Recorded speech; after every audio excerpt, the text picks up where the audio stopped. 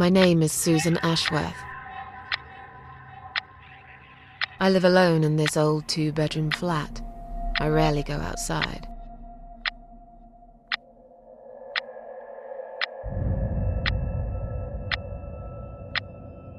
Some would say it's a lonely life, and I guess that's true, but I don't like people's company. Not lately, anyway.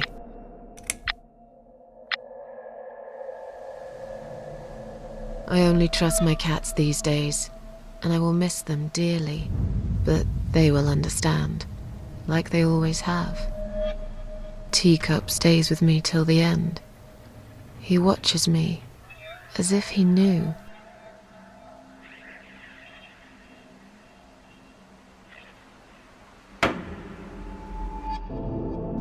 Because earlier tonight, I swallowed a whole bunch of pills. They're legal, of course, prescribed by my doctor for my sleeping problems. But I've taken 34 of them, all I could find in the cupboard, and now the room around me spins in a blurry tango as my heart slows down.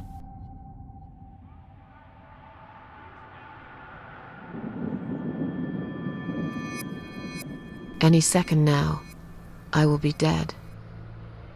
I feel calm. I'm ready for it.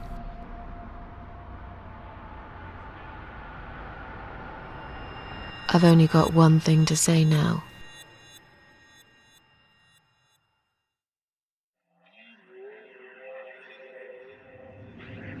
Thanks for nothing. Goodbye.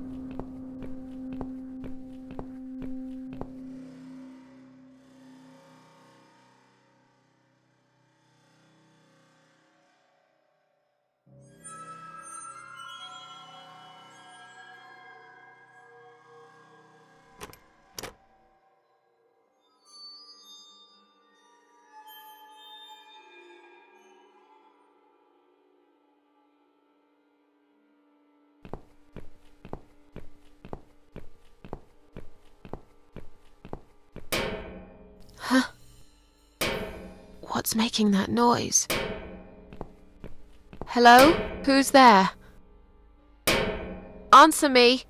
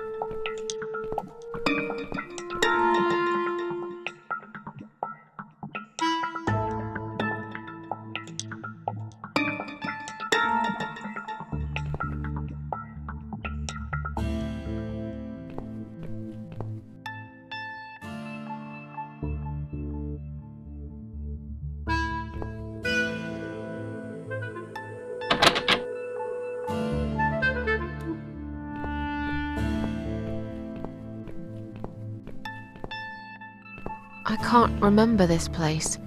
Am I lost? Huh?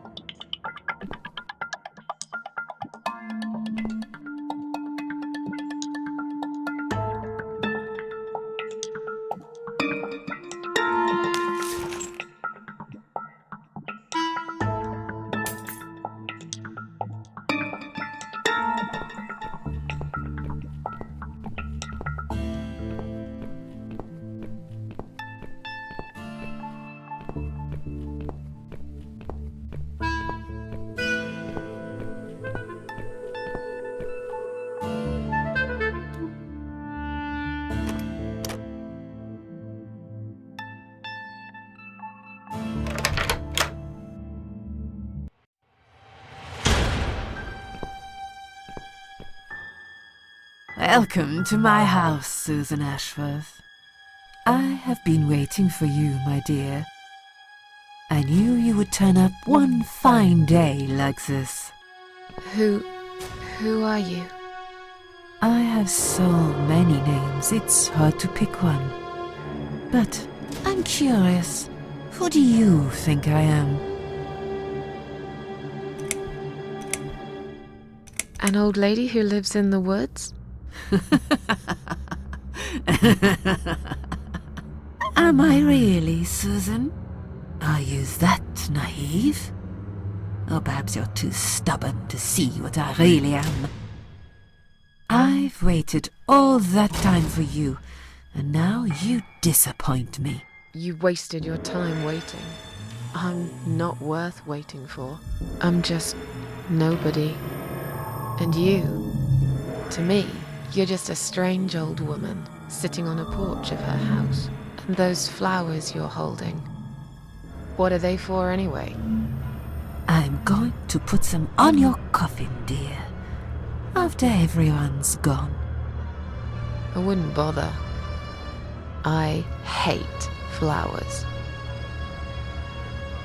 What is this place?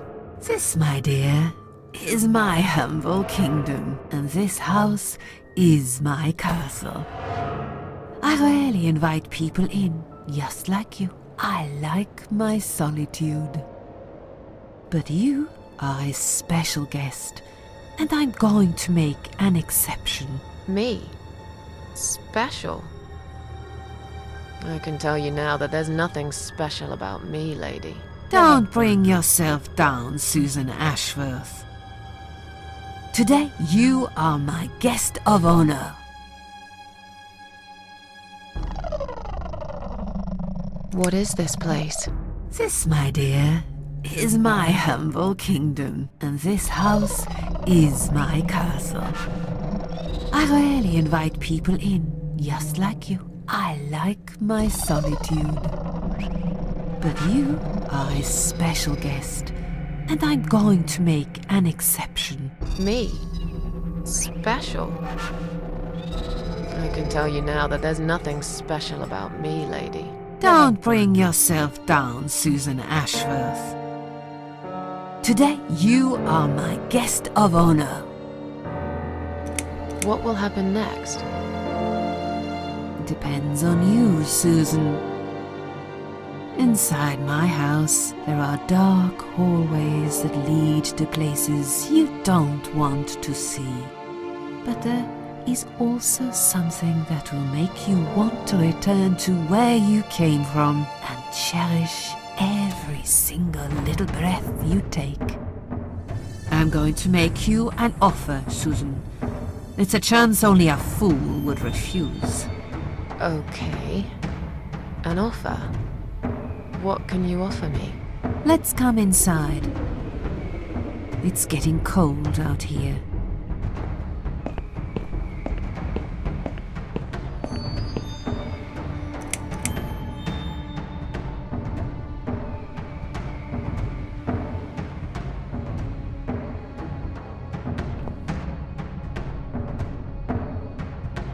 Please don't touch anything, dear.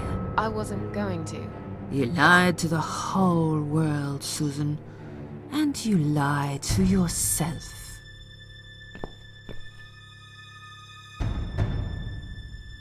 Now we can talk properly, my dear.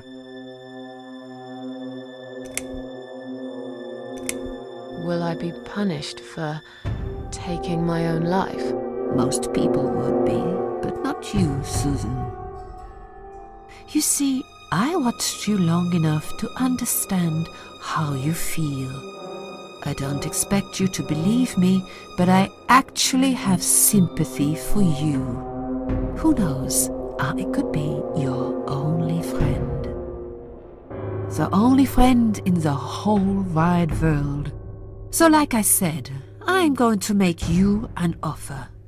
I want to help you. I will give you back your happiness in exchange for a simple task.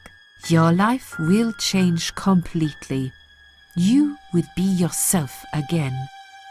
And you will soon forget the sadness that has consumed your heart for years. I still don't really know who you are. I go by many names. I've never paid much notice to what the living call me, but there is one name the fallen ones use when I speak to them. I find it most accurate. The Queen of Maggots. Is that what you are? Why, maggots? Because they feed on what's dead and gone. Dead and gone. I guess that's me.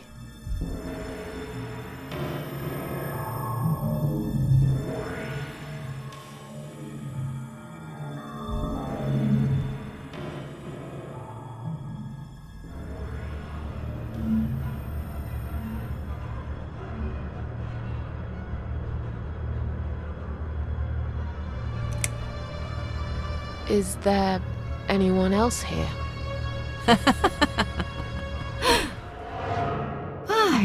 I thought you liked being alone. Isn't that why you ran away from everyone?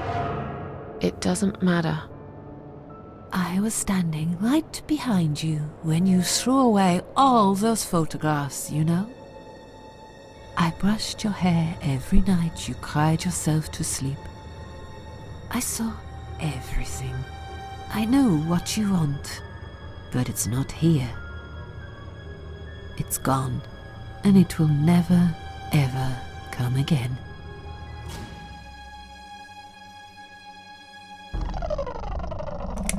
I have no reason to live. Please, just let me go. I tried. I really did. But it's never going to be okay. Who knows, maybe, but one way or the other. This isn't the end of your story. It's only the beginning, my dear, and there are great things waiting for you. Believe me. I have no reason to live. Please, just let me go. I tried. I really did. But it's never going to be okay. Who knows, maybe, but one way or the other. This isn't the end of your story. It's only the beginning, my dear, and there are great things waiting for you. Believe me.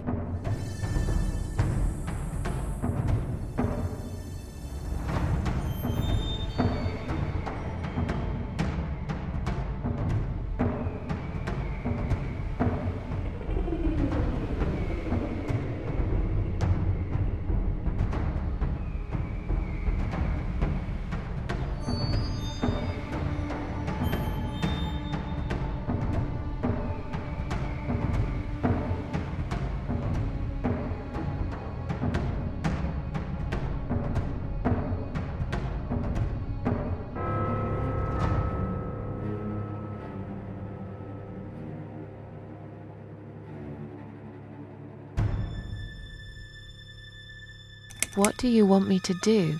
Yes, I think it's time to explain. But where are my manners? We're still in the hall. This is not a place for a serious talk. Follow me to the next room. I'll tell you everything you need to know.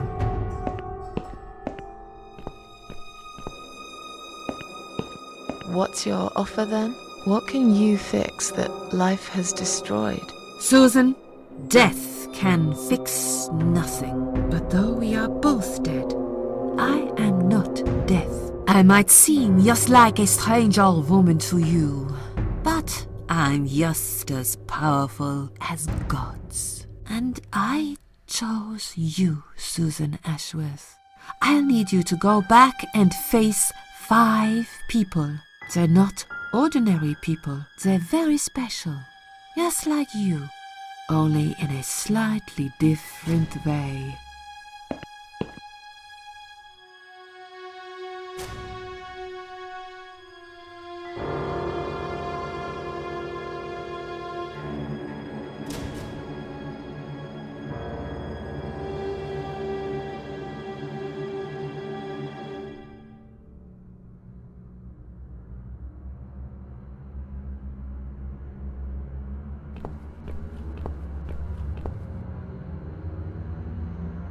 I'm a failure. Why did you choose me? Aren't you afraid I will let you down, whatever it is I have to do? Most days, it's enough of a struggle to crawl out of bed. I don't see the point in anything. I just want to disappear.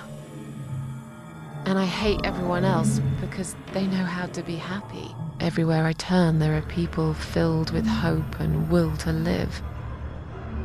Or people so pitiful, they make me ashamed to be alive.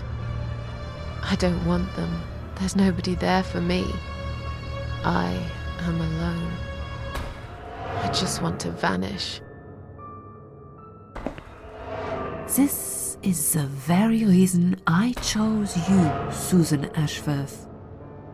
I know how you feel, because I felt like this myself for a very long time. You and me are very much alike. If you succeed, you will never feel broken again.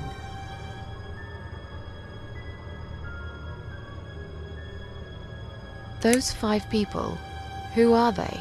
The parasites, that's what I call them. They don't know each other, but their destinies are bound together. You will have to keep your eyes open and be constantly on guard. Those people will want to get closer to you. They might even pretend they are your friends, but don't let that fool you. They have nothing but cruel intentions. They'll want to hurt you, Susan. They'll want to kill you. As harmless as they might appear, parasites are the evil scum of the earth, and they all deserve to die. Isn't my life bad enough without them? Don't be frightened. You will have a great advantage over them. They don't know that you know. Do you understand what it means? You will become my hunter, serving punishment for their sins. A tool of destruction. A dark angel walking through the river of blood. You'll find your purpose in life, and you see for the first time how satisfying it can be. But how will I recognize them? There isn't a great deal of people in your lonely life, is there, Susan? You will know when you see them. Bring those deceitful bastards in front of me, and we'll make them regret for everything they've done. What makes you think I want to go back? I finally did it. I killed myself. That's all I ever wanted. And yet, it turns out to be just another failure. I want this suffering to stop. Dear, dear Susan, you don't realize that the suffering never stops, do you? It only gets worse. This place is a passage between the world of the living and the world of the dead. You enter one of these corridors and you never come back. But you don't cease to exist. You remain. Are you expecting me to kill them? No, Susan, I'm expecting you to fight for survival. To do everything you can to defend yourself. I know you're not a murderer. Quite the opposite, actually. You're a good person. But I also know that you don't want to suffer. And those people will want to cause you pain. They won't hesitate. In the end, you might have no choice. Think of it as gardening. If there were weeds among the flowers, you'd pull them out, wouldn't you? You'd get rid of them without thinking twice about it. I'm not really a gardening type, but I see your point. I'm glad. And remember this, you are not the only victim. If you don't stop them, the killing will continue. Innocent people will die. You have the opportunity to make the difference. And a chance to save yourself.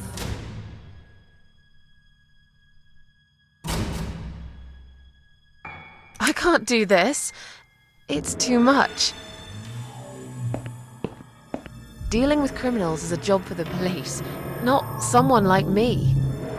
Indeed, you are weak.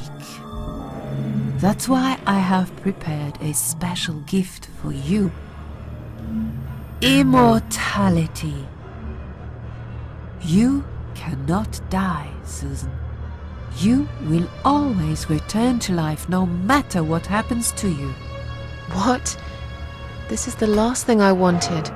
Please, can't you just let me die? I've made the decision. As long as they are alive, you cannot die.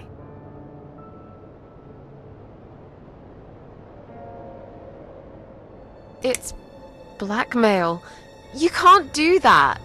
I'm doing it for your own good.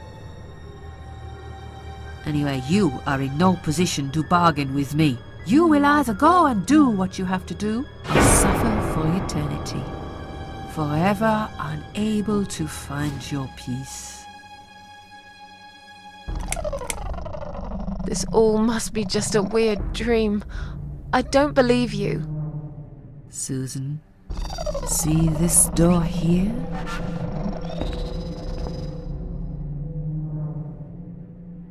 Let's inside. I want to show you something that will help you make up your mind. Follow me.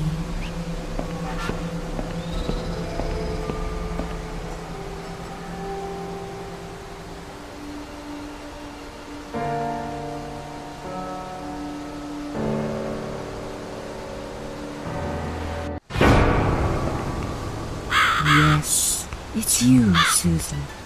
Come closer. Say hello. I don't want to look at it. Haven't I had enough yet? That body in the ambulance. Then the forest. But this place is... This is exactly what I was trying to run away from. I don't want to be here. Make it go away. I assumed it would be wise to give you a little taste of the suffering you'd endure. I want you to understand that you can keep going long after you can't.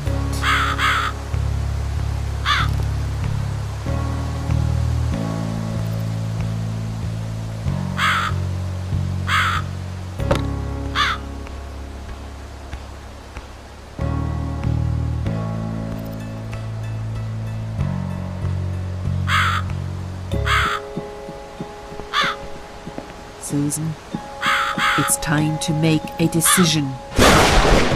The parasites are coming whether you want it or not. You haven't really got much choice. You must stand up for yourself.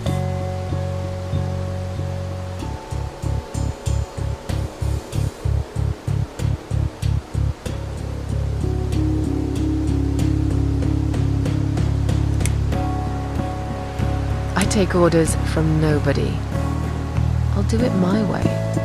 Don't you understand? There is no other way. Well, I don't know that. Besides, you could be lying to me. How do I know you aren't?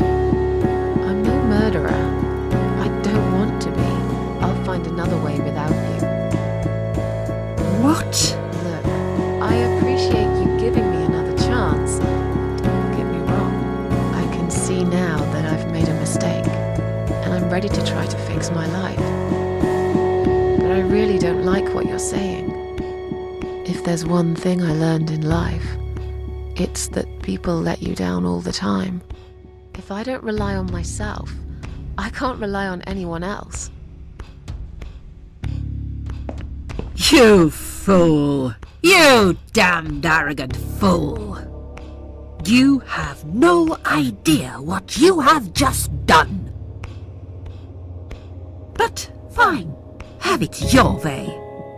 In the end, I will be the one laughing at you. I always am.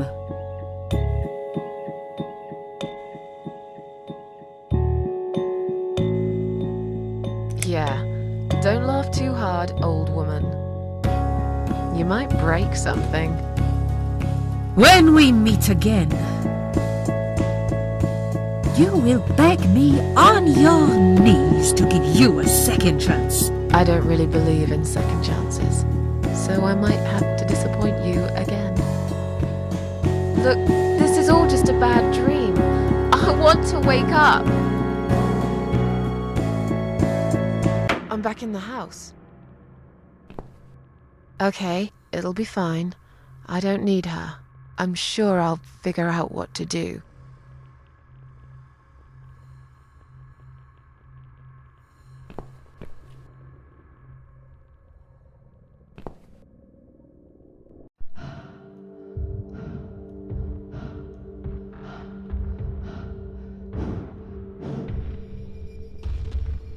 They left me no choice, Alice.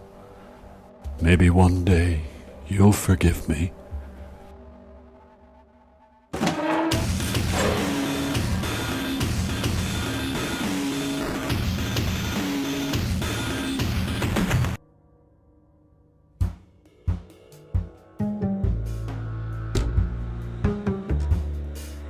I think that's enough for now. I think that's enough for now. I think that's enough for now.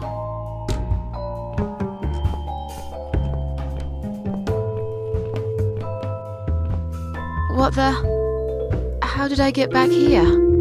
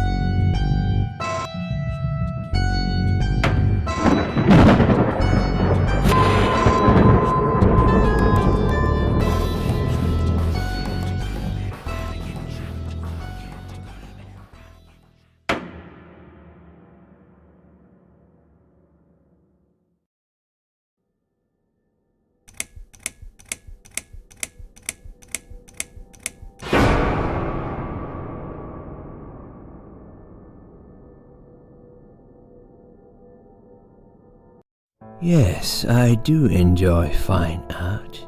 Thank you for noticing. There's a certain raw beauty to it that modern painters often fail to recreate. I always wanted to be an artist myself, but it'll be a long time before I can call myself that. I often say that patients are my canvas, but my job is more about restoration. Obviously, I look at the damaged human minds and bring them back to their former beauty. I'm sorry, I'm probably boring you. No, it's not that. It's just... It's been a difficult couple of days. I'd really like to go home. Of course, and go home you will. As soon as we've done this little assessment, okay? You probably know how it works. I've read in your file you used to be a nurse. Yes, I know very well how it works. You want to check if I'm nuts. Well, I wouldn't use that expression, obviously. But yes, we have to make sure you're safe and figure out how to help you. Also, as a nurse yourself, you know there's always paperwork involved. These forms won't fill themselves. Honestly, Susan, you have nothing to worry about. This is just a formality. I could tell straight away that you are not nuts. Fine. What would you like to know? I will answer all your questions. Then I'll go home, take a long shower, and catch up on sleep. Wonderful. Let's see then. Where do we begin?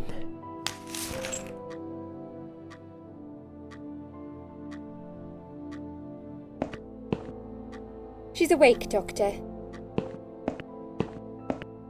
Good evening. It's good to see you awake at last. You're in the Cedar Lake Hospital. My name is Andrew.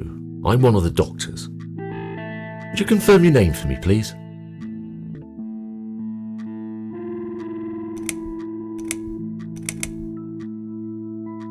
Susan. Hi, Susan. I'm glad to see you're all right. You're on the ward now. Your condition is stable. I can see your brain functions just fine and there's no permanent damage of any sort. We've checked your internal organs and they're fine too. You're a very lucky lady, Susan. You might experience extreme tiredness and lethargy for a couple of days, but that should soon pass. I would advise plenty of rest now. The nurses on this ward will take it from here. Please let them know if you need anything. Take care, Susan. Yeah? Please, don't try to speak. What did you say? Don't worry, Mrs. Ashworth. Your arm is fine. No. There was nothing wrong with your arm, darling. Now calm down. Would you like me to get you some water? Let me get you a drink. I'll be back in a second.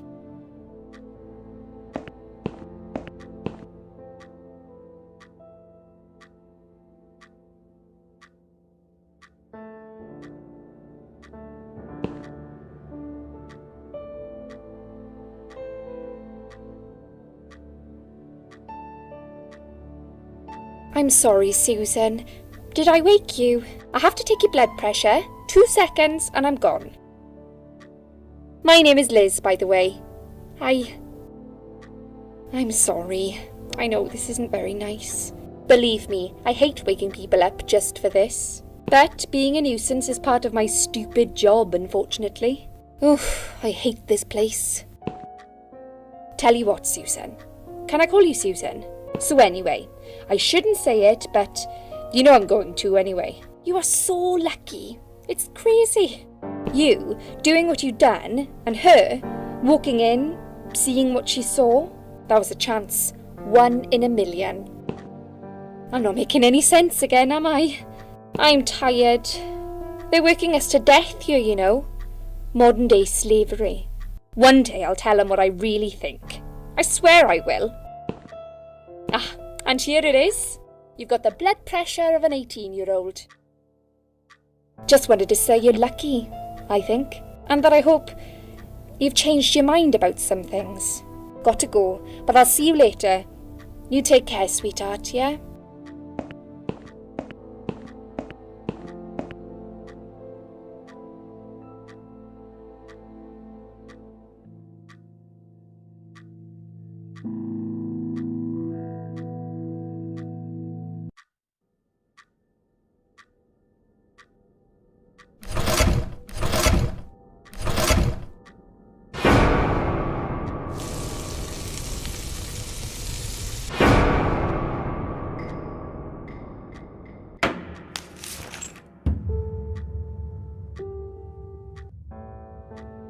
Bad dream?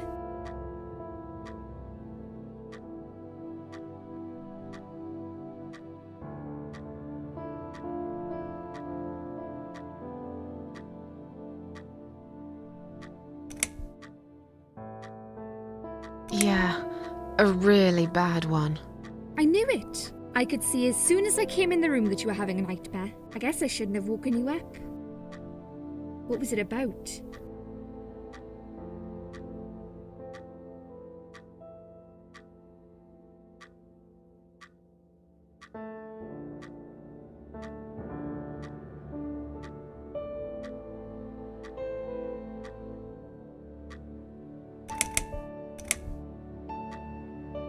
I can't remember.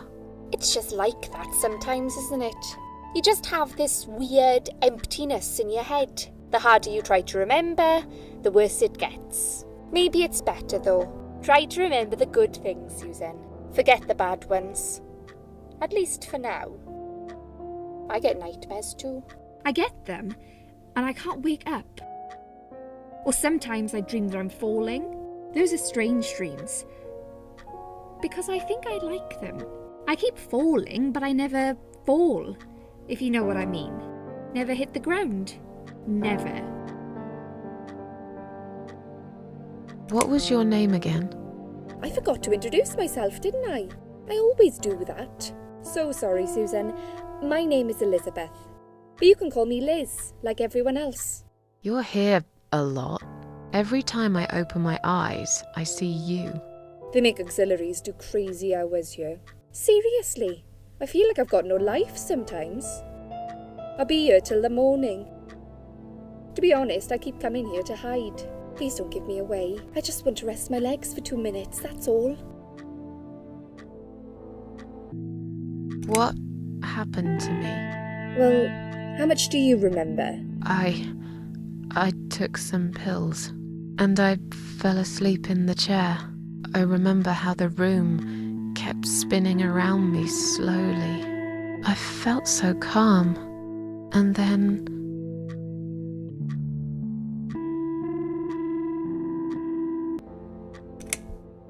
I woke up here, and I saw you. Can you now tell me who found me, and what happened? Well, your body went into a coma. You were lucky she came home and found you. I told you that before. What? Who found me? Your daughter, of course. She called an ambulance. If it wasn't for her, you would sure be dead now, Susan. My daughter. Yes. Why? Why'd you look so pale all of a sudden, Susan? I don't have a daughter. Whoever she is, she lied. But why would she do that? How should I know? I was in a coma, apparently. So she lied. It doesn't change the fact that you owe her your life. I was fine. I didn't ask for any help. Sorry.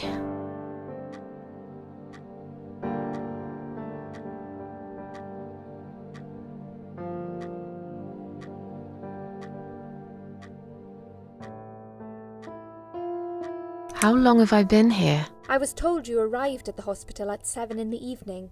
You had a cardiac arrest in the ambulance. They had to resuscitate you. Your heart stopped beating for nearly a minute, but they managed to bring you back. You went to the intensive care unit, where they gave you a dose of antidote and pumped your stomach. As soon as your condition was stable, they brought you on this ward. It's called Dime Ward. I call it Die Ward, because all the patients who come here want to die. It's a suicide watch unit. That's why it's so strict. You have to be careful. Nurses here are trigger happy with the sedatives.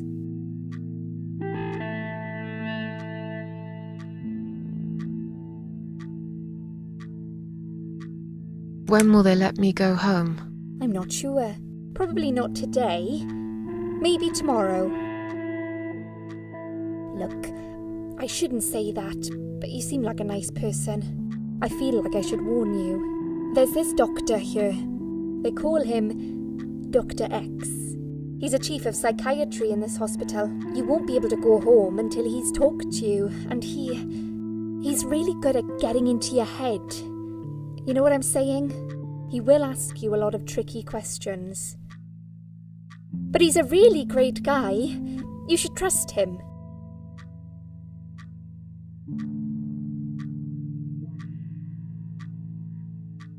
Tell me more about this Dr. X. His name is Xavier Zellman, but everyone just calls him Dr. X. He comes on the ward often, usually late in the afternoon or in the evening. I personally really like him, but you hear all sorts of stories in a place like this, you know. I don't know what to believe anymore.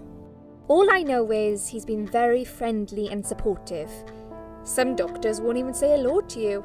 But Dr. X usually stops and asks how I am. He knows I have some problems. He can see I'm not happy here. He actually offered me some free weekly sessions. I think I might take him up on his offer. What are they saying about him? Oh yeah, they say he's a big flirt. Nurses, cleaners, patients. He doesn't care, as long as they're wearing a skirt. One girl I knew, Linda, I heard they had an affair. Stupid girl. Well, she left, and I never saw her again. Now why do you think that is? Dr. X got her knocked up. They covered it up and quietly got rid of her. Probably paid her some money. I don't know how these things work, but it must have been enough to shut her up. I bet he'll be more careful now. But I can't really say a bad word about him, personally. Well, one thing. Maybe. Don't laugh, okay? He's got a weird smell. What do you mean? He smells funny. I don't know. Maybe it's just bad aftershave. Or maybe it's something he eats. Oh, thanks for the warning. I'll try not to get too close to him. Now that I think about it, there's something else too. I'll tell you this, Susan. He starts talking to you, and you just open up and tell him everything. It's very odd. I don't exactly hide things from people, but he got some really private stuff out of me. Really private.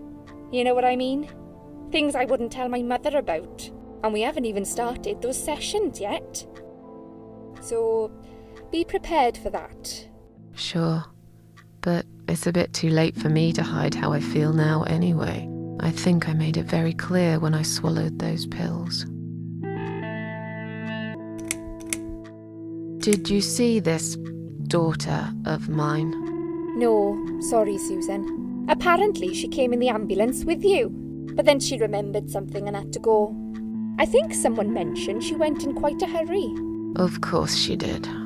She was worried I'd ask her what she was doing in my flat. Saving your life? Do I really have to give her a benefit of the doubt just because of that? One would assume so. That girl is a hero. Maybe real heroes always leave before their identity is revealed. Or she was a burglar, attempting to steal from me. That's a possibility too. Have you got anything very precious in your flat? Maybe.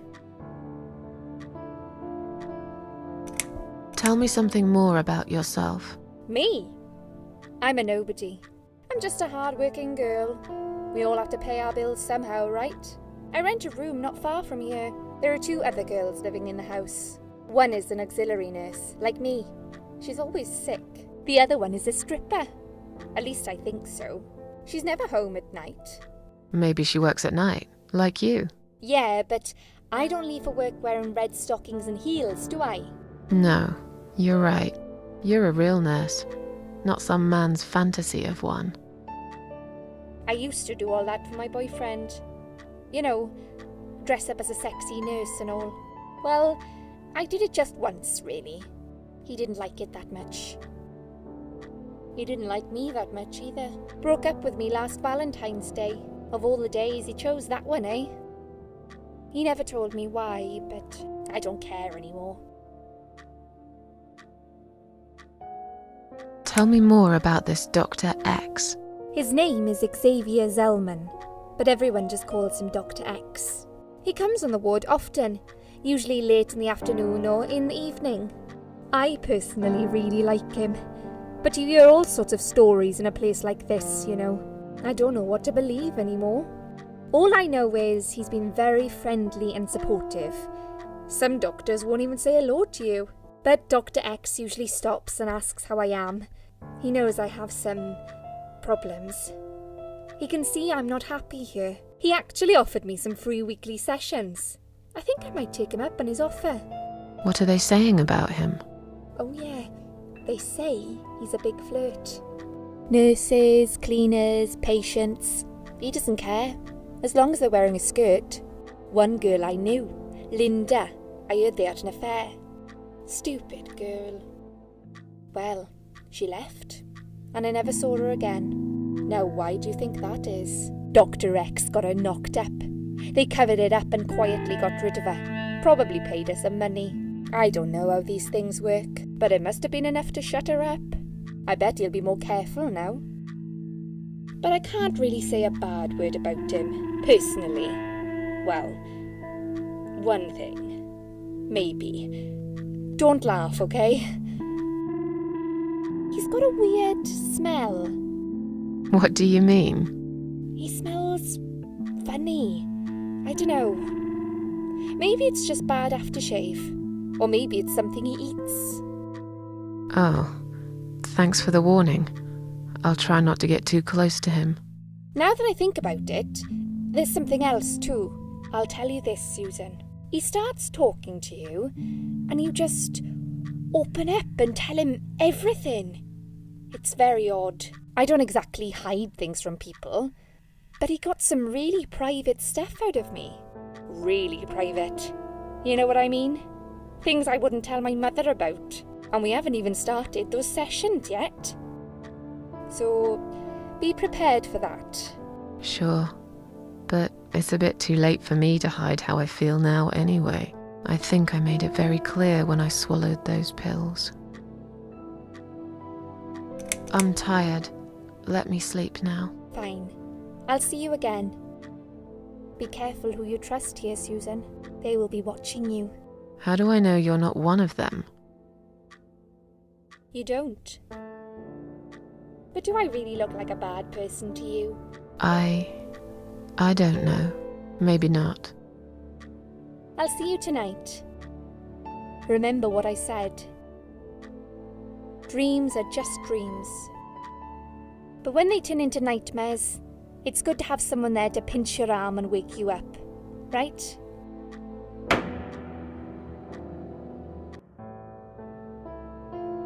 We'll start with a little chat about your childhood. I want you to be as honest as possible. It's important if we want to get to the bottom of your problem. Count to 10 and tell me when you're ready, Susan. This isn't all about whether you're nuts or not, like we said before. It's about finding what has caused how you're feeling now and creating a working solution. In order to achieve that, I need to get to know you better. Can we talk about your childhood first? Your parents. When you're a child, your life revolves around them. What was your father like? Did you have a good relationship with him?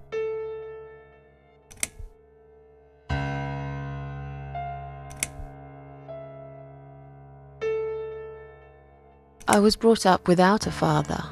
I understand he wasn't there when you were growing up. Can you tell me why? What happened to him? He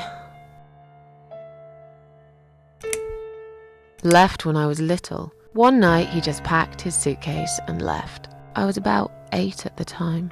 He didn't say goodbye, didn't even look at me. I remember watching him walk away. It was winter, getting dark early. He just disappeared into the night, and I never saw him again. Let's talk about your mother now. What was she like? Would you care to tell me about her?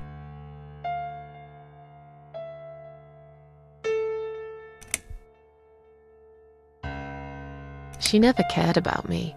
All that mattered to her was the booze, and never me. What I remember clearly from my early years is the image of her sitting by the window. She'd stare at it for hours, smoking. I find it hard to blame her. She couldn't cope without my father. She just missed him too much.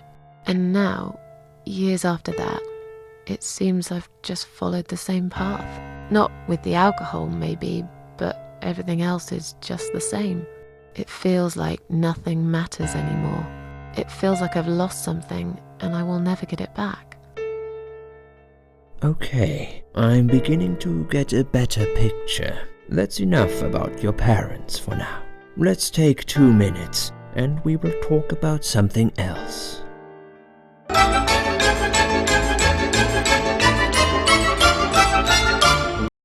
Your parents. When you're a child, your life revolves around them. What was your father like? Did you have a good relationship with him?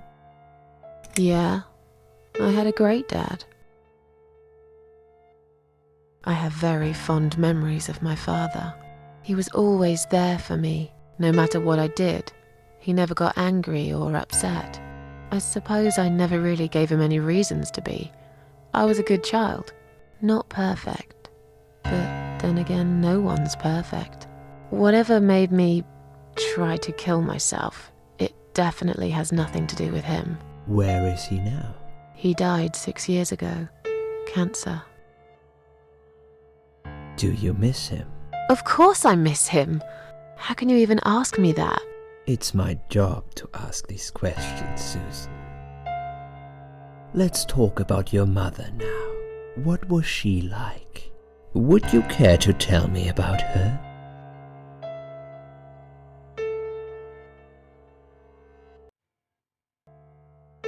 I can't complain. My mum was great. She brought me up well. Me and her, we were like best friends, like soulmates. We did everything together. She passed away 7 years ago. When Dad first got diagnosed with cancer, it was too much for her. He kept pretending he was fine, but she just couldn't take it. Her heart gave up. She died quickly.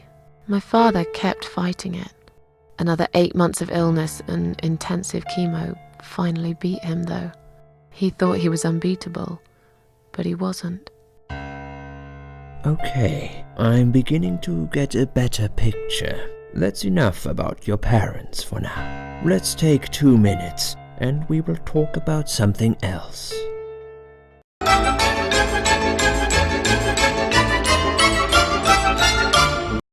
Can we talk about your childhood first? Your parents. When you're a child, your life revolves around them.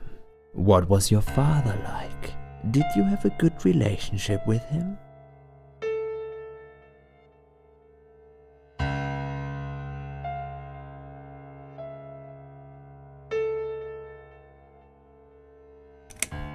No, he wasn't a good father to me.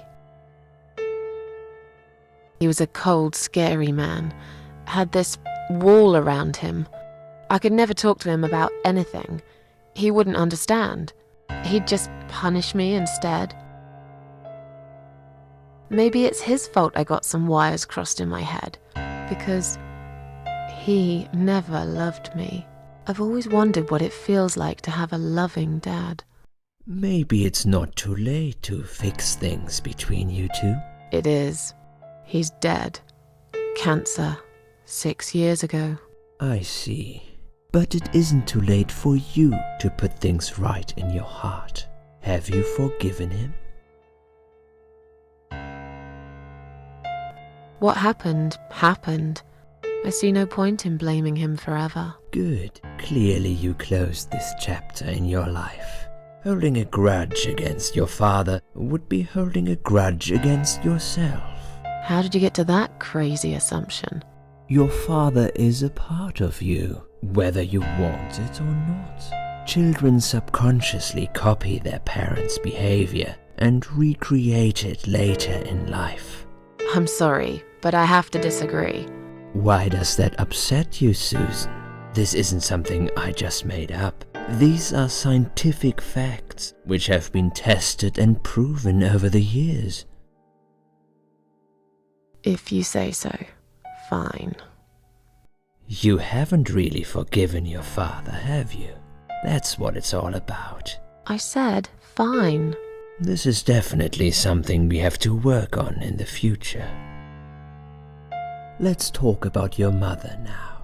What was she like? Would you care to tell me about her?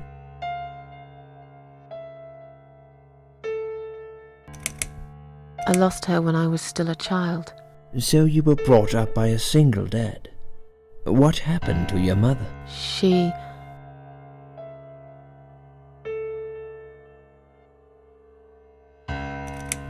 committed suicide. One night, my parents had this horrible fight. I listened to it while lying in bed, forcing myself to go to sleep. It went on forever. And then, all of a sudden, there was silence. I kept hoping everything was okay, but I still couldn't sleep. I had this feeling, you know, that something wasn't right. And then I heard this horrible bang that echoed through the house.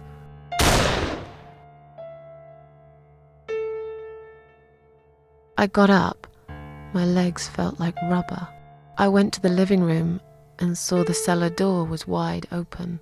For some reason, I already knew what happened. I just didn't want to believe it. We had a gun in the house, a rifle. It was in a box on top of the wardrobe, so I couldn't reach it. I wasn't even supposed to know about it, but I did. And at that moment, as I stood there on top of the stairs, I knew it was the rifle that fired. My father came out of the cellar. He looked like a ghost. Then he said something he would regret forever. He said, "Go and see what your mummy did."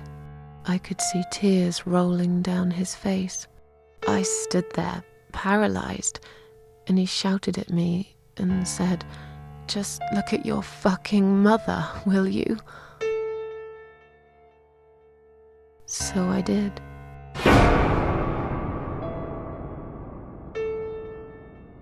I never should have listened to him. I still see her today when I close my eyes. You certainly had a very traumatic childhood, Susan. I'm sorry. I can only try to understand what it feels like to lose a parent. But it's clear to me that your problems are rooted deep in your childhood. That's enough about your parents for now.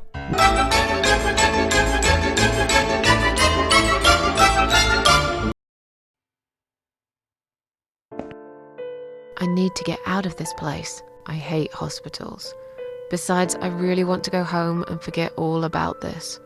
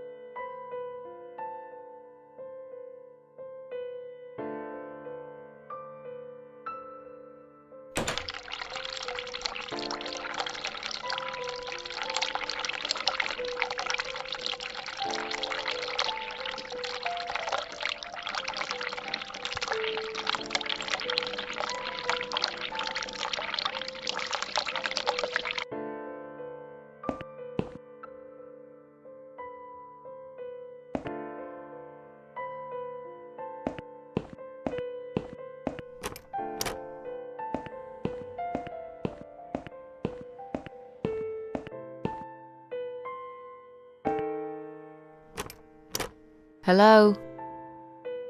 I guess I should wait my turn.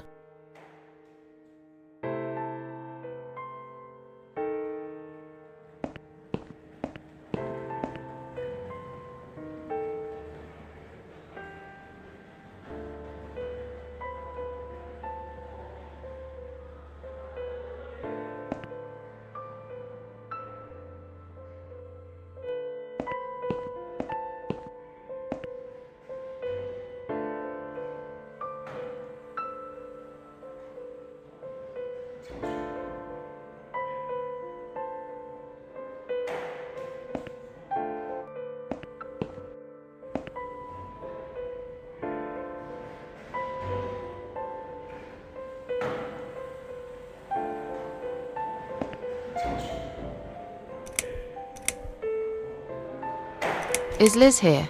And who's Liz? That young nurse who was here last night. Black hair, very chatty.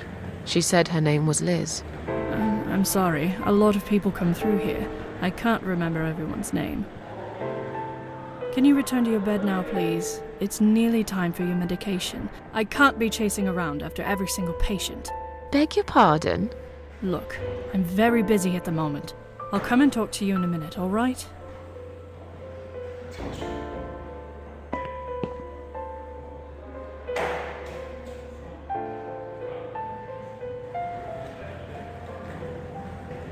Please do not touch these. They are all confidential documents. Yeah? Well, maybe you shouldn't leave them out on the desk for everyone to see. If you are looking for something to read, we have some magazines for patients here. Thanks, but I think I'll pass.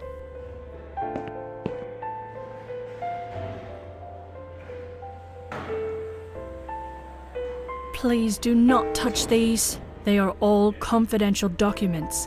I was only going to tidy up. I'm sorry, are you one of the housekeepers? Why did you dress up as a patient? I just can't stand mess, that's all. And there's no need to be sarcastic. Who's being sarcastic?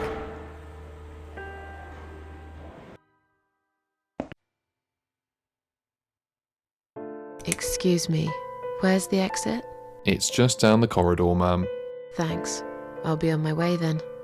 Can I see the discharge letter first? A discharge letter? What for? Some of our patients are under observation and aren't allowed out of the ward. For their own safety, of course. It sounds like we're prisoners here. It's for the patient's safety, ma'am. If you haven't been discharged by the doctors, I'm afraid I can't let you through. May I ask what your name is?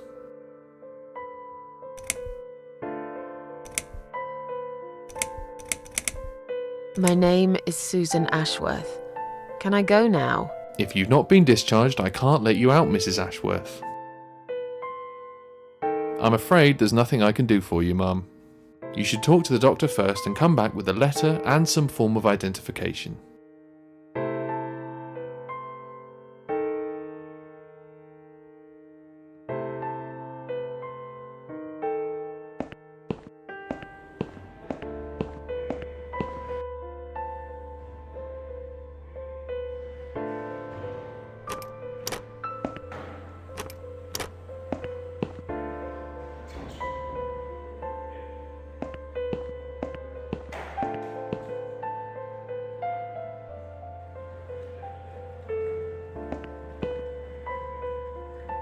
Hi. Are you alright? Can we talk for a minute? I can't talk. Please, just leave me alone. Oh, I mean you no harm. I'm trapped here, just like you. Trapped? I don't know. It's just so hard to think without it. But you're a stranger. And you're not one of those lovely nurses either. They look after me so well. I trust the nurses like I trusted my mother. I just want to talk. I need your help. Unless it's Mother who sent you. Was it her? Please tell me it was her. Yeah, sure. I'm a good friend of your mother. I missed her so much. I can't remember you very well. But you should know this. If you really are a friend, you will know my mother's name. The name that haunts me. A beautiful name. Yeah, sure I do. Now, let me ask you. What is it? Oh, well... What is my mother's name?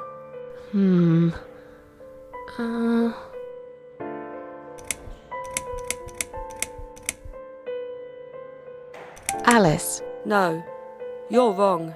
Leave me alone. Please, just leave me alone.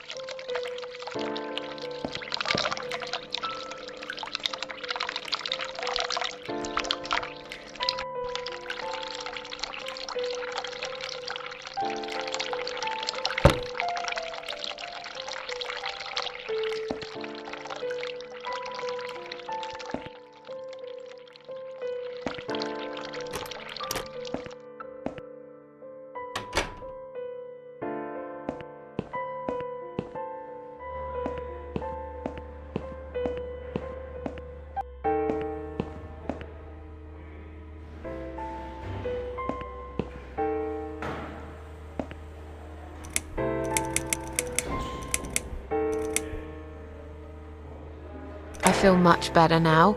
Can you please discharge me? I'm glad to hear that. But I can't discharge you until Dr. X sees you. He should be doing his round very soon. Please return to your bed and wait for him, all right?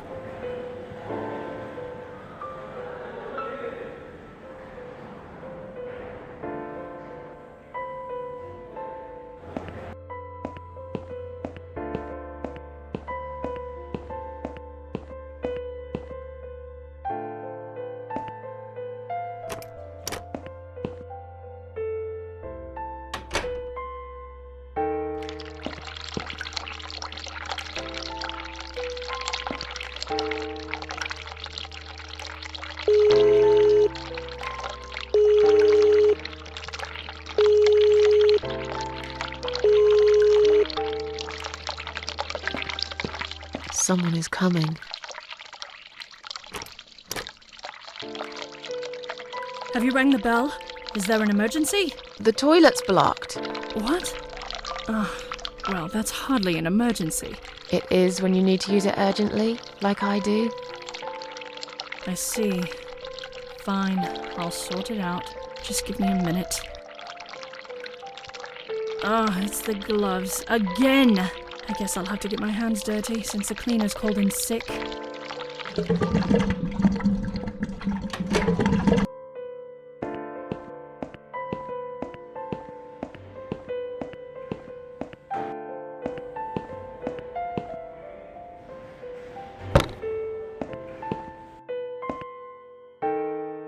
Sorry, Mom, can't let you through.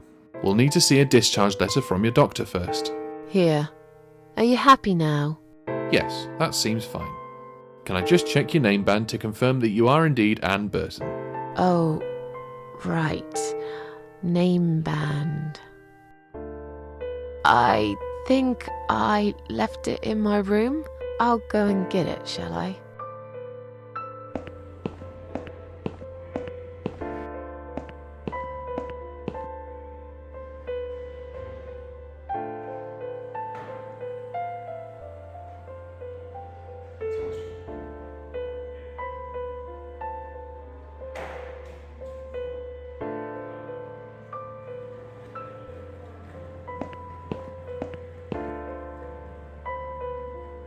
If you really are a friend, you will know my mother's name. The name that haunts me. A beautiful name. But I know it. Let me just think for a second.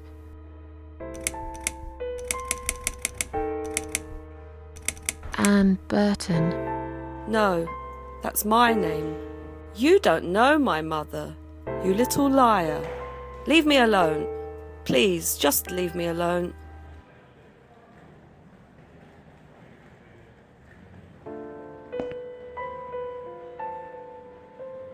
Shall we swap our name bands? Mother always told me not to talk to strangers. I can't take it. I'm being good now.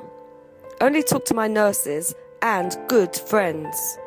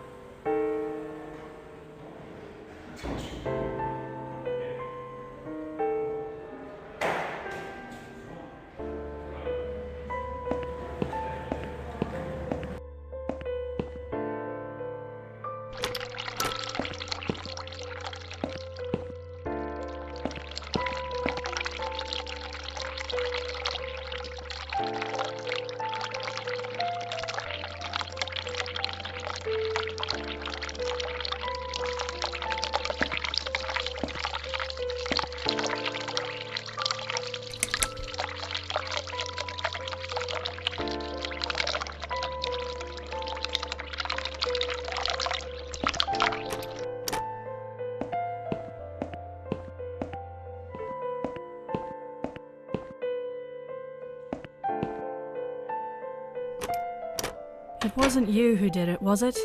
I don't know what you're talking about. Someone just stuck a bunch of...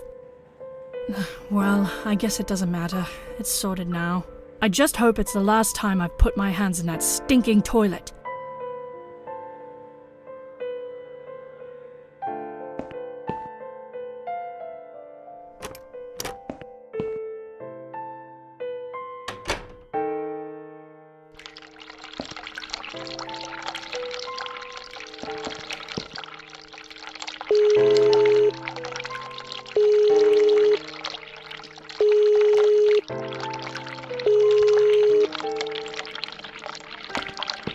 Someone is coming. Have you rang the bell? Is there an emergency?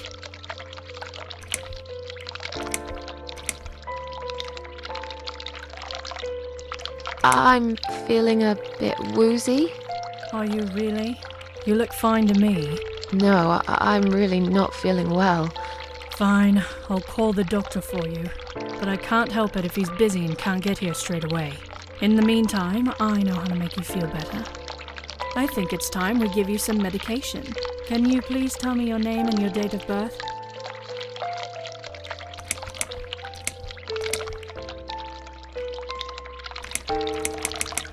Susan Ashworth, 24th of May, 1970.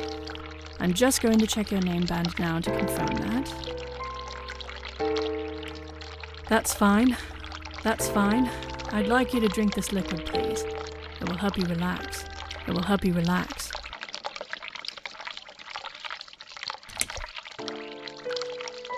That's a good girl. Now, drink it down. You'll feel much better.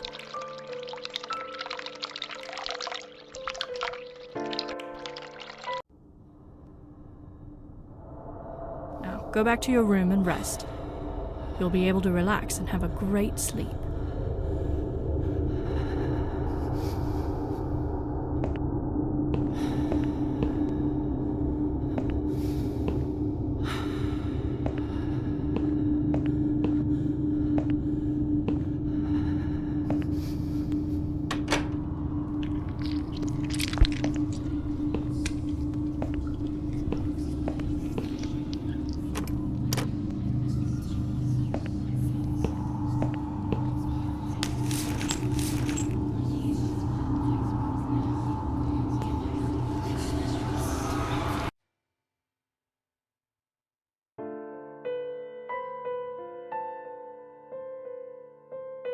The drugs have worn off and I feel better now.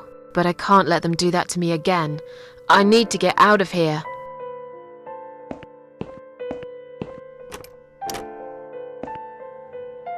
If you really are a friend, you will know my mother's name. The name that haunts me.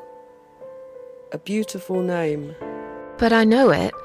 Let me just think for a second. Sheila. Yes. It was my mother who sent you, after all. I'm sorry I didn't believe you. But my head's all messed up. So, let's have a little chat, sweetheart. Something's wrong with this place. I think it's really nice here. We must stay here. Do what they say. Take pills they give us. Sometimes, if I behave, they give me the red stuff. I wait for it. I'm being good. What is this red stuff? It's a drug. My favourite one. Red stuff takes the pain away. I must stay here. Good nurses have been most kind. They always remember. They know I'm suffering. But it is not the same as the drugs I see in my dreams. On the other side of the mirror, there's a spider's heart full of drugs. I just can't seem to find it anymore. I see.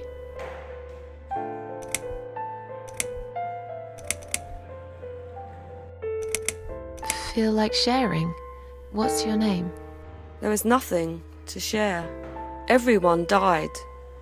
Everyone. And my treat, my red stuff, it's not the same. I keep lying to myself. I'm a mean little liar. Always have been. This vein, you see, it goes straight to my heart. That's why it hurts so much. I wish I could, just one more time. But it's all lost now. Everything. I was always happy to settle for a consolation prize, you know?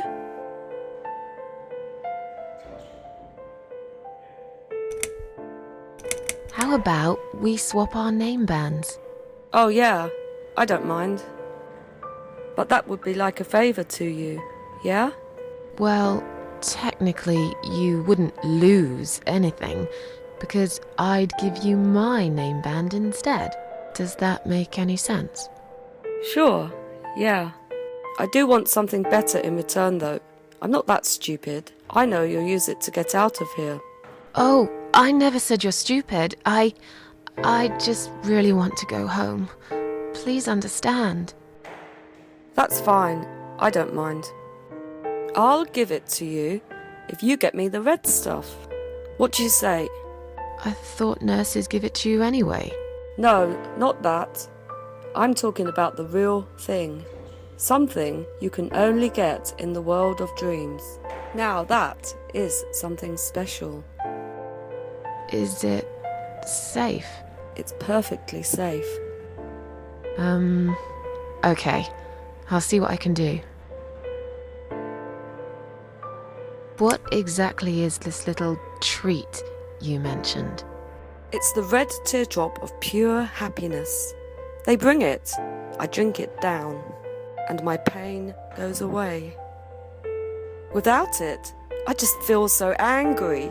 It's like I'm going crazy. It's funny, but I just get so fucking angry sometimes.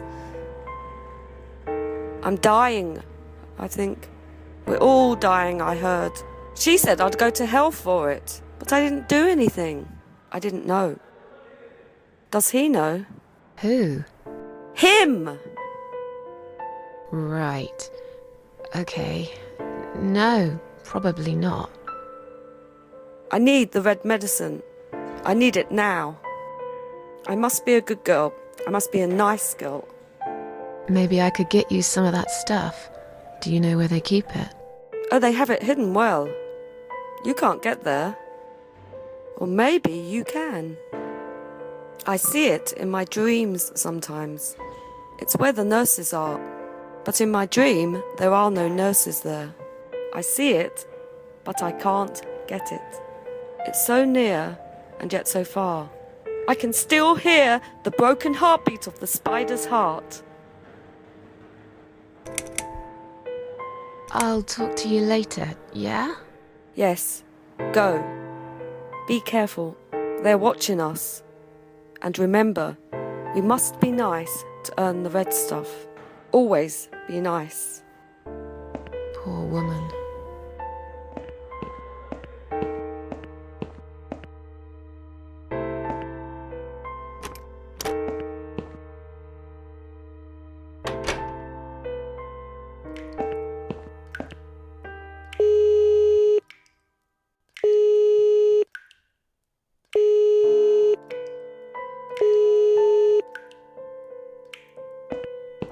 Someone is coming. Have you rang the bell? Is there an emergency? I'm feeling a bit woozy. Are you really? You look fine to me. No, I'm really not feeling well. Fine, I'll call the doctor for you. But I can't help it if he's busy and can't get here straight away. In the meantime, I know how to make you feel better. I think it's time we give you some medication. Can you please tell me your name and your date of birth?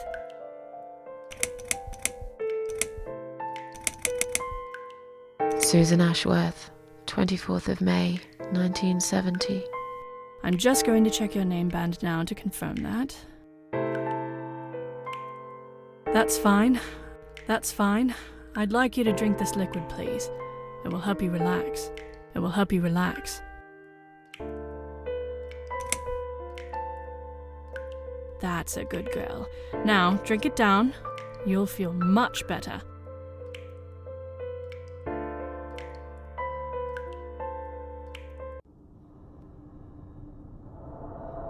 Go back to your room and rest.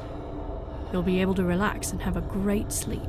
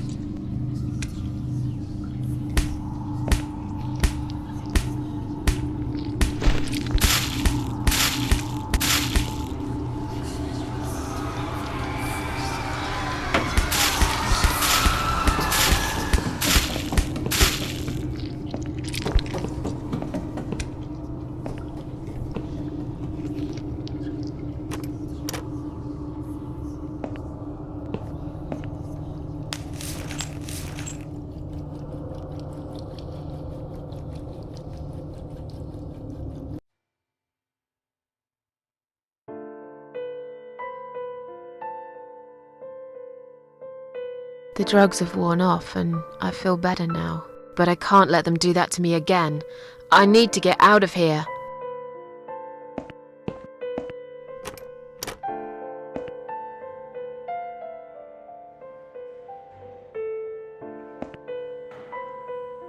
I've found the thing you asked me for, but are you absolutely certain it won't harm you? Don't be silly. Of course it won't. Fine. I hope you know what you're doing. Can I have your name band now, please? Yes. No matter what they say, I do keep my promises. What do they... You know what? It doesn't matter. Thank you for your help.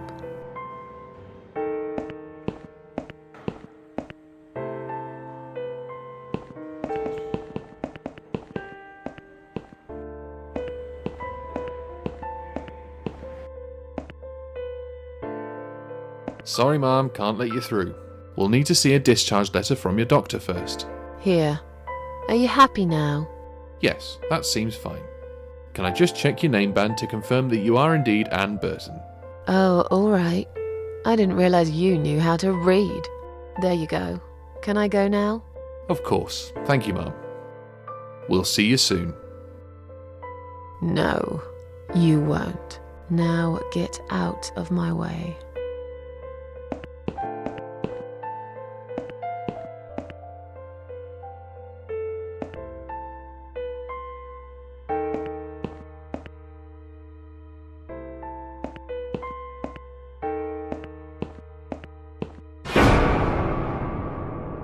And you must be Susan Ashworth.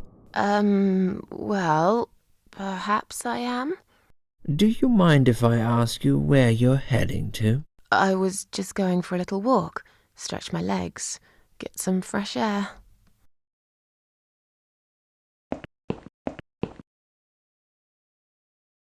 Give it a rest. I'm not going anywhere. Miss Ashworth, please relax. There's been a mistake. You have been prescribed wrong medication. I apologize sincerely on behalf of my team and the hospital, but luckily we managed to spot it on time. On time? You have no idea what I've been through? Once again, I'm truly sorry. I promise no more drugs will be given to you. I personally guarantee you will have a good, peaceful sleep tonight, and you can be discharged in the morning. Why can't I go tonight? I want to go now. I'm really sorry, but we can't legally discharge suicidal patients without a full psychiatric assessment. It's too late for it now, but I promise we'll have a chat in my office first thing in the morning, okay? And then you can go home. Is that all right? I haven't really got much choice, have I?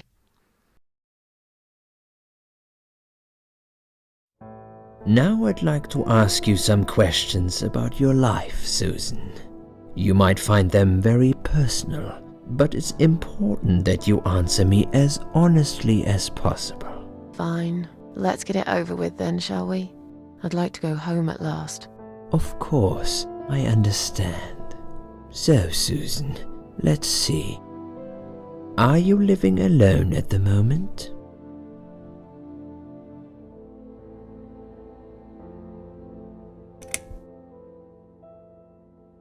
I live on my own, and it suits me just fine. I don't need anyone. People mostly bore me. Sometimes they annoy me or upset me. I'm happy with how things are at the moment.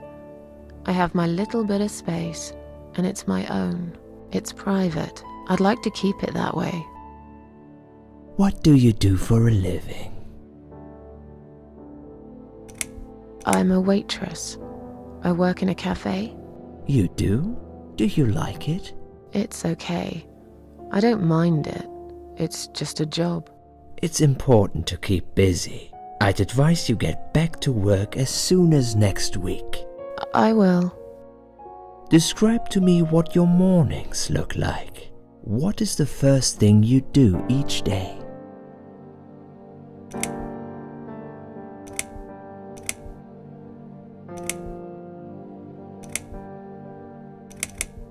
I lie in bed, awake. Can't bring myself to open my eyes. I see. I'm scared of the coming day. I know already what'll happen. And what's that, Susan? Nothing, really. Nothing at all happens in this stupid, empty life. Sometimes I wonder why I even get dressed. What for? For who? I hardly ever get out of the flat anyway. Would you say that you feel safer at home than outside?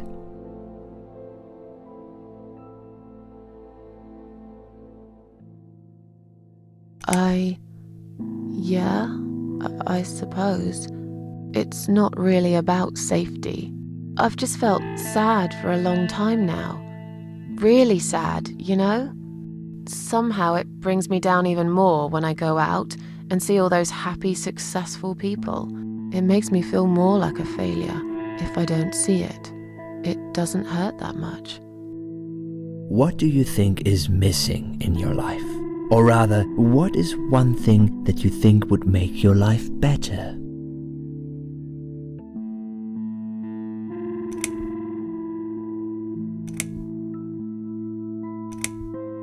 Something to fight for, you know? A reason to go on. There's always a reason to live. Sometimes we just don't see it that clearly. Well, Doctor, I must have gone all blind then, because I can't see any. Have you ever attended group therapy for depression or some other form of counseling? Yes, it didn't help much, as you can see. Just something to think about. I can see you're really willing to open up and talk about your issues. That's a positive sign. I haven't really talked about my feelings for a long time. You're doing very well so far. Do you have problems sleeping? Every night. I take pills for that. There aren't any left now, though. In the light of recent events, I think you should stay off those pills for a while. I suggest you drink some hot milk before bed instead. Would you describe for me how you feel at the moment? I feel like the whole world is against me. Do you find it hard to concentrate? Yes, sometimes. Do you drink alcohol, Susan? Only sometimes. I'd suggest you don't consume any alcohol at all for a while. Does that sound like something you can do? Yeah, sure. I'm not a big drinker anyway. Sometimes when life gets too much and people feel sad or upset, they think about suicide. Do you often think about suicide?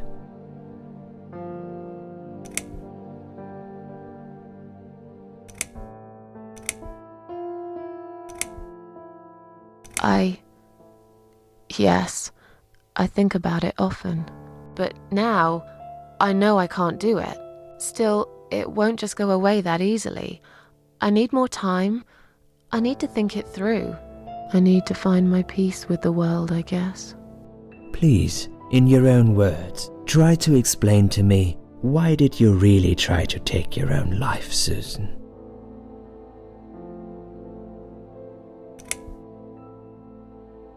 Nothing was making me happy anymore. There wasn't a single thing that would bring a smile to my face. I kept thinking, won't it be better if I just disappear? I tried. I really tried to find something. Took a long bath, picked up a book, watched some television, but I just couldn't get into anything. All those things seemed like worthless distractions, and I myself felt obsolete, needless. It just would get worse and worse. By the afternoon, I realized I cried for the past 3 hours. I didn't even know I'd been crying until I went to the bathroom and saw my face in the mirror. I looked like a ghost. I looked like I was dead already, you know? And then I saw the sleeping pills. I thought, why not? And I did it. Do you feel as if you're a burden, or that life isn't worth living? Sometimes, when I feel really low, I used to think everyone would be happier without me. But I guess people don't really care. Besides, I live alone. Who could I be a burden to? What makes you feel better?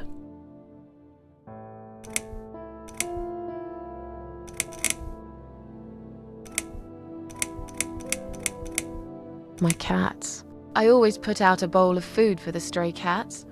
They're ever so grateful. I like their company. What makes you feel worse?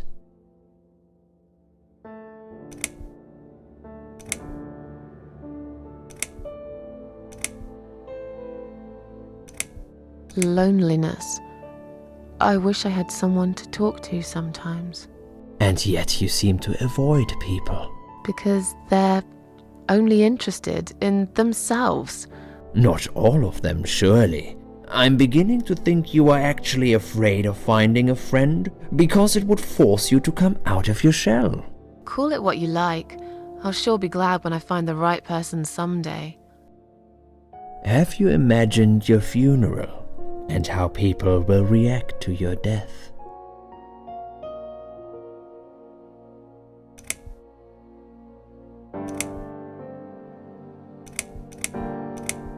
Probably nobody would come anyway.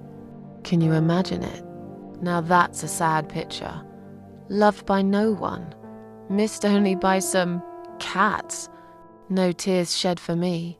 No flowers on my grave. But that's okay. I never liked flowers. I wouldn't miss that. Finally, I'd like you to tell me about Eric. Eric? Yes, your husband. I believe this might be important. What can you tell me about your relationship? What had happened between you two?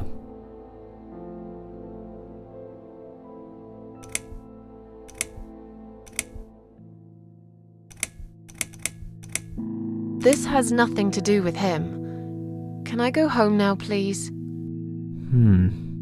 Fine. I suppose you've opened enough for one day. Okay. One more question. This is just a formality, but I have to ask, are you going to do it again? That's a hard one. I don't know. But hey, I've got it. The answer is no, I'm not. Thank you very much. Excellent. We're nearly done here. There's just one more thing I must clear with you. What exactly happened last night? Well, after I'd met you outside the ward yesterday, I went back to my room and fell asleep. I slept really well, considering what happened earlier. But then someone woke me up. It was the same nurse who was so friendly with me the first night. She said we needed to talk. We must go, Susan. You are not safe here. But... Please, you must follow me, quickly.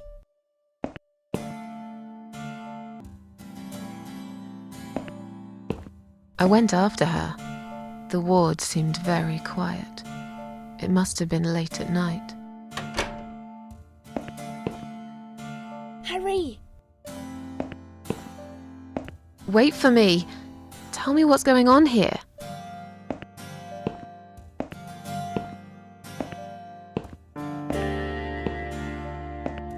The security guys were gone.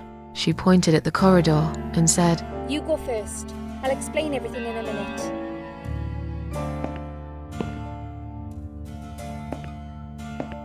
Susan, if we don't escape now, they're going to hurt you. Please trust me. I know a way out of here. I'll help you escape. Let's go down this corridor. I'll be right behind you.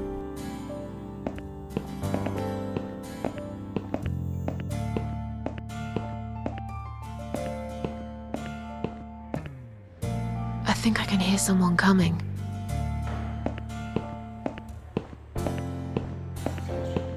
Damn it! We can't go through there. Let's turn back, Susan. I know another way.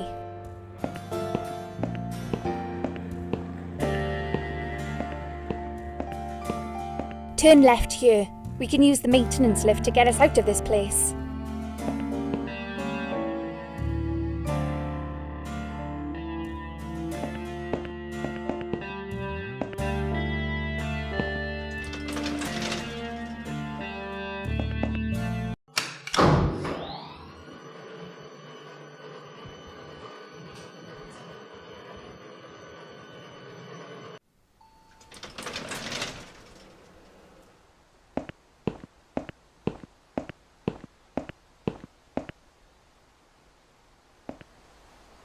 What are we doing on the roof? Liz! What the hell are you doing? And why is there blood on your clothes? Liz! It's quicker than the stairs. And besides, all the doors are locked anyway. This is the only way out of here. The only escape. Let's both jump. It won't hurt, you'll see. You've lost your mind. Get down here right now! I've made up my mind. I need to end this suffering now. Besides, I have no one to live for anyway. No one ever listened to me. No one ever cared. I listened. You're a nice girl. You have your whole life ahead of you. You listened. Did you really? Of course I did. You talk a lot, but I've always been a good listener. I liked talking to you. So do you remember that story then? The one I told you the other night? The one about the woman in A&E?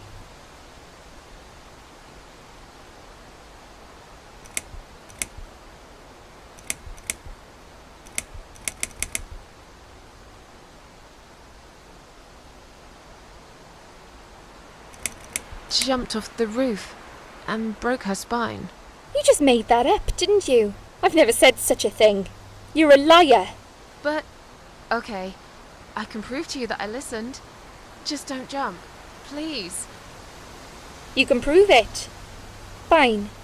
I'll give you a second chance. Did I tell you about my flatmate? Did I tell you what one of them does for a living? If you really listened, you will remember this one. She's a stripper. Yes. Or at least that's what I think she is. You've listened. I just wish other people did. I'm sure they do. It can't be that bad. What do you know? Why do you care anyway? I don't want you to make the same mistake I did. I thought you of all people knew how it feels. When you're trapped, and you can't trust anyone. Look, I'm sure there must be someone who cares about you. My colleagues don't care, my family don't care, even my fucking boyfriend never cared. He said he needed to go find himself. Did I tell you when he broke up with me? On Valentine's Day. Yes. Valentine's Day. You've got this one right. But it's not enough. Don't feel responsible. You didn't cause me this pain. This suffering. I have to do this to be free again. Jump with me, Susan. Do it, while you still can. No!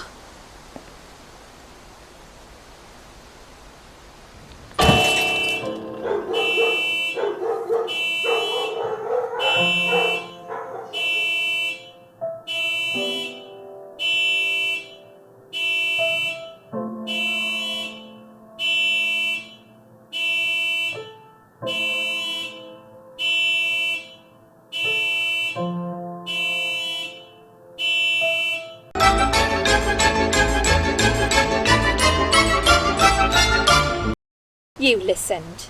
Did you really? Of course I did. You talk a lot, but I've always been a good listener. I liked talking to you. So do you remember that story then?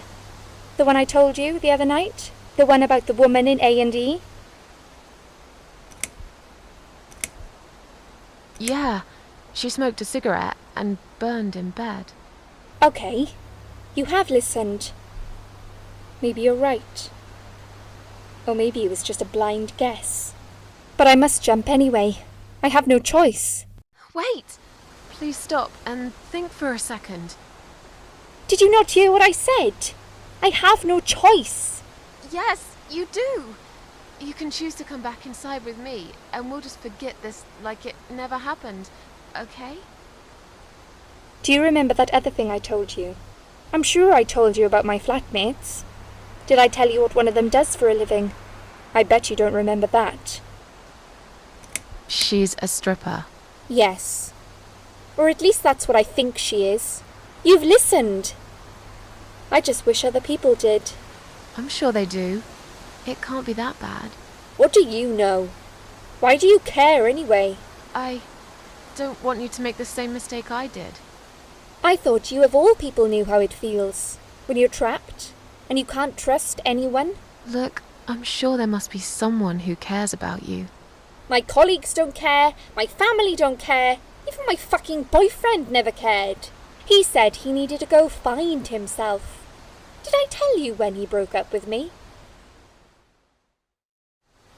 On Valentine's Day. Yes. Valentine's Day. You and I could have been good friends, you know. You really listened to everything I said after all. I'll be back. When you need help, I'll be there, Susan. But right now, it's time for me to let go. No!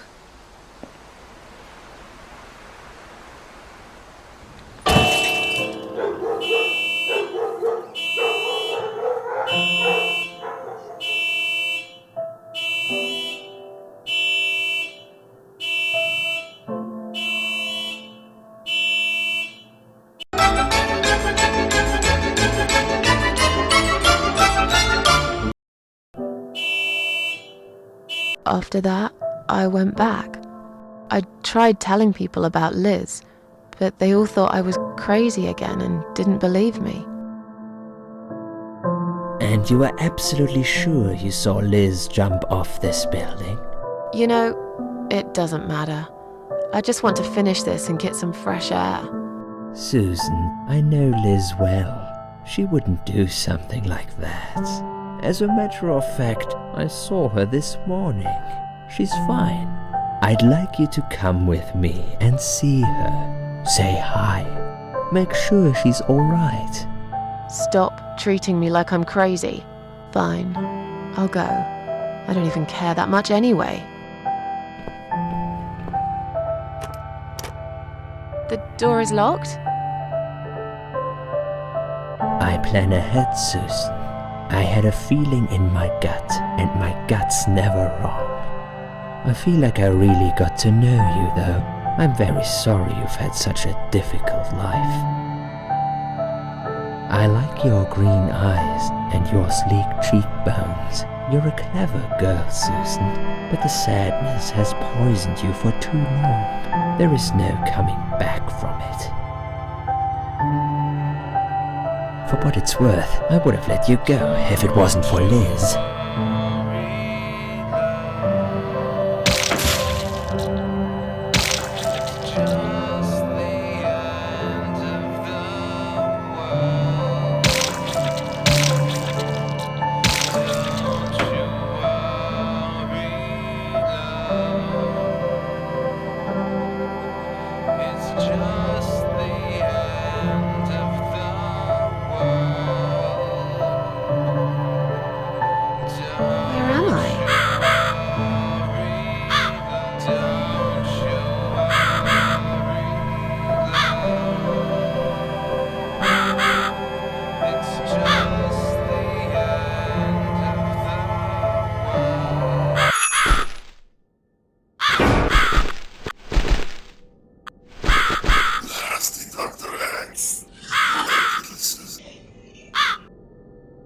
Who are you? I am the Crow, of course. I will get you out of here. Unless Susan wants to stay. I thought so. There are 2 doors leading out of this place. One of them will simply take Susan back to where she belongs. But behind the other one, there is a great reward for her. It's something she always wanted. Something she longs for every single day. Where are those doors? I can't see them. Just walk back to the right side of the stage. My dear little Susan can't miss them.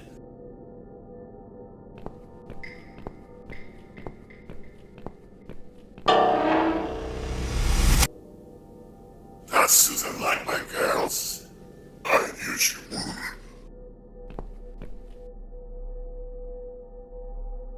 Whatever they are, tell them to stop staring. But they are here to guide Susan.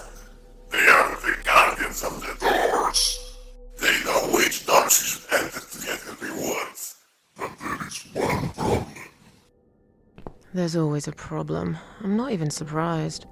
Which door should I go through? I will leave that to Susan's own best judgment. But this might be her only chance to find what she had lost. Waste it. And Susan will never get it back. Susan has one question. And she can only ask one of them. She must use it wisely. Fine, I can do that. But what's the catch? It's very simple. One of my girls always tells the truth, while the other one always lies.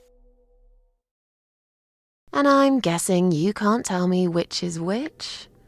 It's something I've forgotten myself a long time ago, Susan. But does it really matter? One question is all Susan needs to find the right door.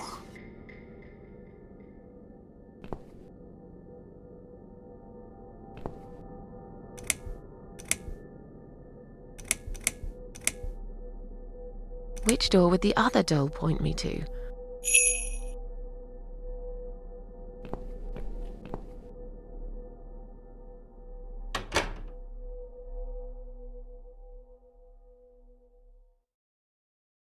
Is this supposed to be my reward?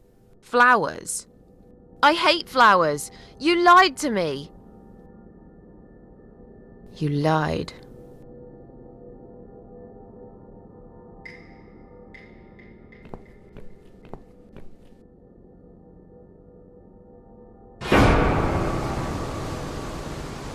Did you really think there would be anything precious waiting for you here? Look at the lovely roses. Just like everything else in you. They just turn into ash.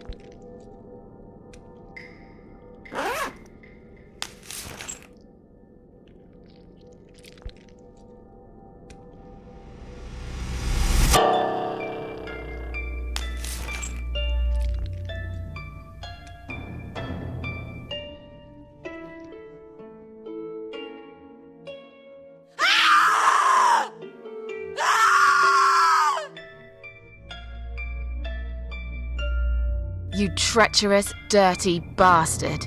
I opened my heart to you, and you stabbed me to death in cold blood. You'll pay for this. I swear you will. But this means the old woman was right. I can't die. I'm immortal. I think it's time to find out how very mortal you are, Doctor.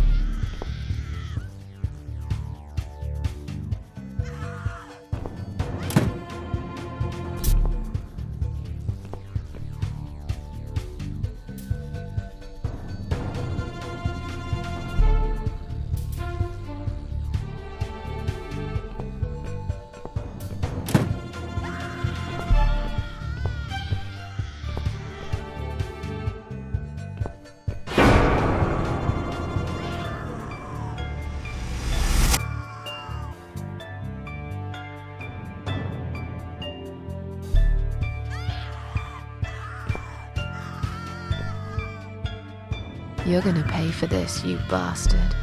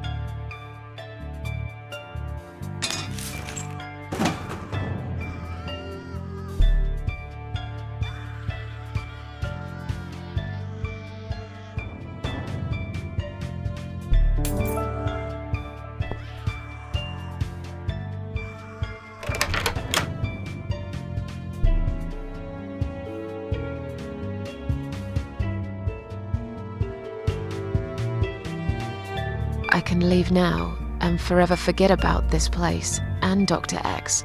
I have my own problems. I'm not cut out to bring murderers to justice. I've got the key. It's clearly been left here for me to find. Was it Liz who did it? If it really was her, it's clear she would have wanted me to leave. If she'd planned a revenge, surely she would have left me a fucking gun instead. On the other hand, this man is a serial killer. He murdered a lot of women. He murdered me. He will carry on killing if I don't put a stop to it. And I'm pretty sure none of those brain-dead idiots upstairs will believe my story. Just like when I told them about Liz on the roof. They'll never take my word over the doctor's. I'm just a fucked up loser to them. But the screaming, he's got someone in there. His next victim. It's probably too late to save her, but what if it isn't? I told the old lady I'm not a killer.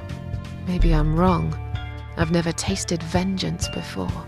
Not like this. What if it feels good? It's time to decide. Do I stay and fight? Or leave and carry on with my life like all this never happened?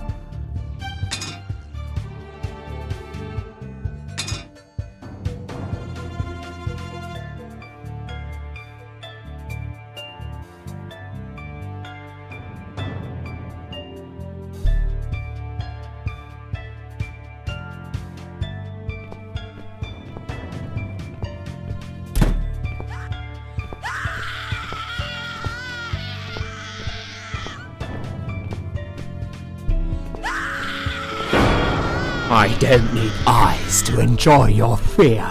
Scream louder, little bitch! Scream your lungs out! Louder, I said!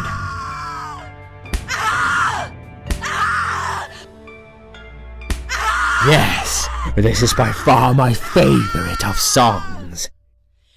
Would you like me to dance for you? Unlike you, I know all art needs to be appreciated. Your scream is like a poem without words.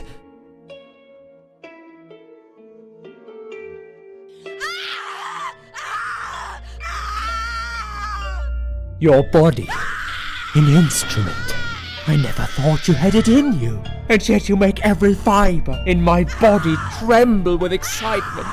Your body will forever be admired by those like me, who understand the only pure and true form of art.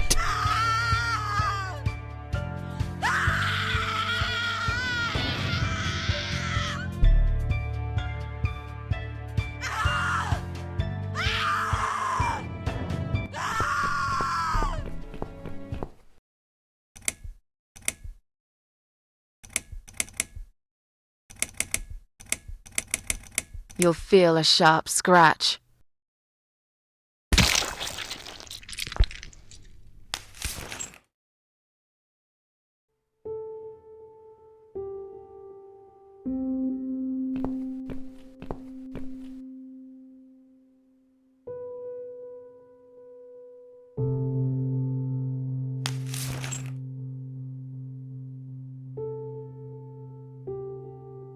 Thank you. Thank you so much. He would have killed me. Like the others. The animal. You gave him what he deserved. Who are you?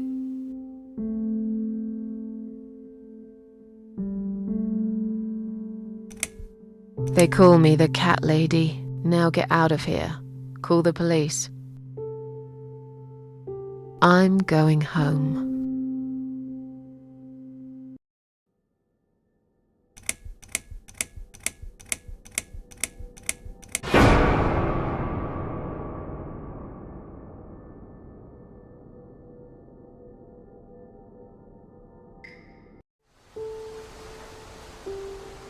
Standing by the river, I wonder, do I need a stone? No, my heart is heavy enough. It will drag me down for sure.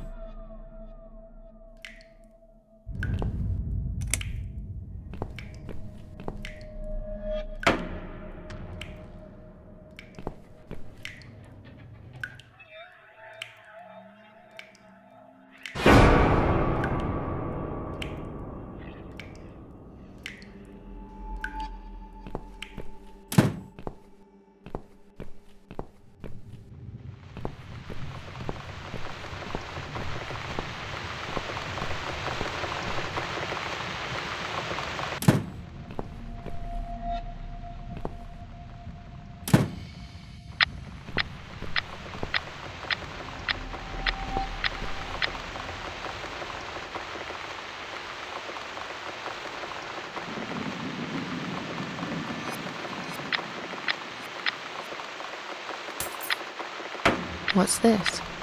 Bills, bills, bills, and more bills. How can I afford to pay these? I wish I'd never got out of that hospital alive.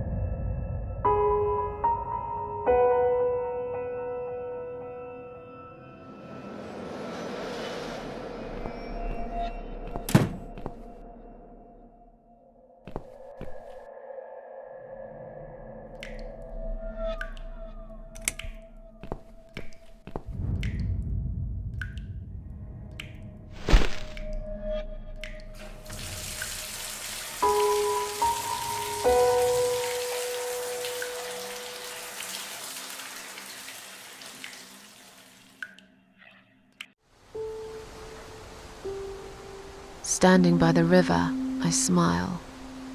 Will I miss it all? No. I'll be glad to leave it behind and never come back.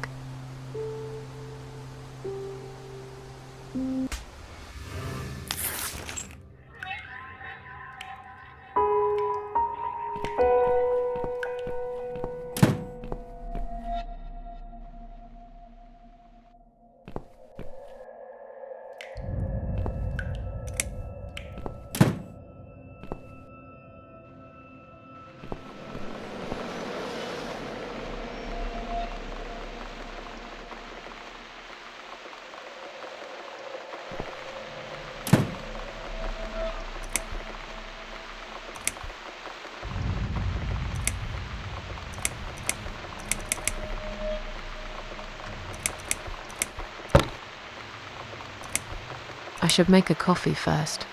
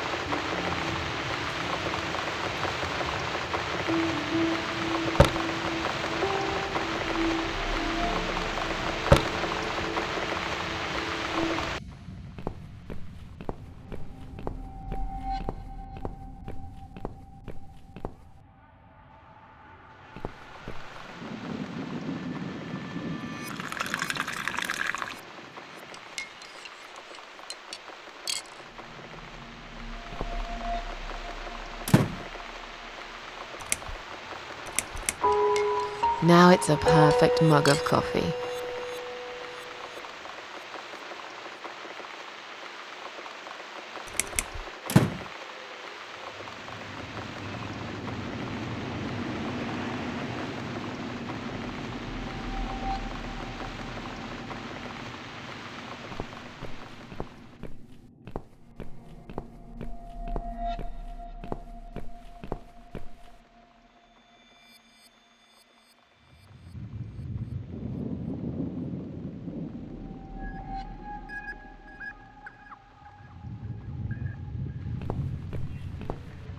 It's this damn bird again. Go away! Shoo! That's right. And don't ever come back, you horrible creature. Miss Scarecrow here is going to guard this home from the likes of you.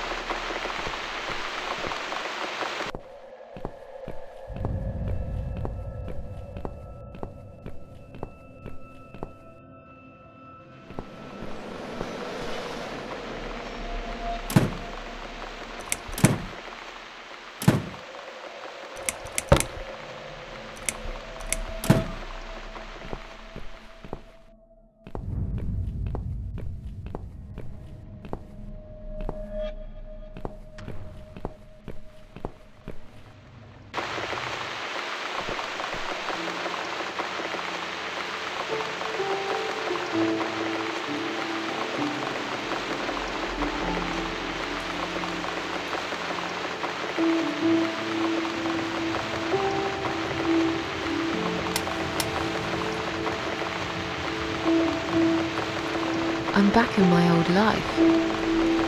But how can I restore what's been broken for years? So far, nothing seems to go right. Every little thing is against me. Maybe it's my destiny to lose after all. And now those parasites? Like if it wasn't enough. But I killed Dr. X. And I saved somebody's life. That felt good. It's getting late. I should summon the cats now. I want to see them tonight.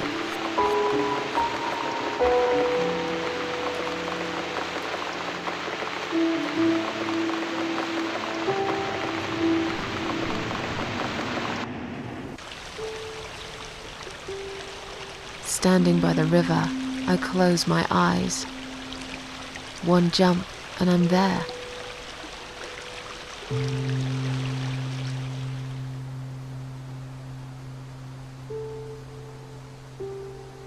No. Someone jumped after me. He will never be my friend.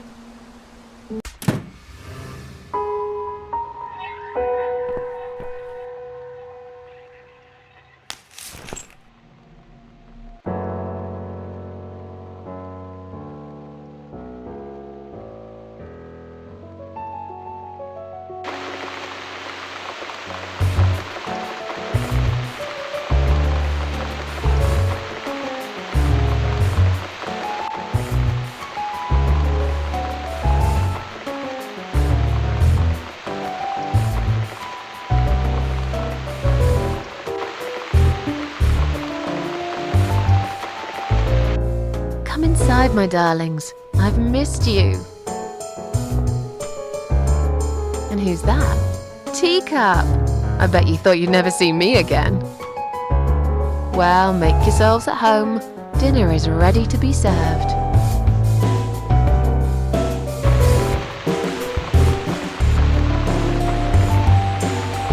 Come on, everybody.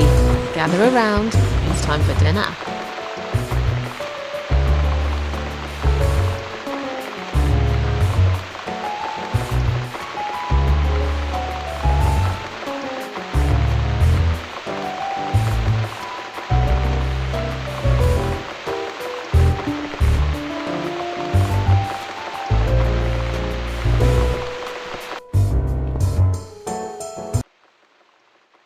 You never eat my food, Teacup.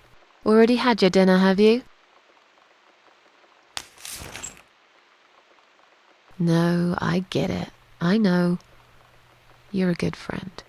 The best friend I have, really. The only friend in the whole fucking world. You come over to keep me company and want nothing in return. I appreciate it. You should know. If you could know what I've been through lately. I've been to hell and back, my boy. But I'm here now. In my flat. Alive. And it's still the same mess that it's always been.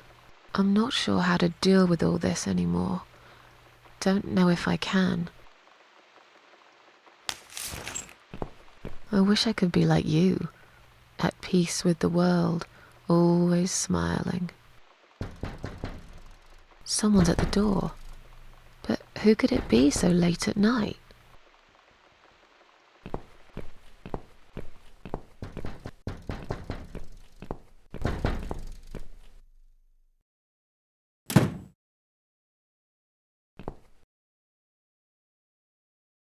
Are you out of your mind? Do you know what time it is? We've all had it with you and your bloody cats!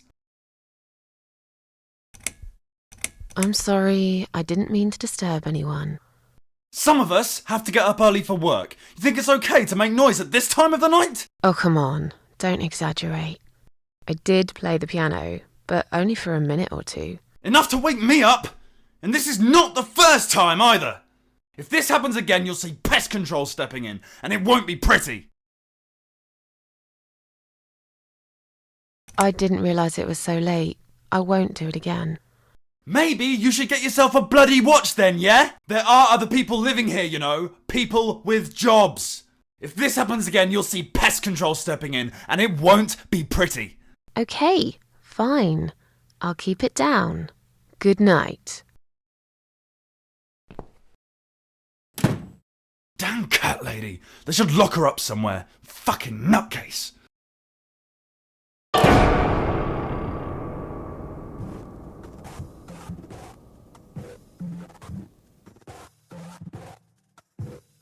In my head it's like hell, and I don't feel I've got the will. In my head it's so plain. God, please wash me with your rain. In my head it's so strange. I can't remember any names. In my head it's like hell, and yet you want me still.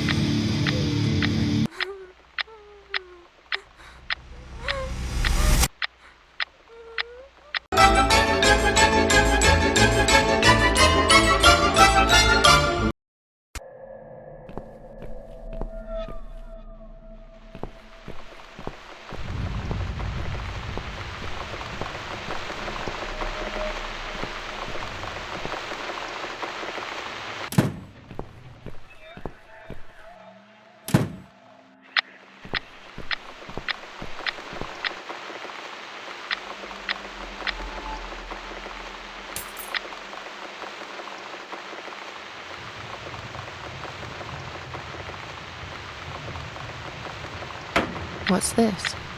Bills, bills, bills, and more bills. How can I afford to pay these? I wish I'd never got out of that hospital alive.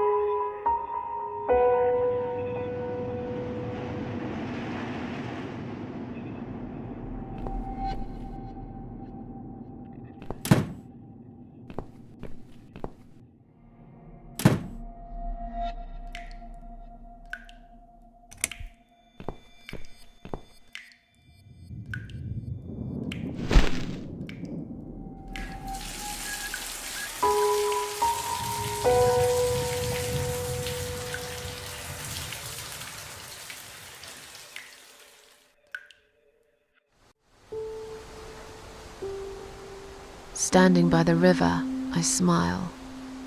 Will I miss it all? No.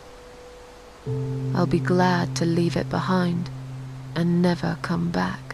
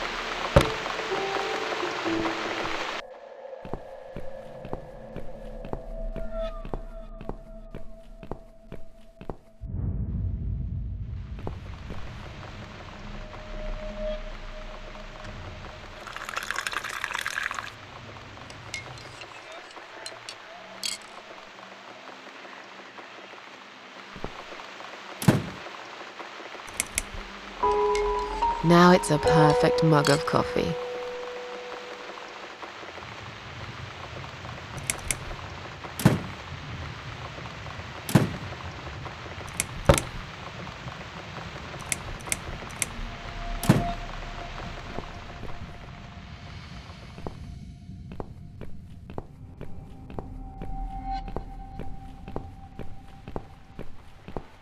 It's this damn bird again. Go away! Shoo!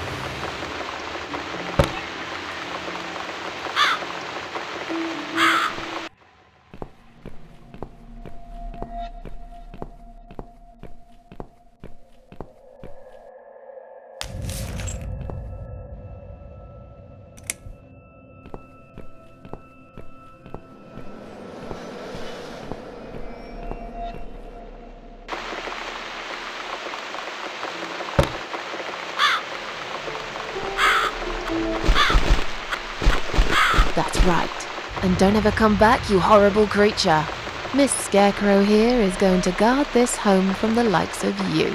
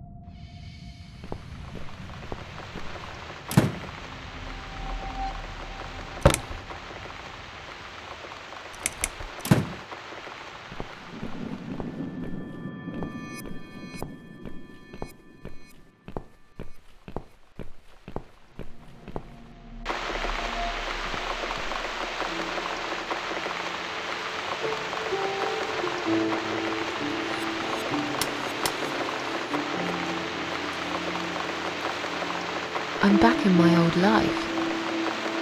But how can I restore what's been broken for years? So far, nothing seems to go right. Every little thing is against me. Maybe it's my destiny to lose after all. And now those parasites? Like if it wasn't enough. But I killed Dr. X. And I saved somebody's life. That felt good. It's getting late. I should summon the cats now. I want to see them tonight.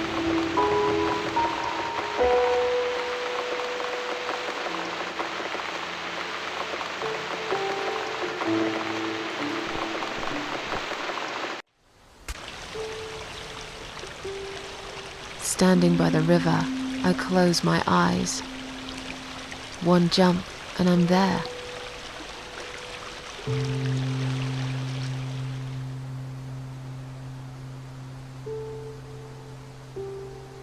No. Someone jumped after me. He will never be my friend.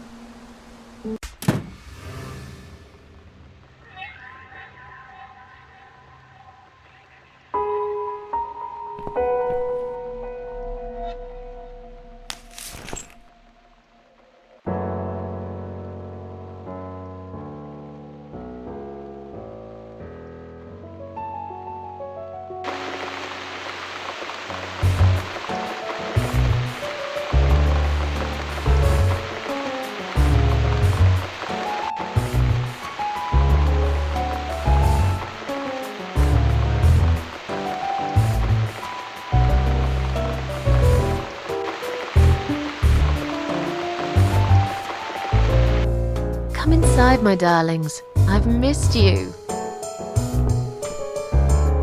And who's that? Teacup! I bet you thought you'd never see me again. Well, make yourselves at home.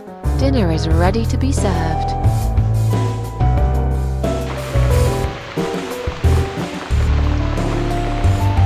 Come on, everybody. Gather around. It's time for dinner.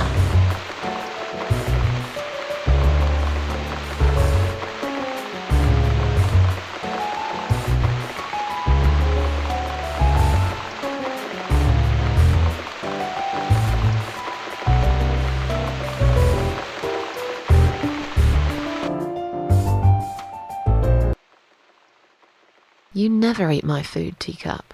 Already had your dinner, have you? No, I get it. I know. You're a good friend. The best friend I have, really. The only friend in the whole fucking world. You come over to keep me company and want nothing in return. I appreciate it. You should know. If you could know what I've been through lately. I've been to hell and back, my boy. But I'm here now. In my flat. Alive. And it's still the same mess that it's always been. I'm not sure how to deal with all this anymore. Don't know if I can. I wish I could be like you. At peace with the world. Always smiling. Someone's at the door. But who could it be so late at night?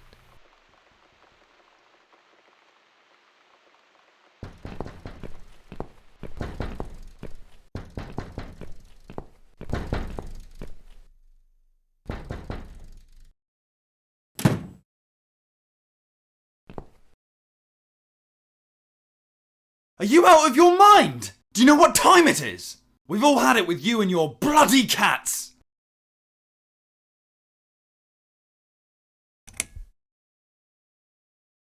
I suggest you change your tone right now.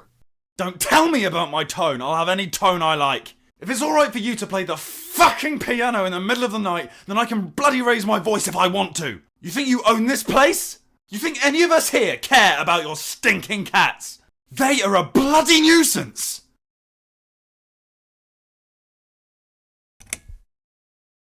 Get lost, you bald, ugly man. I'm done talking to you. What? How dare you? This is going to stop, one way or the other, you crazy cat lady. If this happens again, you'll see pest control stepping in, and it won't be pretty. Hell, I'll poison your fucking cats myself if I have to. Point that finger at me again, and I will break it. I'm done talking to you. Go fuck yourself.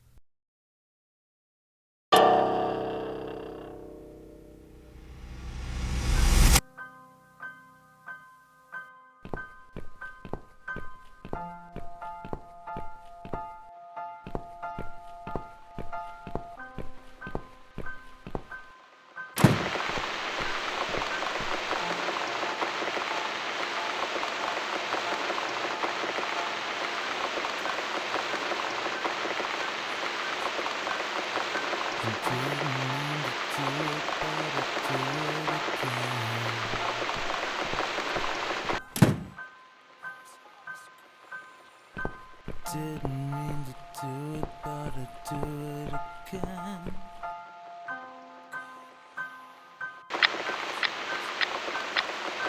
Tried to be nice, I didn't mean you a thing.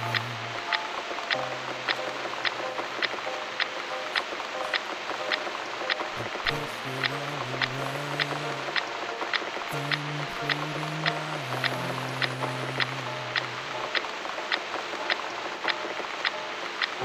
Now don't you tell us you loved us all.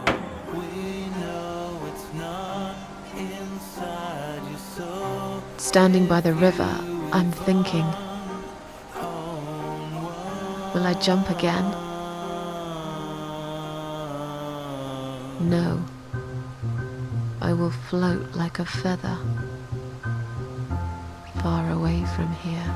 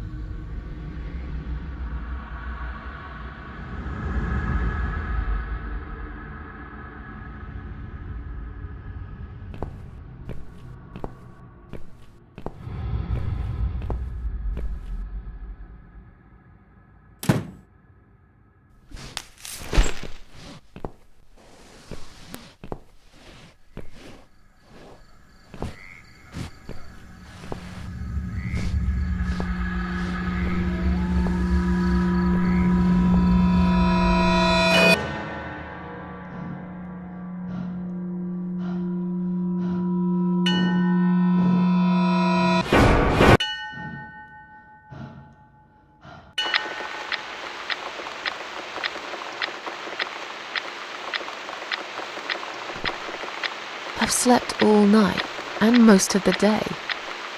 Why am I still feeling tired? Someone's at the door. I really hope it's not him again.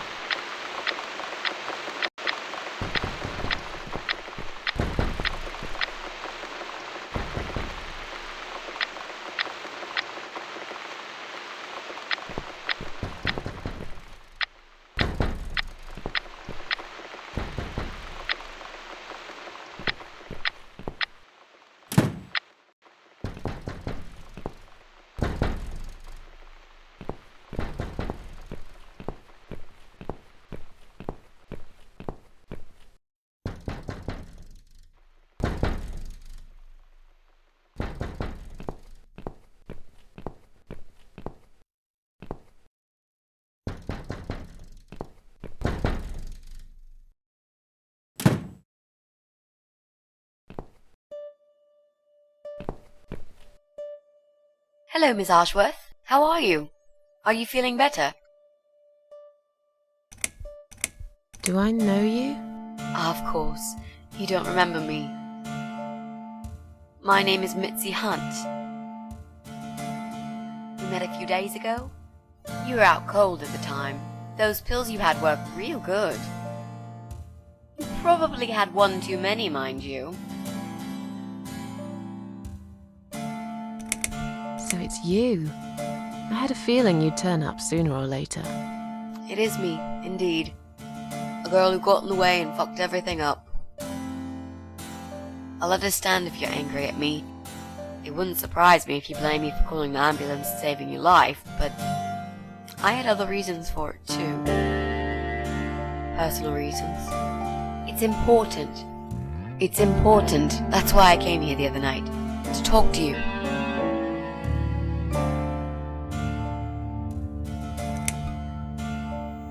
Why would you want to talk to me? It makes no sense. I saw the ad you'd put in the paper. It seems you have a room to rent. They still print that? It was months ago. Nobody ever called. I forgot all about it. I gave up on it, actually. Well, I'd like to be your lodger, Miss Ashworth. But you've got the room and I've got the money. Won't that work for both of us? I'm very tidy. I don't make much noise, and I promise not to spend too long in the bathroom in the morning. I don't really... I read your suicide note, you know. I'm sorry, but I did. I understand that you like your loneliness. You stray from people. I get it. But I won't get in the way. I promise I will give you your space. You won't even know that I'm here half the time. What do you think? Do we have a deal? Well, I guess I could do with some extra money, but... Great! Can I come in?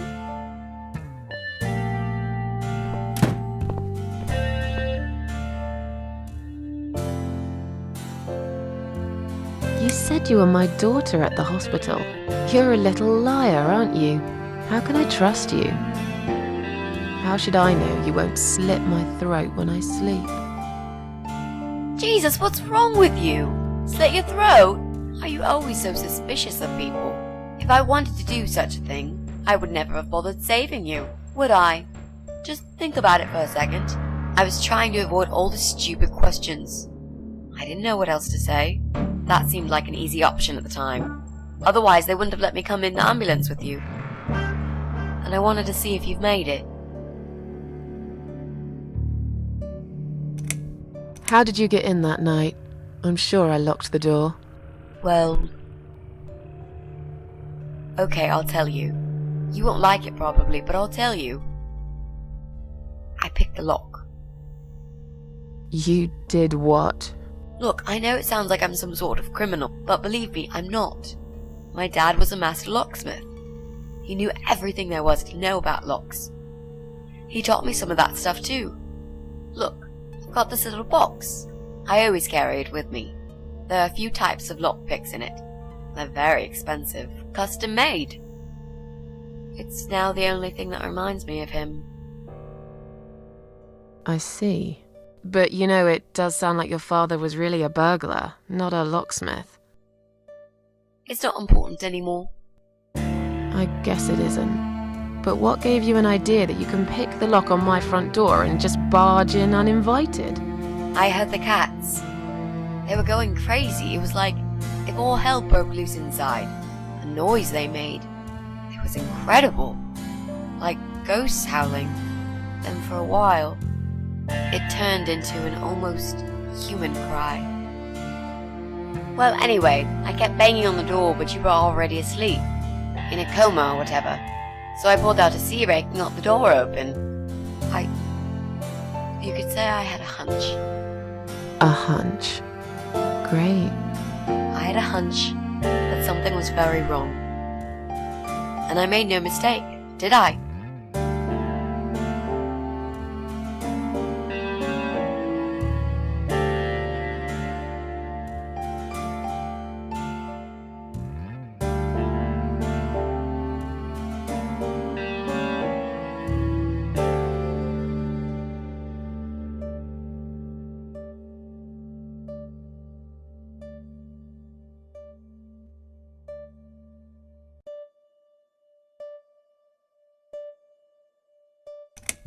Well, I died in that hospital, if you must know. Oh.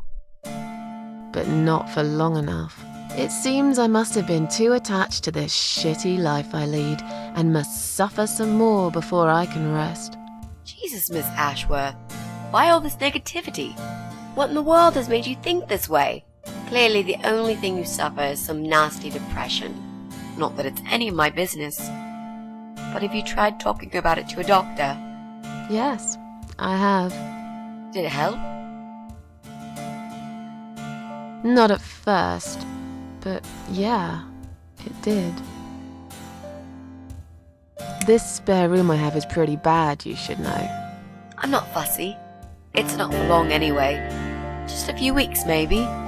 Anything is better than what I've got at the moment. Which is? I slept at the train station last night. There's a guy there who talks to rats. You should see him. Wait, can you even afford rent for the room? Sure. I'll pay you for 2 months in advance. Money's not an issue. Why not go to a hotel then? I hate hotels. More than train stations, with homeless weirdos and rats. Robbie? Oh no, he's cool. He's alright. And he kept the rats away. Why do you want this room so much? Let's face it, this flat's falling apart. It's cold, it's dark, it's a bit mouldy. This is the old part of town where nothing ever happens. It's far from the city centre, and there are only 2 buses going through here, and that's if you're lucky. And I'm known around here as a fucked up, wicked cat lady. They'd burn me at the stake if they could. They'd put me in a bag and drown me in the river like a litter of kittens. I'm not exactly great company for a young girl like yourself. Who are they? People. Just people. I don't give a fuck about people, Miss Ashworth. But I do like cats. You think they'll smell the rats on me? Really need a shower. I'm sure you'll change your mind when you see it. I'd love to see it. And I'm sure it isn't as bad as you picture it. The window is stuck, and it doesn't shut properly. It's alright. I like fresh air. There's clutter everywhere. I'll tidy up. It's got a funny smell. I'll burn some joss sticks to cover it up. I love joss sticks. Fine. I give up. Follow me. You can see it for yourself, if you're so stubborn.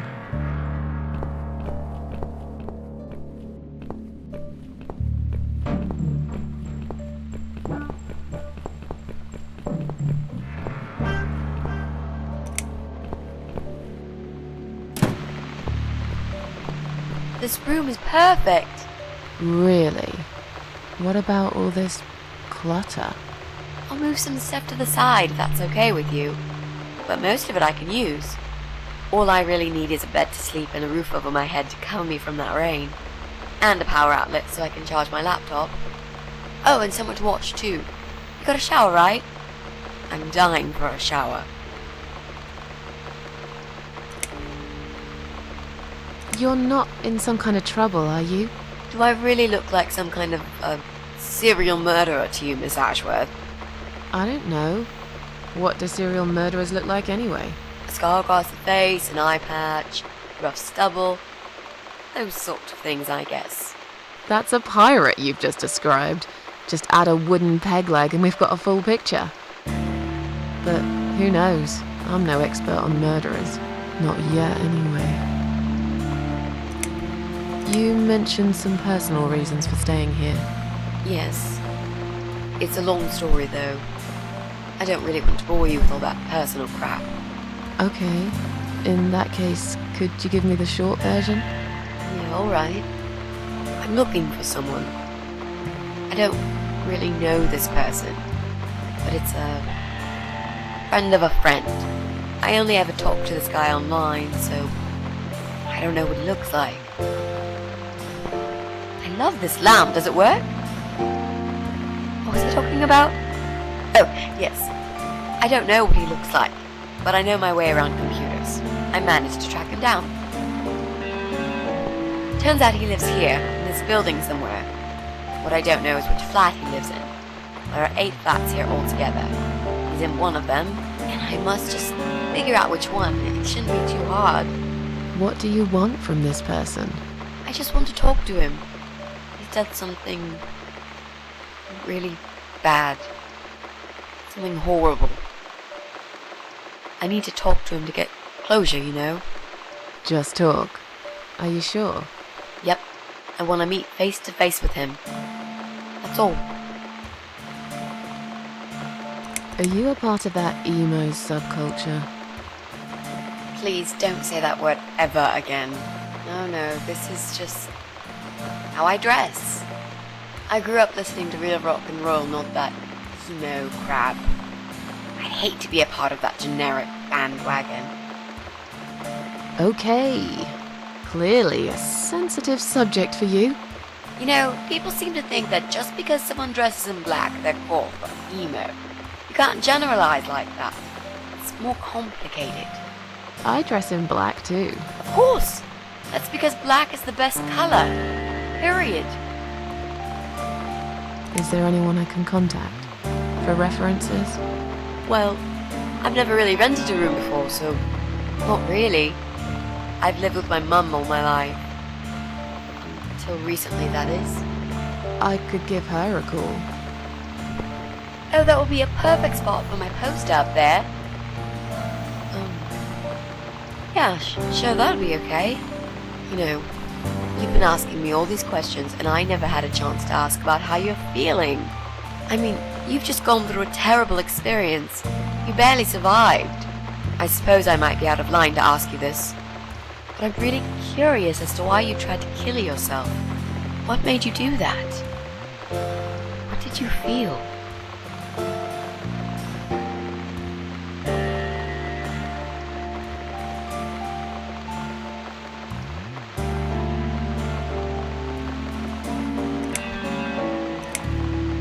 Long story. Won't bore you with this personal crap. Ha ha ha. Right back at me, I guess. I did give you a short version, though. Yes, but somehow I can't help the feeling that you've omitted a few important facts. Just some details. Anyway, I suppose your story is the kind that can't be shortened. Still, if you feel like talking about it sometimes, I'd love to listen. I'll bear that in mind, Mitzi. Let's go back to the living room.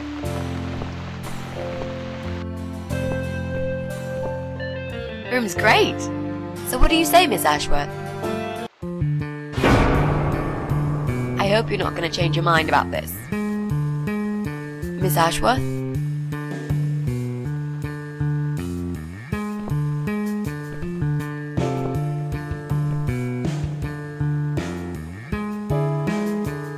What happened? Are you alright?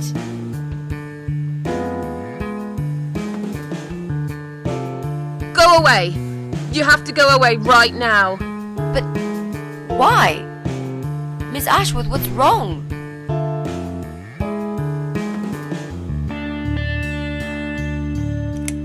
You're not safe here. You should leave. Now. Please, Miss Ashworth, I'd really like to stay. Don't throw me out now. Well, you can't stay. You can't. If you don't go, something terrible's gonna happen to you. Please, just leave me alone. I was perfectly happy before you came.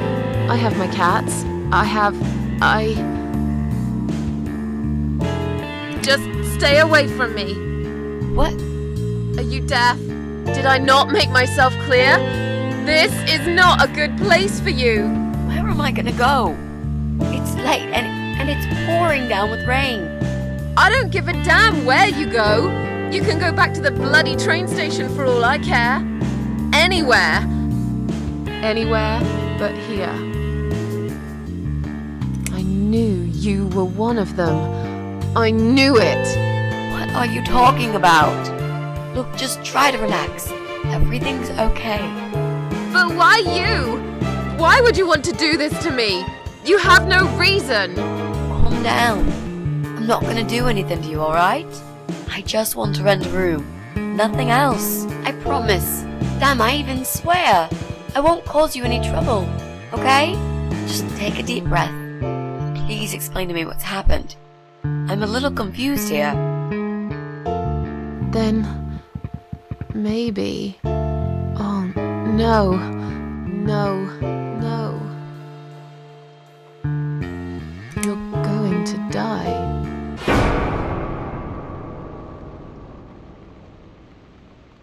I know.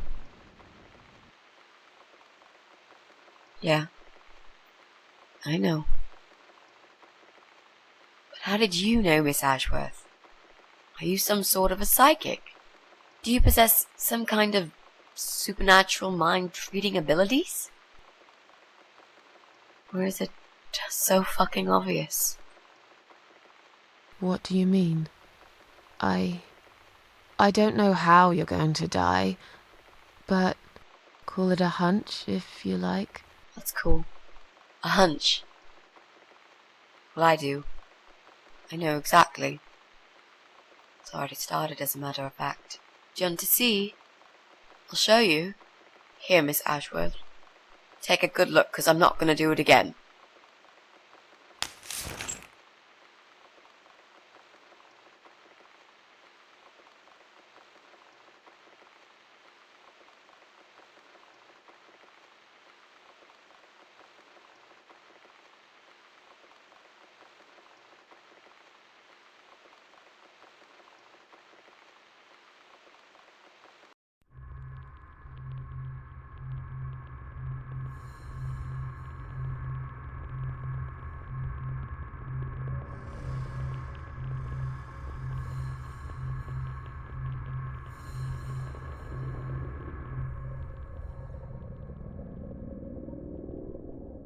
It's time to wake up, my little pussycat.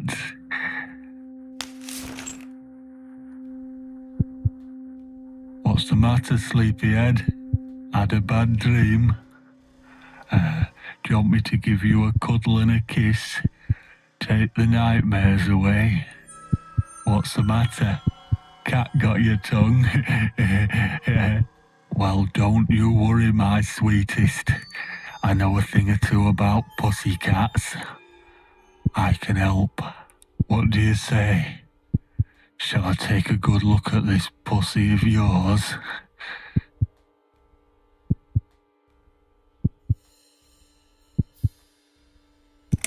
You're a dead man.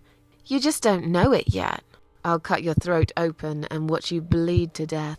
I'll feed your body to the crows. Oh, you're gonna regret this, pal.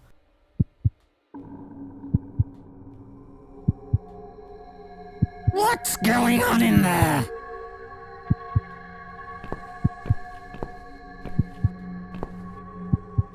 Who's this?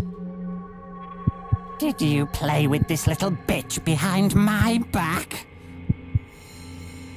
'Cause if you did, I swear to God... Me? I'd never do that. You know me, honey.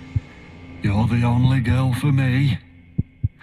This lady here will join us for dinner. That's all. For what? Take the goddamn mask off when you talk to me. You know damn well I can't stand it. And make sure you put it back in the van so you don't fucking lose it again. Okay.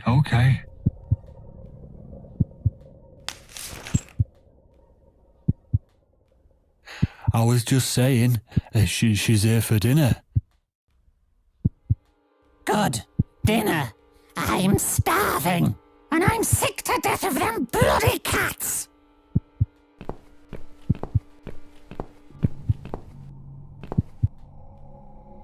You nasty little whore. Trying to seduce my husband in my own home?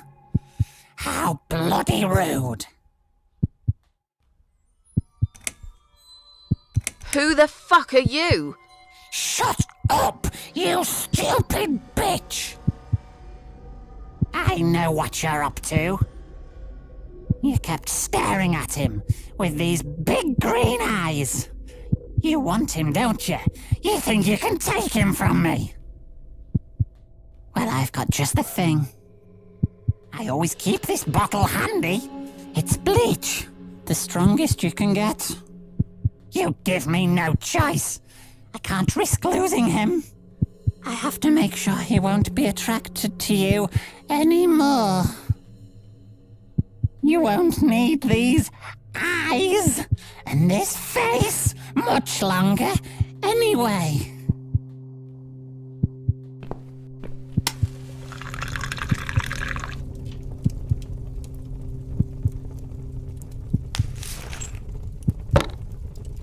No one will do it right if you don't do it yourself.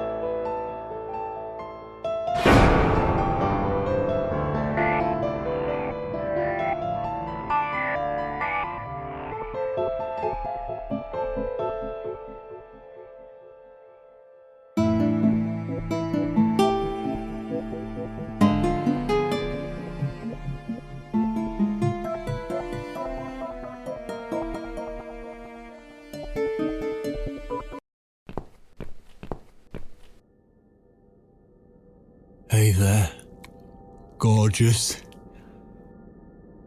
I see my old lady brought the bleach again. What a shame. I really liked your eyes. It could have been a start of something very exciting for us, if you know what I mean. She does that every single time. What do they call it? Trust issues, that's it. Well, never mind. Plenty more fish in the sea. I'm not too fussy, but even I have some standards. Ain't gonna touch a bird like you, I gotta be honest, girl. You look like shit.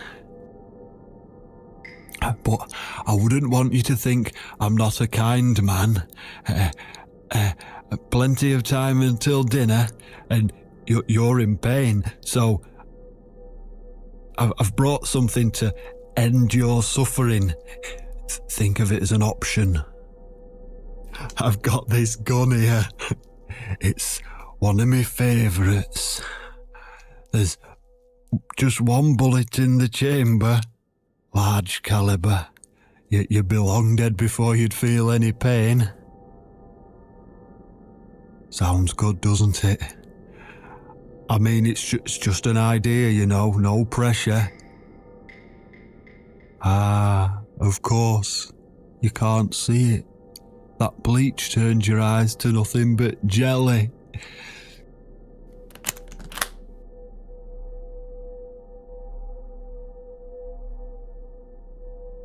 So I'll just leave it for you here. Feel free to use it. That bullet's meant for you anyway. I'd better go now. We won't want to get caught red-handed again, would we? You naughty minx.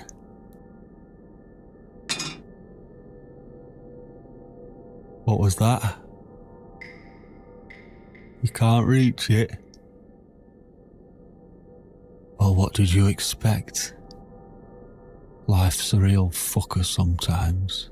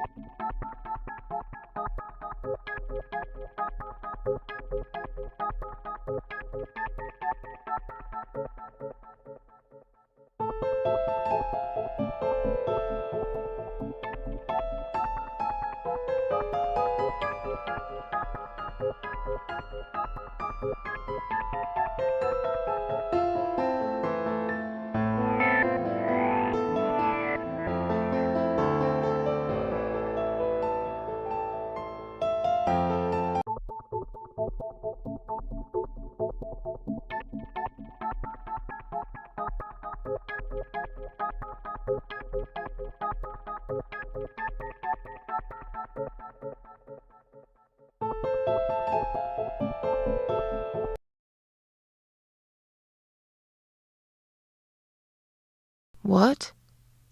Who's this? My eyes. I can't see a thing. That bitch. A key? Who are you? Say something. Anything. I should be able to unlock the handcuffs now.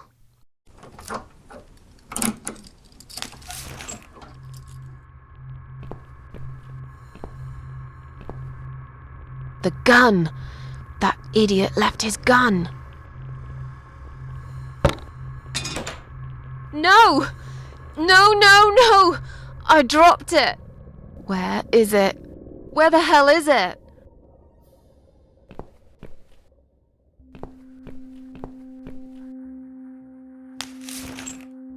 I've got it.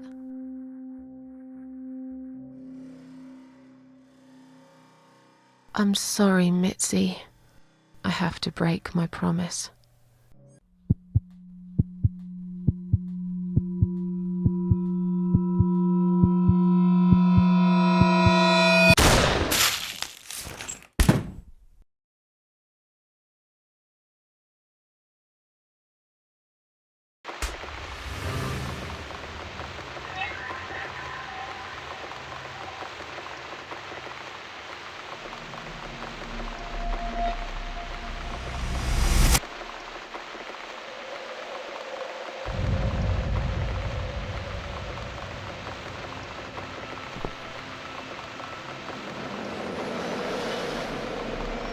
Hope you don't mind creepy posters.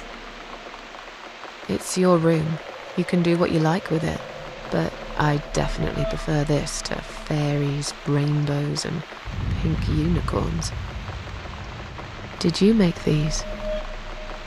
No. My boyfriend made them. Some of them, anyway. So, Miss Ashworth, I happen to have a bottle of wine in my bag. I was going to leave it to Robert, but I forgot all about it. Robert? The guy with the rats? Oh, yes. Of course. So, shall we have a drink then? We could get to know each other a bit more. I know, I promised I won't get in the way. And, I mean, you don't have to if you don't feel like it. But since we're gonna live together for a little while, it won't hurt if we talk to each other, will it? Yeah, that's okay, I guess. Great! I'll bring the wine. Oh, damn. It's one of those bottles with a cork. Have you got a bottle opener, Miss Ashworth?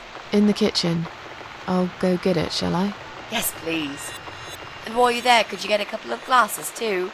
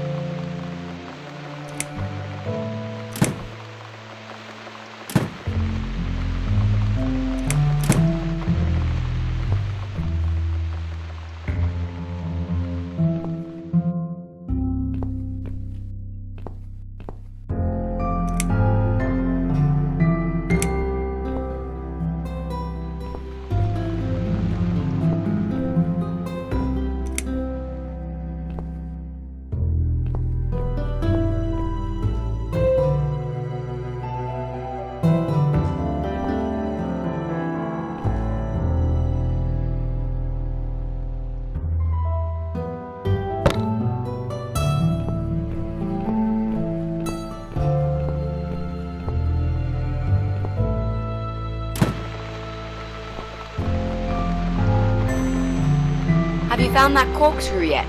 You also need some wine glasses.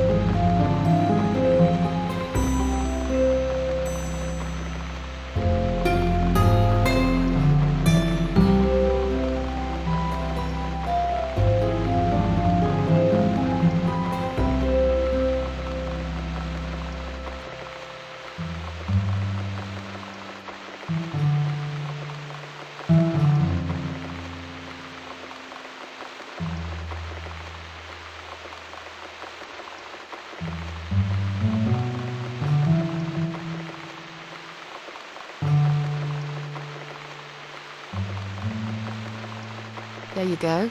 Let's get that bottle open. Yeah, but we'll need glasses too. See if you can find some. I found some wine glasses. All right, that's all we need. Oh, and Miss Ashworth, I really must say this before we start. Yeah? I promise I won't cut your throat when you're asleep. Very funny, Mitzi. Oh, no, I mean it. That's fine.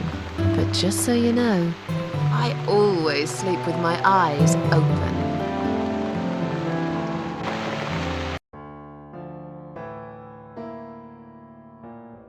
So, the big C. Want to talk about it? Well, to be honest, I didn't really want to tell you about it like that. I put you in a very difficult position, I know. It's just that I was really desperate to get this room. I hope you can understand. This is the last and most important thing I must do before my time is up. It's fine. You seem alright. It's just... I find it hard to trust people these days. Maybe it's time I opened my eyes to see others have problems too. Some, like yourself, even bigger than mine. What kind of cancer is it? Do you mind me asking? Brain tumor. Her name is glioblastoma. Haha. Yep, they're all girls, the way I imagine it. Just look at their names. Lymphoma, melanoma, myeloma, leukemia, sarcoma. Each of them a fucking goddess of death. Beautiful and ruthless. You might just be right about that, Mitzi. I used to be a nurse, I know a few things about cancer. And I know glioblastoma. She's a real bitch. Yeah, and yet she gets to be the prom queen before night ends, while I disappear down the back exit. How long? They said I had a year. But that was 6 months ago, so... yeah.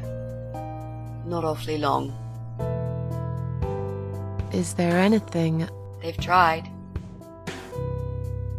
I'm sorry. Yeah. So am I. Do you want to talk about something else?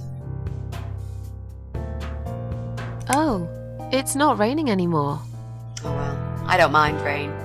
Sometimes I even like it. But according to weather forecast, there's a nasty fog coming. Now that I'm actually scared of.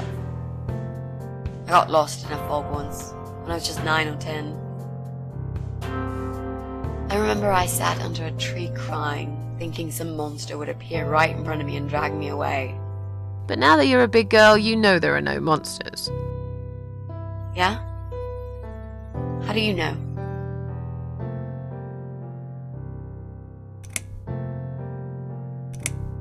The only monsters are us. Murderers, rapists, arsonists. They're the real beasts. So far from humanity, they're no longer capable of feeling compassion or guilt. They're the ones we should really be afraid of. But whether they're lurking in the woods or fog or the darkness of our cellars, it's all irrelevant. You can't predict what happens. You can't do anything to stop it. There is only one way. You turn into a beast yourself, and like them, you show no mercy. Whoa! Where did that come from, Miss Ashworth? I just don't like murderers. They're nothing but... parasites.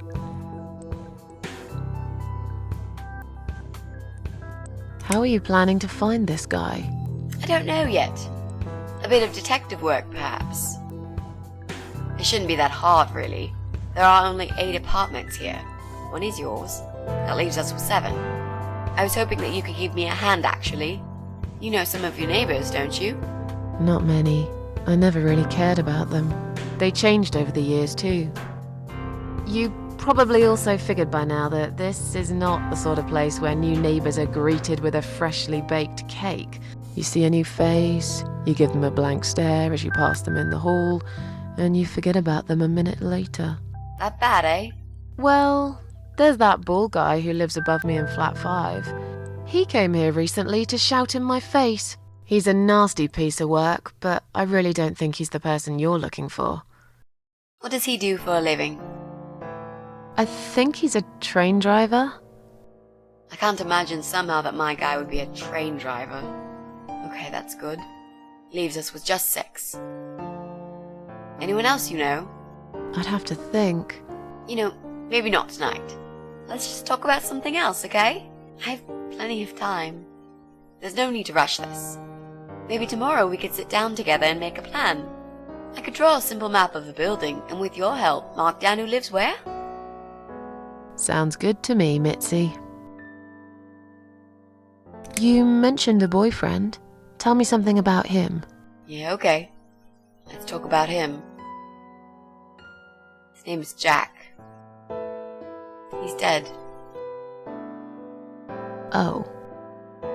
Miss Ashworth, are you sure you want to listen about my miserable life? I don't want to bring you down. These aren't happy stories. And I'm not a happy stories kind of person. I'm sure you've noticed by now. I guess so. Anyway, I suppose I would have had to tell you about Jack sooner or later. After all, he is the main reason I'm here. I just don't know where to start.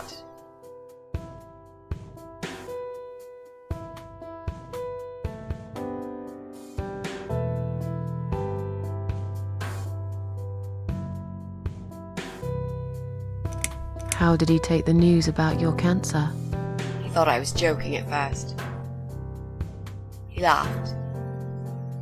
Then he got really angry. I swore to him I was serious, but he still wouldn't believe me. We had a big fight that night. It was our first and only fight. But it was awful. He smashed some stuff. His guitar, of all things, was the worst. He loved that guitar. Why did he break it? He was absolutely furious.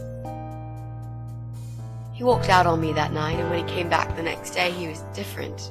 Begged me to try surgery and chemotherapy. I didn't really want those things, but I did the chemo for him. It didn't help. It just made me feel sick all the time. I felt trapped in this strange place where nothing that happened around me seemed real. Maybe that's why I didn't see what my cancer was doing to Jack, and it was destroying him as well. He changed. He became obsessed with death. It seemed death was all he ever thought about, even though it was me, not him, who was supposed to die.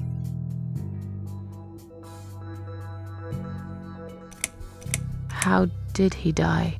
How did he die? I'll get to that, Miss Ashworth. Let me just tell you more about him first, so you could understand what happened. Jack made those pictures on your wall. Was he an artist? He always liked all kinds of morbid stuff, whether it was music, movies, paintings. So do I, really. We had that in common, amongst other things. People say it's depressing to listen to sad songs or watch sad films, but I never felt that way. And yet, you are scared of fog? Oh, that's different. I might be scared of fog, but I like spiders. They're beautiful. You must be out of your mind, Mitzi. No, honestly, there's a certain indescribable beauty in sadness.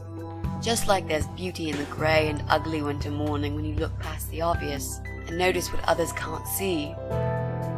You must love my apartment then. It's like Ugly took a vacation here and never went home again. Tell me how you two met. Oh, we knew each other for forever. We grew up on the same street. It's funny how we seem to be made for each other. A perfect match. I always knew he was the guy for me, and I'm sure he never doubted that either. Jack was absolutely crazy about me. We thought one day we would marry, have children, be happy. I never had many friends because I had Jack. I didn't need anybody else. You know, if there's one thing I'm really grateful for in my life, it's that I got to experience this pure, perfect love. Some people go through a lifetime without knowing how it feels. I guess I've been very lucky. But all luck runs out sometimes.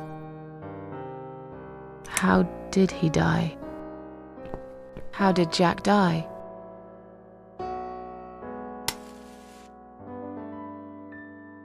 It was so distant the last few weeks before he died.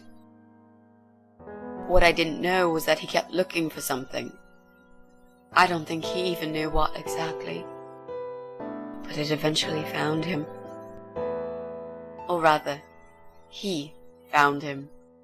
There are those forums online, you know, about all sorts of stuff. Fishing, computer games, horses, gambling, addictions, everything really. Accidentally, Jack stumbled upon one about suicide. There's a guy there, calls himself the Eye of Adam. He's a fucking god on that forum. It's like a failed suicide club. People mostly try to help each other and offer support. Sometimes it just helps to know there are others like you. To listen to their stories and how they cope with their lives. But the Eye of Adam is an advocate of death. He dwells on human weakness. His job is to plant an idea, to give them a reason to die and tell them how to do it, once and for good. Jack took the bait. Before he knew, he was completely brainwashed. One day he sat down with me and tried to explain his perfect solution. It was the Romeo and Juliet kind of scenario. We were both to die together in each other's arms. It was supposed to be a quick and foolproof death. There was no chance we would have been saved, all thanks to the Eye of Adam, who created a tool for perfect suicide. told me it was very simple. All we needed were 2 easily accessible household chemicals, which combined together create a gas called hydrogen sulfide that kills you within a couple of minutes. I told him he was fucking nuts, of course, but he just wouldn't give up. He reasoned with me, and he begged, and eventually just kept screaming at me. I figured it was his crazy idea of a modern romance, but it was downright tacky and just wrong. Finally, he said he would get everything ready and wait for me in our special place at dawn, 5 in the morning. Don't be late. Those were his last words he said to me. Then he stormed out. I cried for hours, thinking I didn't deserve all that from the person I loved most in the whole world. A few times I even tried to persuade myself that maybe he was right and I should do it. But I just couldn't. I eventually fell asleep. I didn't plan it. My head was killing me. I was so tired. I woke up suddenly. I could see the sun rising out my window. It was nearly 5. In utter panic, I threw myself off the bed and ran out the door. I needed to stop him. I needed to get there before it was too late. But right there in my bedroom, before I even left, I already knew it was. When I arrived at our special place, it was already bright. We used to go there in the past, drink wine, sometimes smoke weed and listen to Pink Floyd, sometimes make love in Jack's car. There wasn't really anything special about that old parking lot. But else there was. It was completely abandoned. It was quiet. It was safe. After that day, I've never gone there again.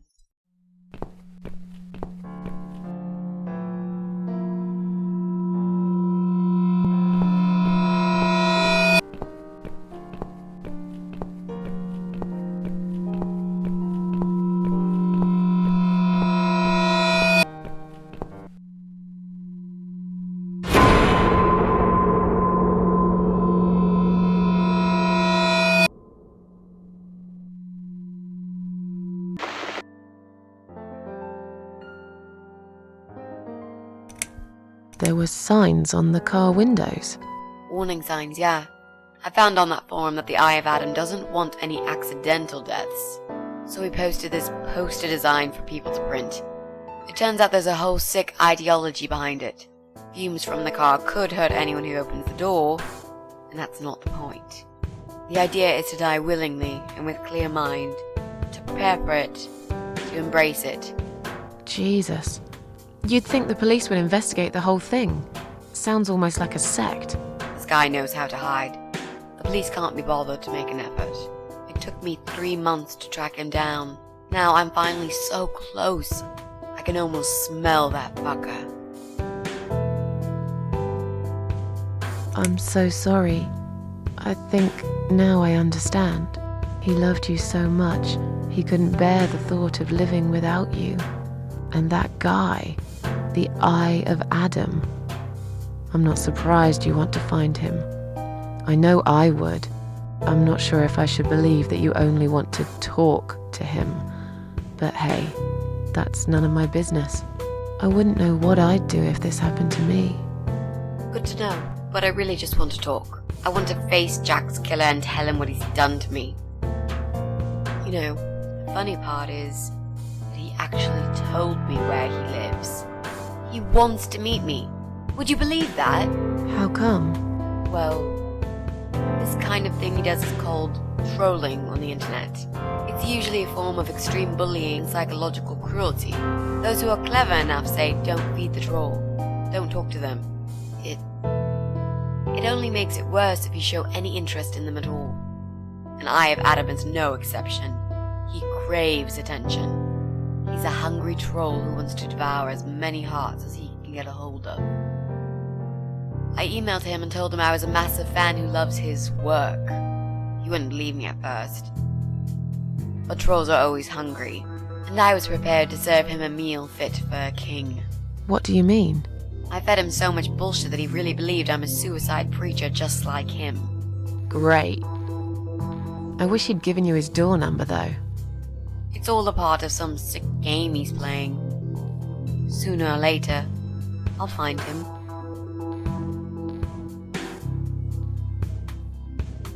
How strong is that gas? Extremely deadly, it turns out. It kills in minutes. It's that stinky stuff that smells like rotten eggs, you know? At high concentrations, it can knock down an elephant. What are those two chemical products? Well, I'm not sure if you want to know that. I get it. You don't want to tell me because I'm a fucking suicidal maniac. Is that it? No, Miss Ashworth. No, I didn't mean it like that. Okay. Maybe to some extent. Just replace maniac with victim and fucking with recovering. You've only just come back from the hospital. Whatever it was that made you do it, you proved you are capable of going through with it. I don't know you long enough to tell you if you're completely over it now. And the last thing I want is to give you stupid ideas. It would be just like what the Eye of Adam does. I would never forgive myself if anything happened to you because of me. I mean, how could I?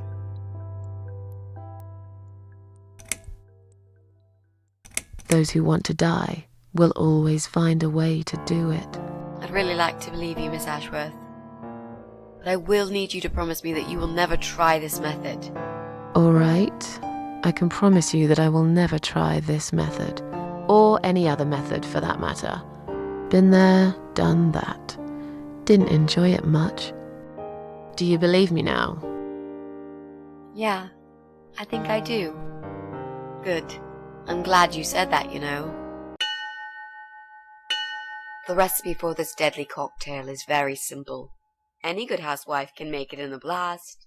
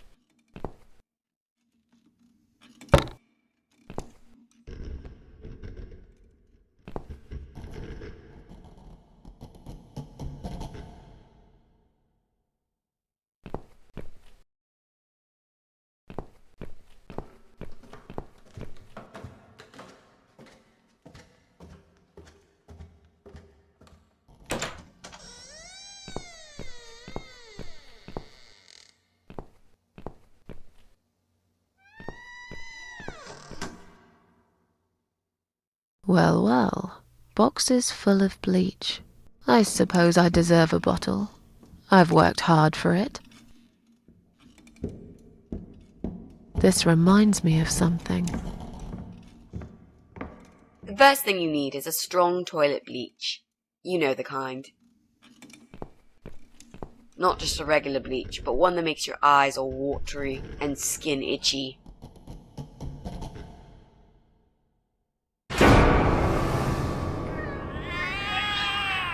What's going on?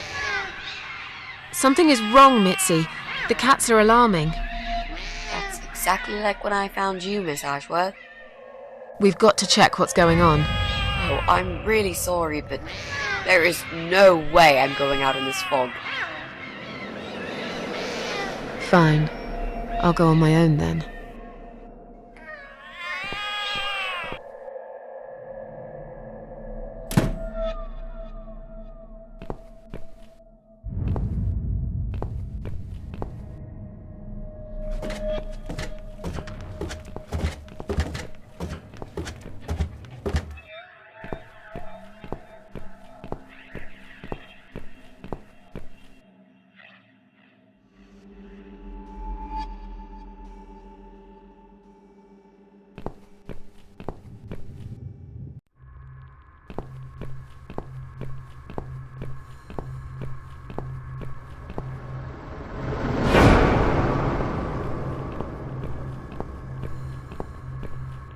Bloody fog. Can't see a thing. Someone could be getting murdered 2 feet away, and not a soul would notice. But still, it could be worse. At least it's not raining, eh? Always look on the bright side, they say, and I always do. Not a talkative type, are you? What's your name, sweetheart? Don't be such a scaredy cat, sweetheart. You're Susan, aren't you? A kind man had described to me what you look like. And what can I say? He was spot on. What do you want? I'm just here on a job, sweetheart. Nothing more. I had a call, you see. There's a cat problem. And apparently, some crazy cat lady keeps making it worse for everyone. A crazy cat lady called Susan, I was told. Now, you ain't gonna like it, sweetheart, but I'm taking you for a ride.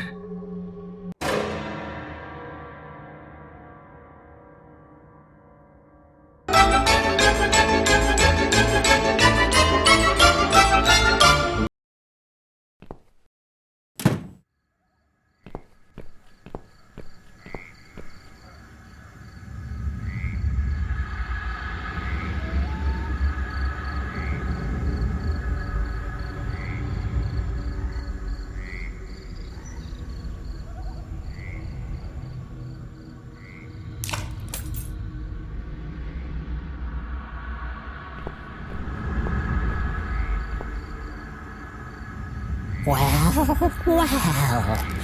Look what the cat dragged in.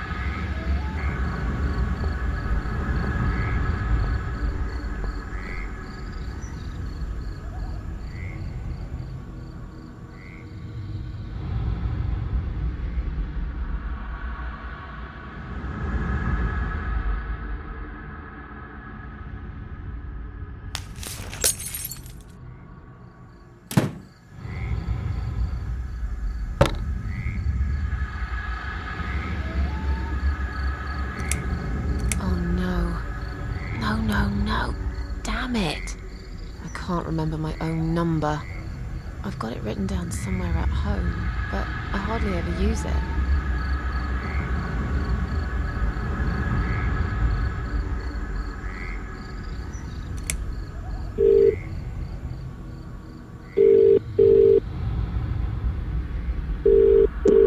Police emergency line, how can I help you? My name is Susan Ashworth. I've been kidnapped. These people are crazy! They're going to eat me alive! I don't know what to do. Please, you've got to help me. Please. What's your home address and postcode, ma'am? What? It's irrelevant. I've been kidnapped. I'm not there. I'm afraid I need your home address to confirm your identity, Miss Ashworth. It's flat 4, 12 Helen Street, EX4422DL, okay? Now please, do something. For God's sake. Calm down, ma'am. Who's kidnapped you? I don't know who they are. They didn't tell me their names. No, but wait. He's an animal control guy. Drives a white van. He's got a wife. She poured bleach down my face. Bitch. They're just mad. Won't stop at nothing. I'd run away, but there's this fog, and I have no idea where we are. You have been kidnapped by a married couple, is that correct? No, not just any married couple. Don't you understand what I'm saying? These people are fucking serial killers. There's blood and bones everywhere. I mean, some of it is cat's blood, but there's human blood too. I told you, they eat stray cats and dogs, and they eat people. They're sick. They make me sick. Is this a case of family disturbance, ma'am? What? No. Did you know this married couple prior to the incident? Are you related? Jesus, did I say anything at all that would make you think that? Calm down, please. I'm only trying to help you, ma'am. I need to establish some facts first before a police car can be dispatched. Look, just track this number and you'll find where I am. You can do that, yeah? They always do it on films. I bet you've got my number displayed on the screen already. Just do me a favor and send a police car, will you? Of course, ma'am. Stay on the line. Did you witness cruelty to animals? What? You mentioned cat's blood. Was this married couple cruel to animals? If so, I will put you through to Animal Welfare Services for this area. Would you prefer that, ma'am? Are you joking? No, I would not. Okay, please hold the line. Hello? Miss Ashworth, are you still there? Yes, of course, I'm still here. According to our records, you've recently discharged yourself from the hospital. Are you currently undergoing treatment for any mental health problems? No, it's not like that. Miss Ashworth, please listen to me very carefully. I can connect you with the on-duty doctor at the RCW Hospital's mental health unit where you received care recently. They can help you. You just have to talk to them and explain what's on your mind. I'm not fucking crazy. So, that's it. You're just not going to help me. We are not qualified to provide psychiatric help, ma'am. It's best if you contact your doctors. Would you like me to give you their number in case you prefer to call them yourself? Oh, don't bother. I'll take care of it myself. Thanks for nothing. Goodbye.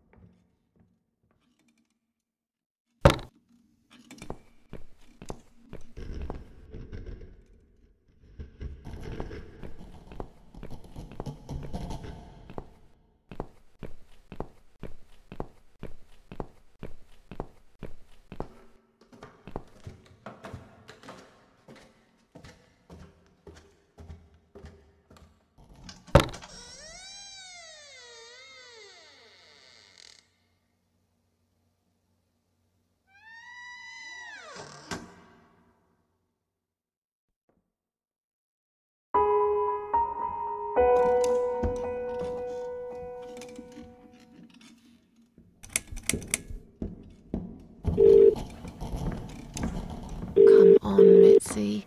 Answer the phone.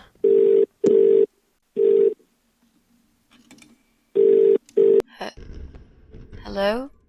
Oh, thank God. Finally. Mitzi, it's me. I need your help. What's happened? Where are you, Miss Ashworth? I've been kidnapped by some psychopaths. What? How did that happen?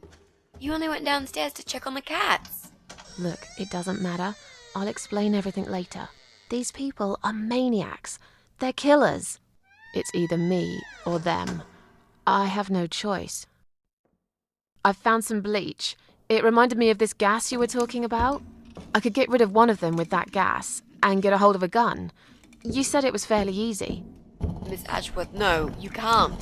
Listen to me. This guy is a fucking murderer. He's nothing but a parasite. No one will miss him. Trust me.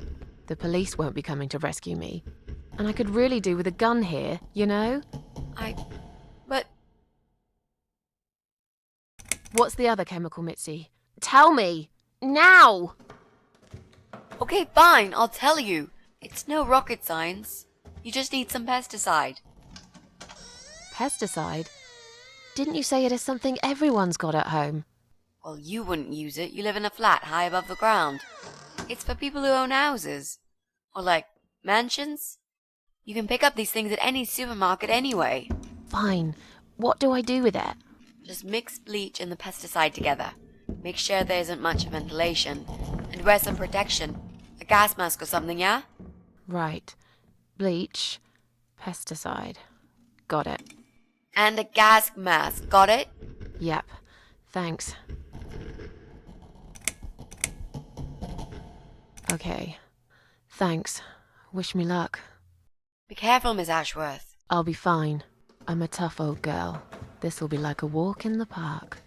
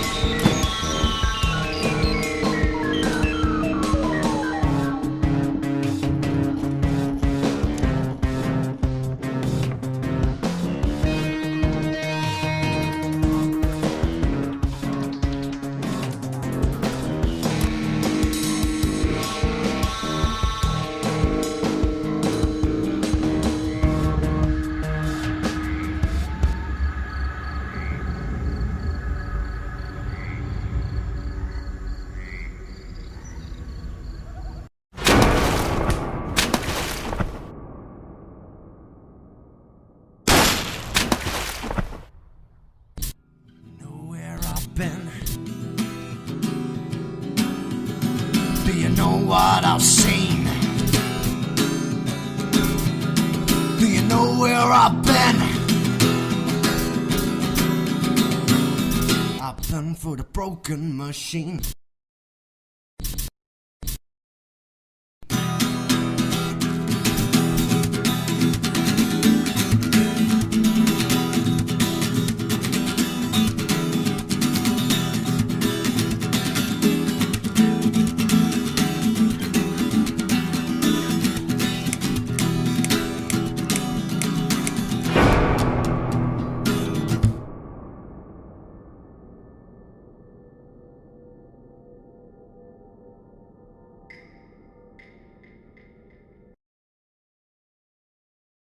Miss Ashworth, I was worried sick about you.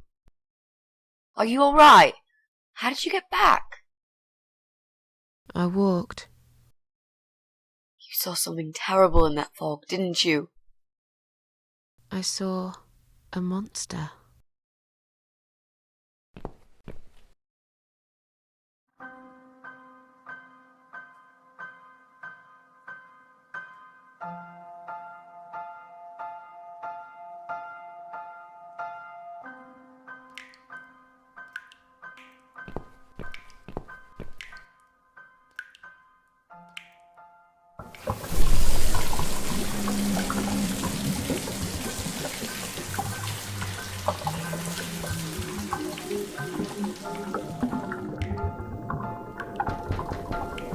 Miss Ashworth, I need to ask you something. Can I come in? I'm in the bath. Is it something important? Yes, very important. The fate of the world depends on it. I'm naked here, you know. Whatever it is, it can wait. But it can't. I need to know, Miss A. Well, tough. I'm trying to relax here. I want some peace and quiet, if you don't mind. And I don't like people seeing me naked. Fine, not a problem. I'll just ask you through the door then. I'm cooking up some pancakes. What do you like on yours? We've got strawberry jam, maple syrup, and chocolate spread. You're doing what? Pancakes. You need some food, Miss A. When was the last time you ate? I can't remember. See, you need a good meal. That'll cheer you up. Why would that worry you? You're funny, Miss A. You want to know why? It's because I care about other people. And I believe nothing spells TLC better than sweet pancakes and a cup of hot green tea.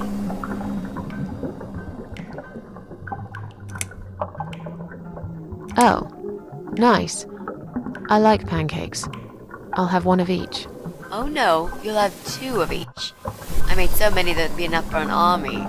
I don't really eat much. That's because you haven't tried my pancakes yet.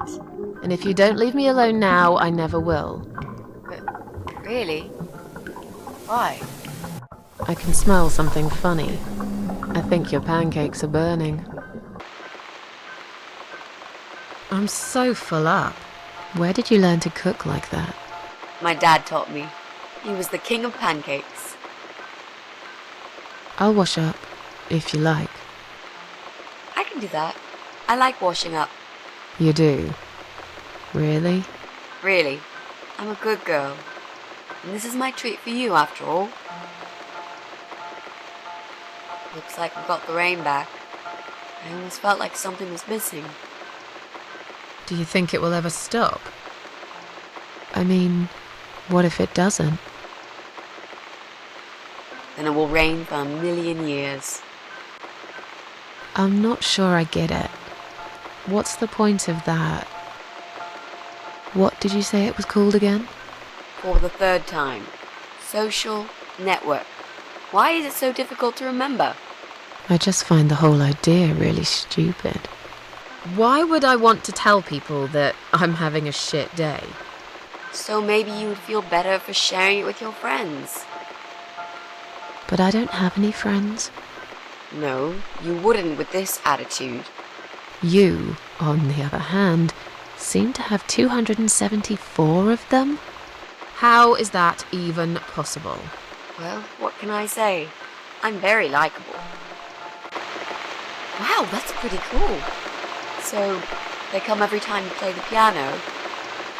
Yeah, I don't really play that often. Mostly when I feel really sad. Maybe I actually play more often than I thought. You saddo. I know a song written just for you. Remind me to play it to you sometimes. It'll cheer you up. It's called All Flowers in Time Bend Towards the Sun. Flowers, yeah. Of course they do. Do you know it? It's written by Jeff Buckley. He would have been bigger than Cobain, you know. I never heard of him. No, he probably didn't. He drowned in Mississippi when he was only young.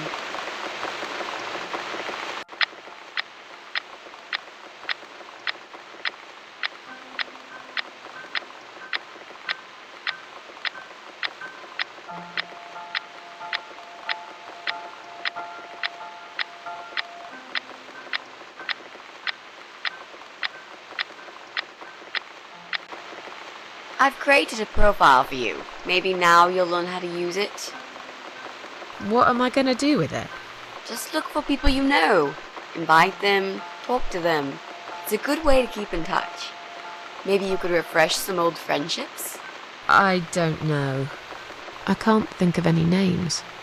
I probably never really cared enough about anybody. How about people you went to school with? Your old colleagues from work? Nope. Friends. 0. At least they're right about one thing. I'll add you later. That'll be a start.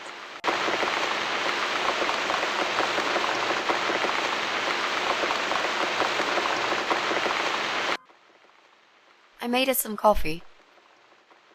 Sit down and talk to me for a moment. I'm having a bad day. Could do with some company. Sure. Coffee sounds great.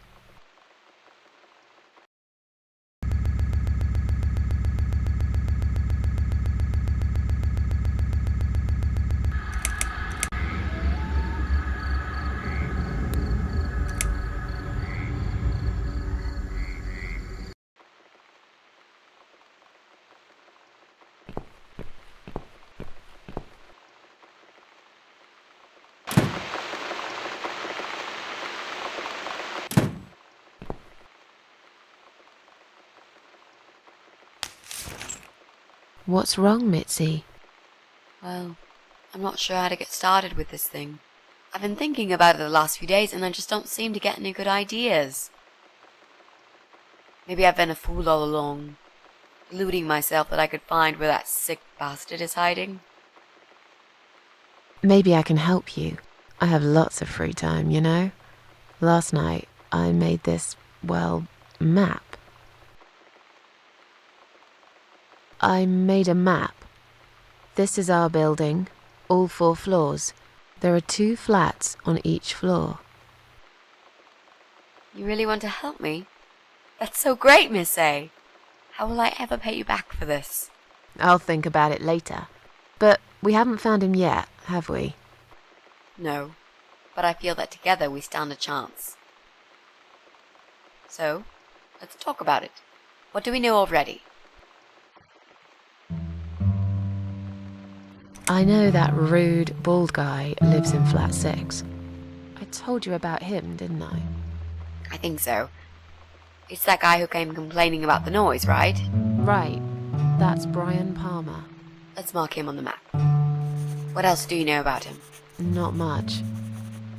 Wait, I remember some woman lived there with him. I've not seen her for ages. They must have split up. Could he be our potential suspect?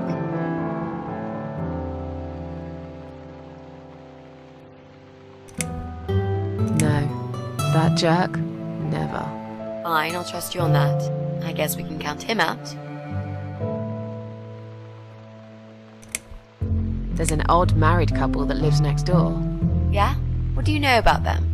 Well, the man is called Joe Davis. He seems nice, quiet type. But I heard him shouting a couple of times, and he sounded almost like a different person.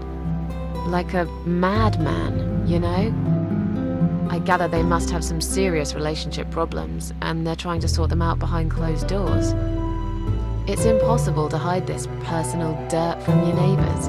I know it's none of my business, but I can't just plug my ears and pretend I don't hear what's going on there. And the wife? Ivy Davis. Or is it Sophie? I can't remember now. Anyway, she's very polite, always says hello when we pass by each other in the hall. She's one of those size 00 ladies, so skinny you could easily take her for a coat rack. A walking skeleton. I bet she only eats a leaf of lettuce a day, or nothing at all. She looks quite ill, actually. Anything else? They used to have a cat, Lucifer. I often wonder what happened to the poor little chap.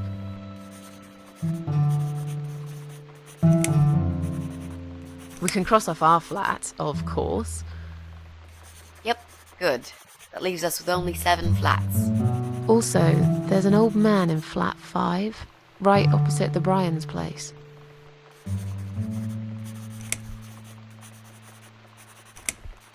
Sometimes I hear a dog barking on floor 1. I hate dogs. Huh, tell me about it. Noisy, smelly creatures. Can you imagine the Eye of Adam being a dog lover? Can't see why not. In that case, it might be worth looking into. There's a woman with a baby living upstairs. No husband? I'm not sure. I hardly ever see her. When I do, it's usually in the hall, when she's pushing a pram with a baby inside. She always has tons of shopping hanging from it. I nearly asked her once if she needed help to carry it upstairs. And? I hesitated for a moment, and by the time I offered, she grabbed the baby and the shopping bags and marched off upstairs. There are strange noises coming from flat 7. Interesting. What kind of noises? Like screaming, explosions, guns. Then there are threats and insults shouted very loudly at someone. I think I might know what's going on there, but it's worth checking anyway. Do you know the person who lives in that flat? No, I don't. It's the top floor. I have no business going up there. All I know is what I overheard from neighbours' gossips. I'm pretty sure one of the flats is empty. Which one? I think it's the one on the first floor. Okay, I think that's all that we know at the moment.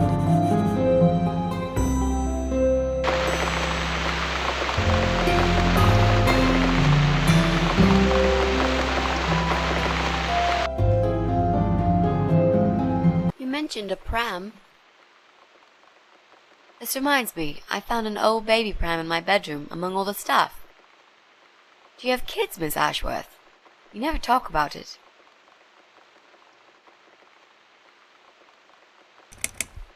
I don't want to talk about it. Come on, Miss A, it's alright. You can talk to me about it. I can tell there's some dark secret you've been keeping to yourself for a long time. You might feel so much better if you share it with someone.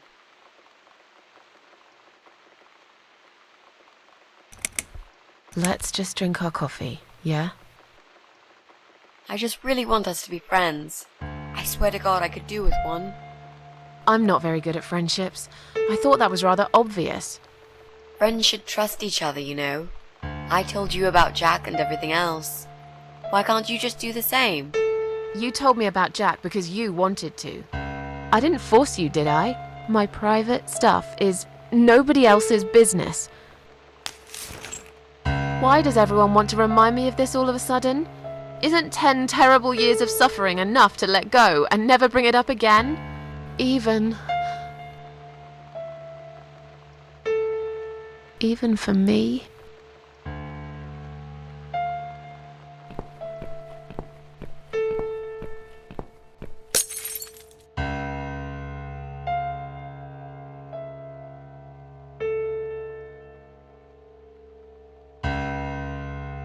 Miss Ashworth, I'm so sorry. Your mug, it was an accident.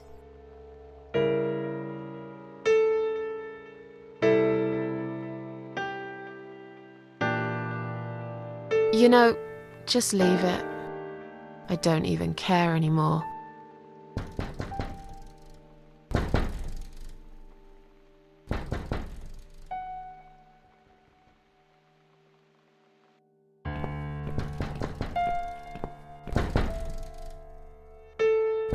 Who is it? Hang on a second.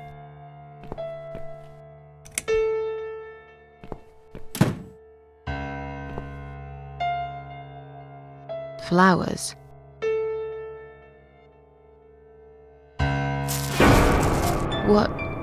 What's that in your other hand? Go away. Leave me alone.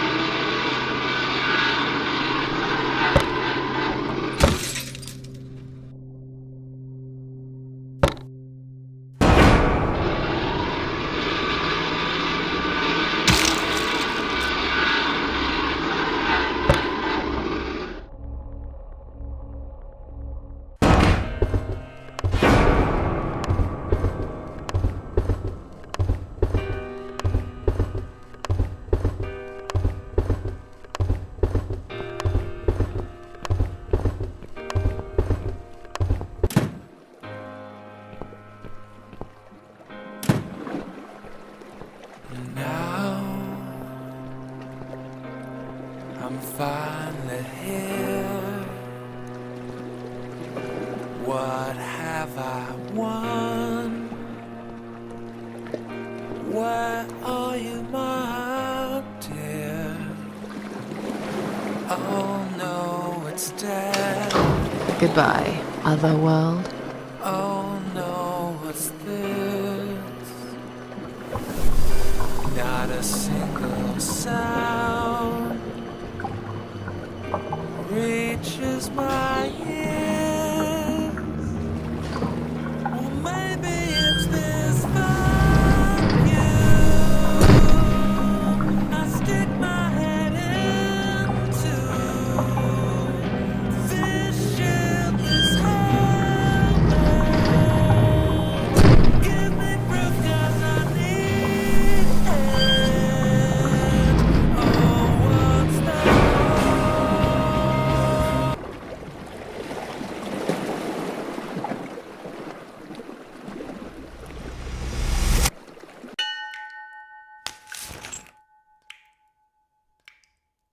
Is that you behind my back, Mitzi? Miss Ashworth, I thought you were dead. I saw that man hit you right in the head. Me? Dead? No. No, I'm a tough old girl. You can't kill me that easily. Stop asking stupid questions. We have no time for that. Let's calm down, yeah? Yeah, okay, I can do that. What's this? Duct tape. Yeah, he had loads of that stuff. Maybe we can break this tape if we pull really hard? It won't hurt to try.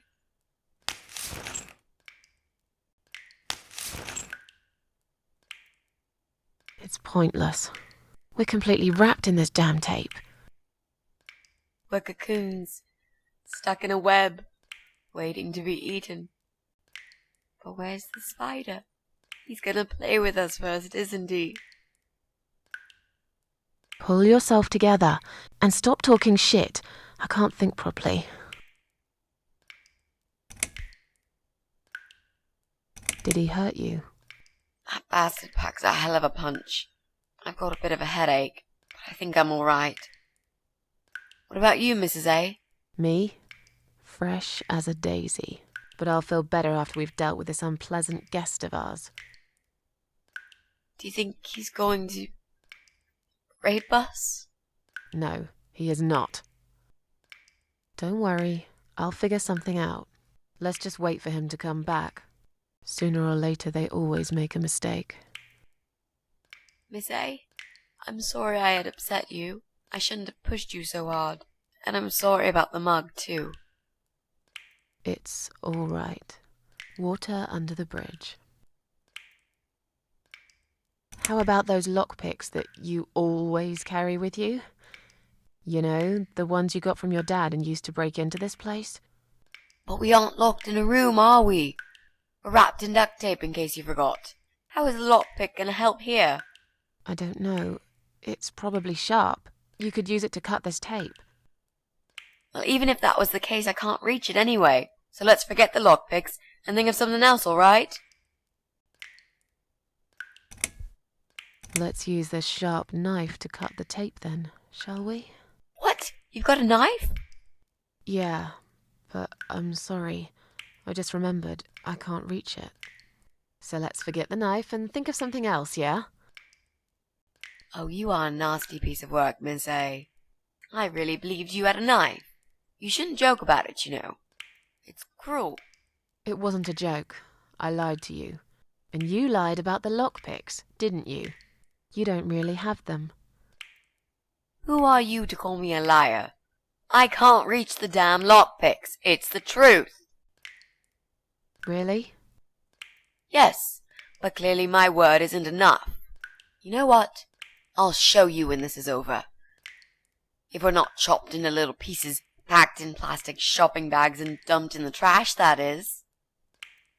Maybe it won't come to that. He might just throw our bodies in the river or bury them in the woods. Maybe there won't be any shopping. Always an optimist. So, any ideas? Not that many, really. None at all, actually. I'm sorry. And you? What do you think we should do? We should kill the fucker. With what? We're tied up. Are you going to headbutt him to death? I will, if there's no other way. Come on, there's got to be something more sensible we can do. I'm not gonna die here. Not like this. Maybe together we can pull this pipe off the wall? How is that exactly going to help us? Stop asking stupid questions and pull with me.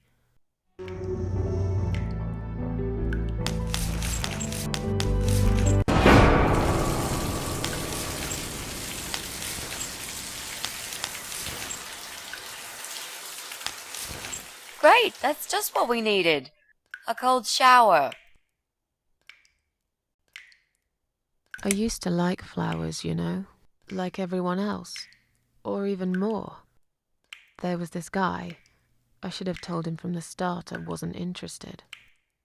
But I didn't. Maybe I was interested. In a way, probably. Flattered would be a better word. It was 10 years ago. I can hardly even remember him now.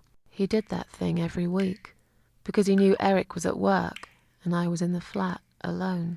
So every Friday night I'd get flowers delivered by a courier. Who's Eric? Your partner?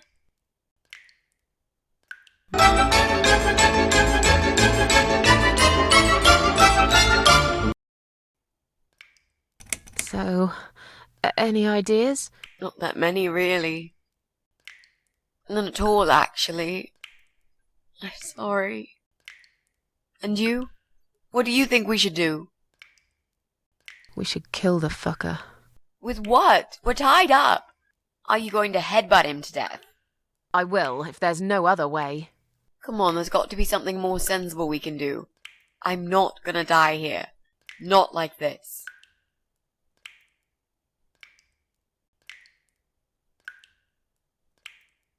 Maybe together we can pull this pipe off the wall? How is that exactly going to help us? Stop asking stupid questions and pull with me.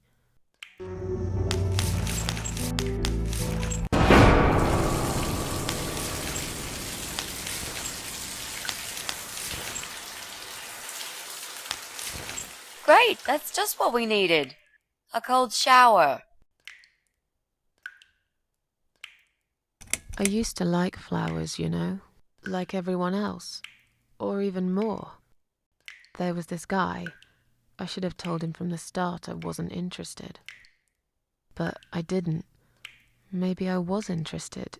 In a way, probably. Flattered would be a better word.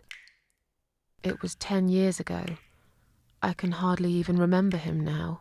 He did that thing every week, because he knew Eric was at work and I was in the flat alone.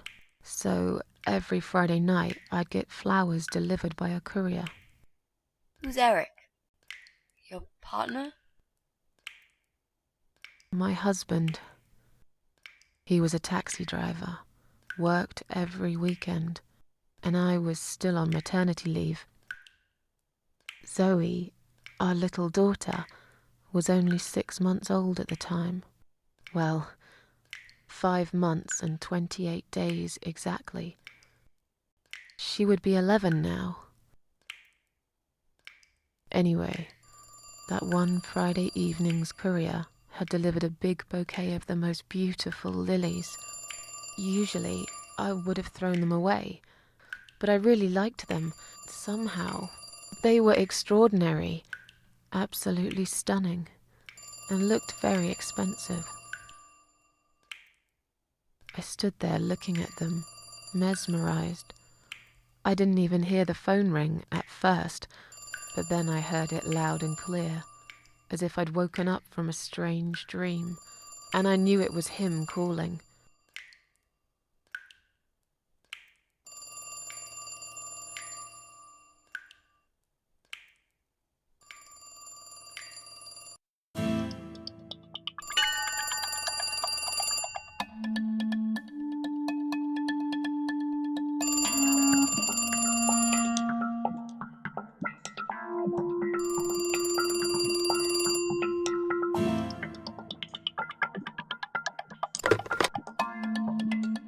like the flowers?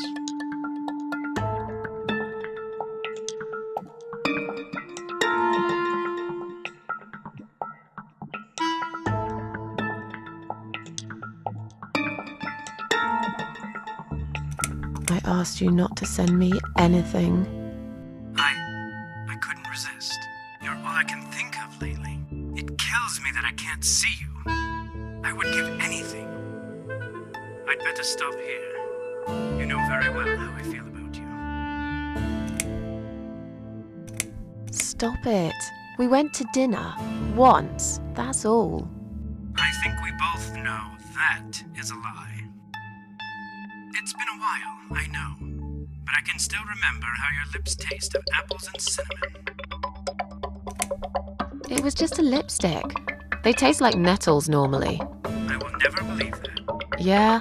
Well, you'll have to take my word for it. That's okay. I like nettles. I like everything about you.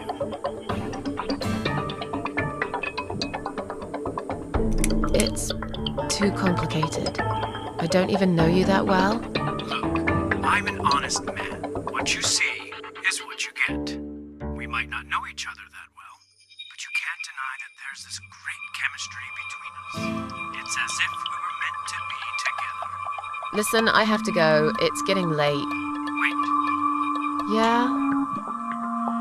When I call you again next Friday, you will answer the phone, won't you?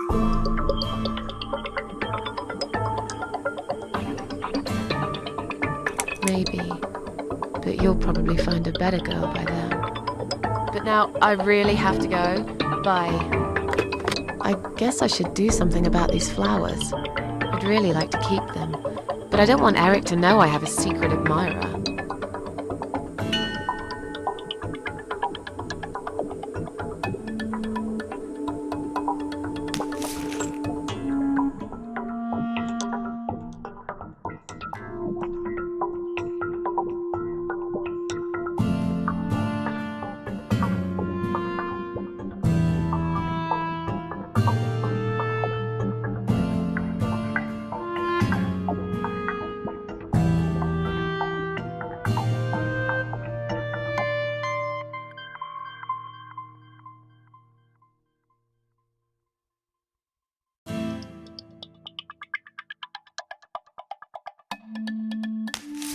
Now I can tell Eric that Mandy had brought them for Zoe.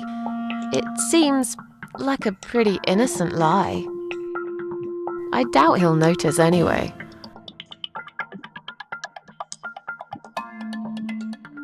I hope you're dreaming about something nice, my little star. Eric must have come home early. But why?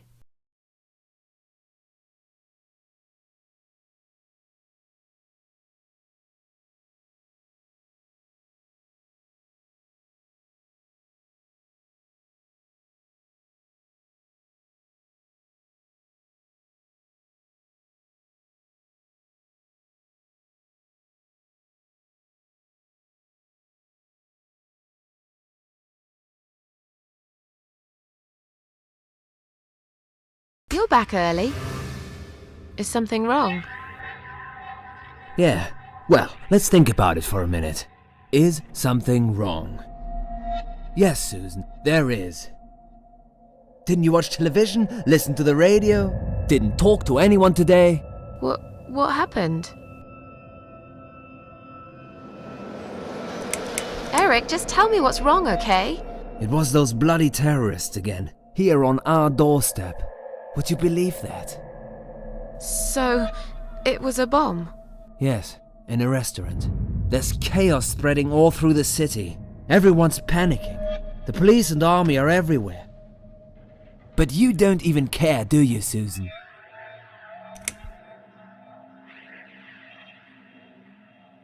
Of course I care. I had no idea. You should pay more attention to what's happening to this country, Susan. I could have died, and you wouldn't even know. Did you get hurt? No, not really. But the cab smashed quite badly. I was just there when it happened. There was smoke, Clouds of dust so thick you couldn't see a fucking thing. So I stop, and all of a sudden some van hits me from the back. I hear my passenger screaming and shouting, and there's blood on the rear window. And just then another car drives right into us, and we're all stuck in that mess. Nobody knows what's going on, but imagining this might just be the end of the world. But no, it was some geezer with a bloody bomb. They closed all the main streets, in case there's more of them. What time was that? Around 7 p.m. I spent another 2 hours trying to get someone to tow the damn cab to the garage. Would you believe? Our insurance doesn't even cover this sort of thing. You should have called me. I did, 4 times. You didn't answer. I must have been... Yeah. You were busy with the baby. Every time it's the same old story. We've still got that wine in the fridge, haven't we? Get some glasses, Susan. I need a drink. All right, I'll get the glasses, you get the wine. But are you sure you don't want to take a shower first?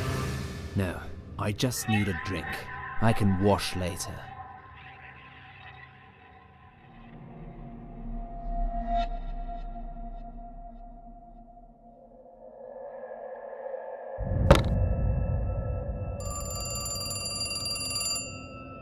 Are you gonna get that?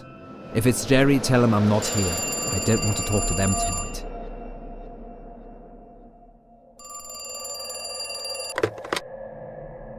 Hello? It's me again. I'm sorry, but I had to hear your voice again. I love you, Susan. Susan? You still there? Please, say something. Anything.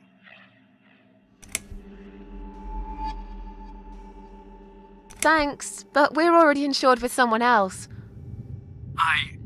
Excuse me? Susan, it's me. The only thing I'm trying to sell to you is my heart. We won't be needing pet insurance either.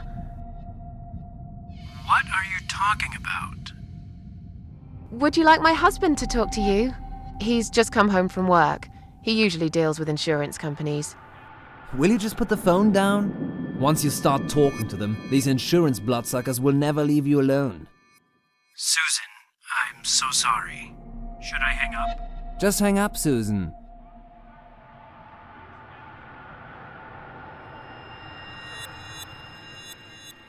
All right. Take care then.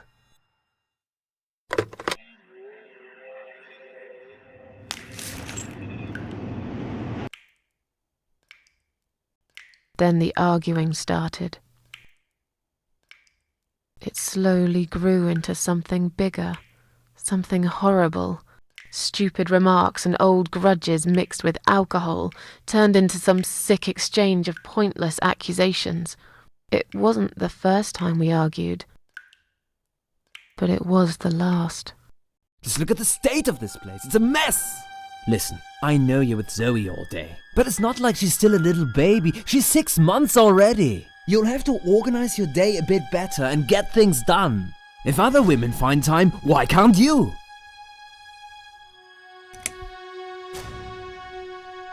Don't be nasty. I'm doing all I can. Are you really? Okay, doing all you can. You obviously care about your husband. Coming home after a hard day's work, he's gonna be hungry. But wait, where's his dinner? Oh, let me guess. You didn't make it because you were too busy changing nappies and singing and playing and washing. Yeah, I think so. And I'm not going to feel guilty about it. If you'd spent more time with our daughter yourself, you'd know how important these things are. So pardon me, there's no dinner for a hard-working husband. From now on, he's gonna have to cook for himself. Because, you know what? The wife is working just as hard, and she's really tired of being treated this way. She better get used to it, cause this is just the start. There's gonna be some changes around here. I'm fed up of being pushed around by you. I put the bread on our table, don't I? I'm the man in this family! I will make the rules, and I'll get the respect I deserve.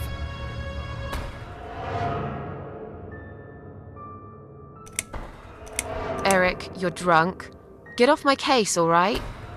Look, I understand you've had a very bad day, but it's not my fault that the bomb had gone off and your car was damaged. I'd really like you to calm down now. I'm sure we can sort everything out. We always do. Well, that's what you think. Yeah? And what do you think, Eric? What do I think? So it matters all of a sudden what I think. Well, I'll tell you. Sure. I think you're lazy, Susan. You do nothing all day, while I keep working my ass off to provide for this family. I think you're trying to shift the responsibility on me, like you always did. I think you use the baby as an excuse for everything. And I think you're an asshole. How dare you accuse me of such things? It only takes one look at the flat to see it's all true.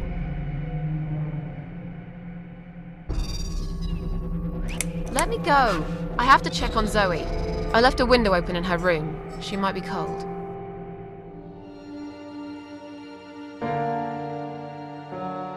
That's right, just walk away. That's all you do, Susan.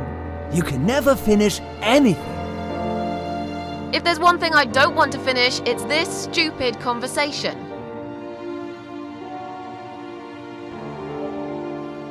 Why not? Are you afraid that I actually might be right? Are you scared of facing the truth? I'm sure Zoe's fine. It's the hottest summer we've had in years. It'll be good for her to have some fresh air in there. Won't you agree? I guess. Fine, never mind. I'm done talking to you. Of course you are. That's what you always do, isn't it? You run out of arguments, you stop talking to me, then you lock yourself in the bathroom and fucking cry. I'm sick of repeating the same old thing over and over again. Then why won't you give me a break, for God's sake? You're acting like I've done something terrible. I don't even know what your problem is. Is there something you're not telling me, Eric? You'd know if you listened to me. But you never listen to me, do you? Not to a single word I've ever said. Right, here we go. It's not you. It's the alcohol speaking. I shouldn't be taking any of this seriously. I know that tomorrow you'll be apologizing to me for it. It was just a couple of glasses and you had some too! I'm not drunk! I wish I was. Maybe then I could laugh at this shitty life and not care so much. That's a good one. You really care so much, Eric. You should get a medal or something. I thought you said you weren't gonna talk to me no more. You are full of shit, Susan! Full of shit!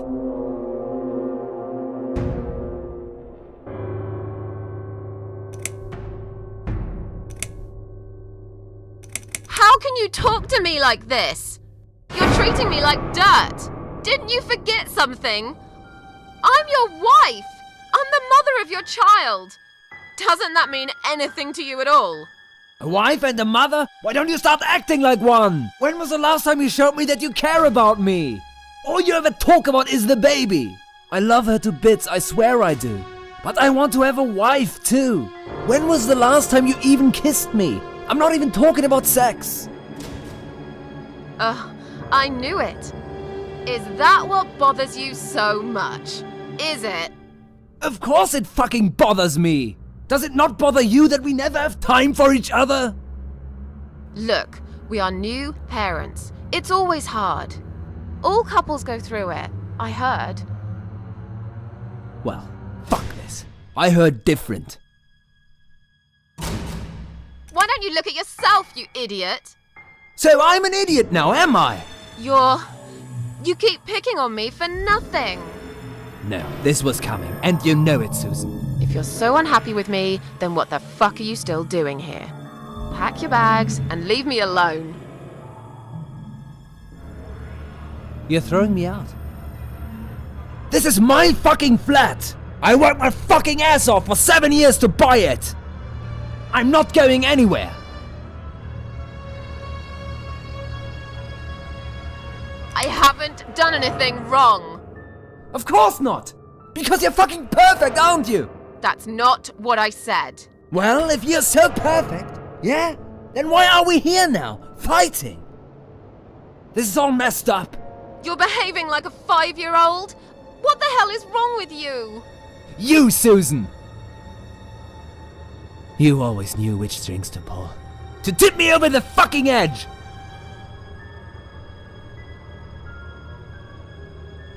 Stop it!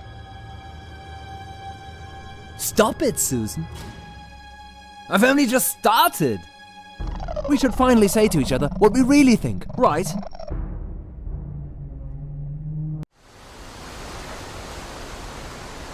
We didn't even notice that outside the storm had started.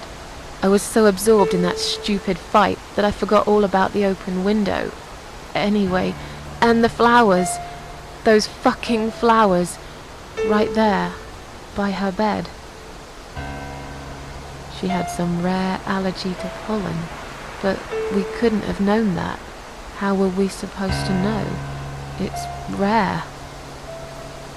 She started coughing and choking.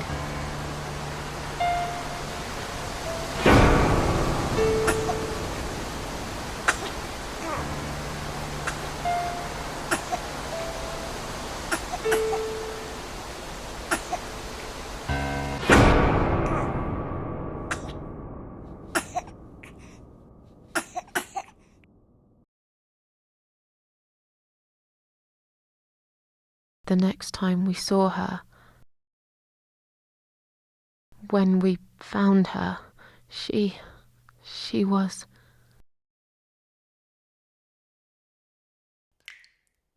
After 2 days of what seemed like a narcotic dream, Eric had gone out and never came back again. They found him nearly a week later. He drank himself dead in the woods. I nearly didn't recognize him when I saw him in the morgue. It really was a hot summer. He looked bad. Miss Ashworth, Thank you for telling me that. Now I understand. I understand why you're so sad all the time.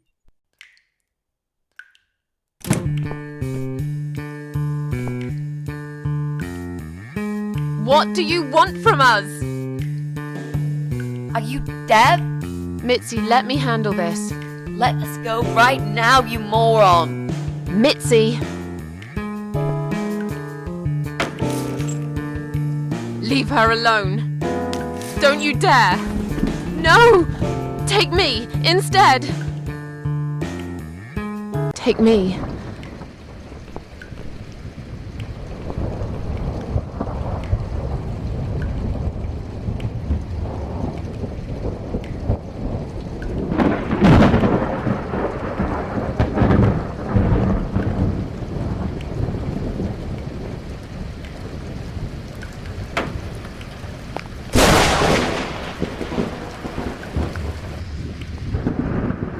You hurt my friend. I will.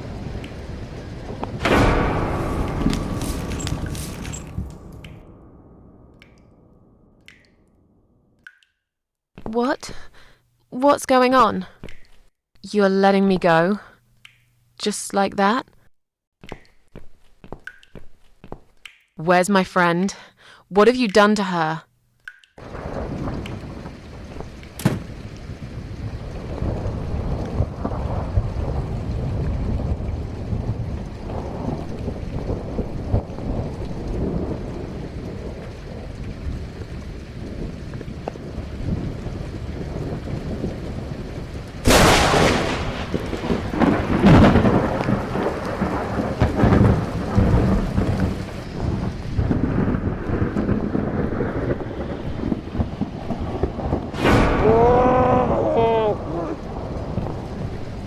You sick son of a bitch. What do you want me to do? I don't understand.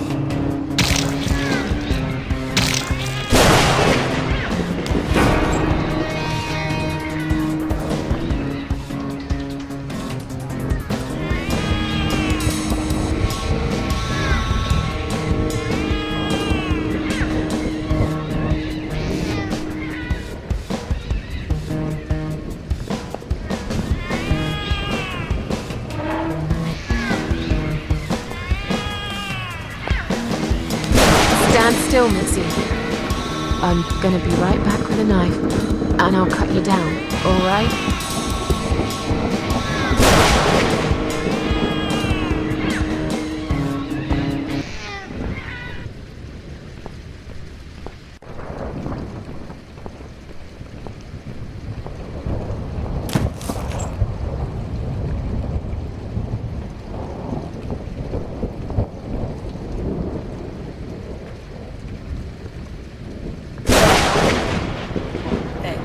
Eating him. This is... Don't look, Mitzi. Don't look.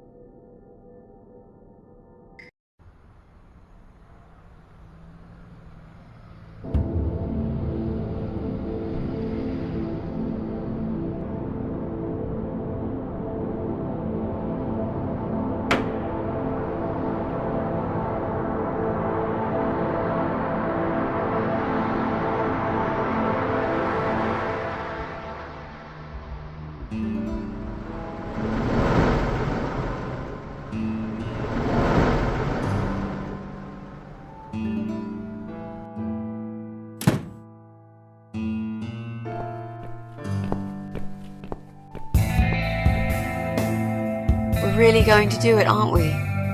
Yes, Mitzi. You will finally get your closure. Maybe I will get mine too. Did you take that map with you? Yes. We can always refer to it if you get lost. I've lived in this building for many years. I won't get lost, Mitzi.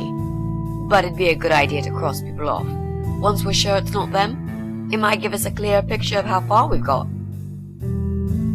Right. Okay. Good luck, Mrs. A. Mitzi, are you sure you're feeling up to it? This recent incident, it must have been pretty tough for you. No, I'm good. Never felt better, Mrs. A.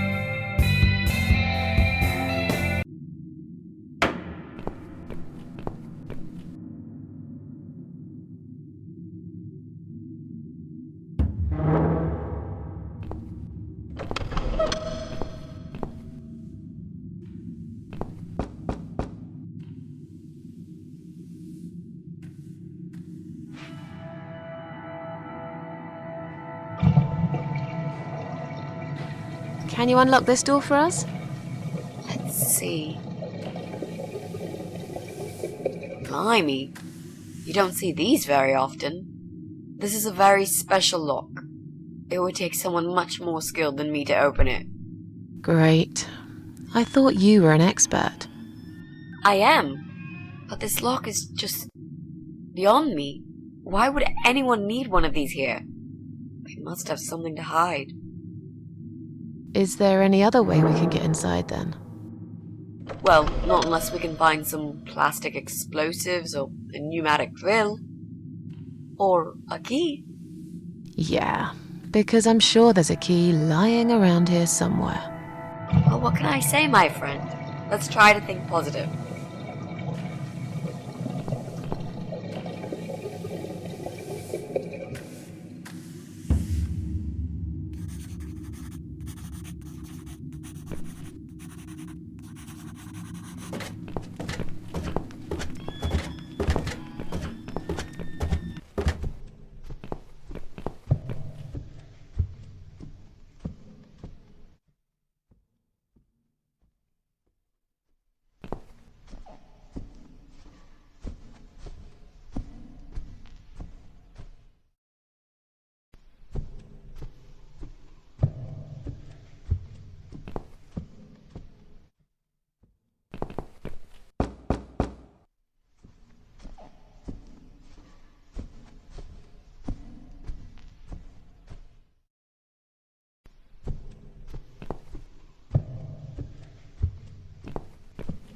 Would you like to try your famous lock-picking skills on this lock here?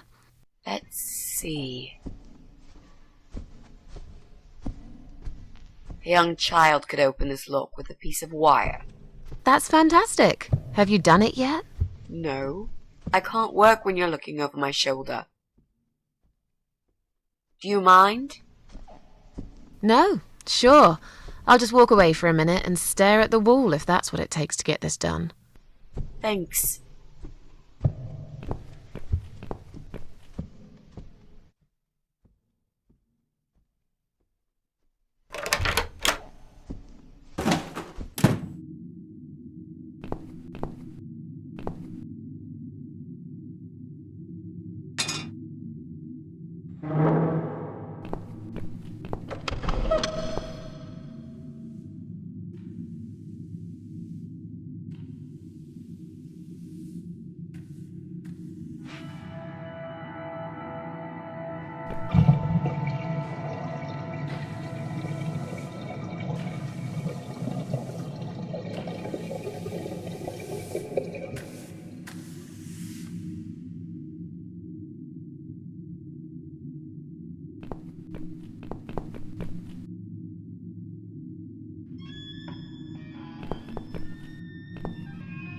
Clearly this place is empty. I reckon we can cross it off the list.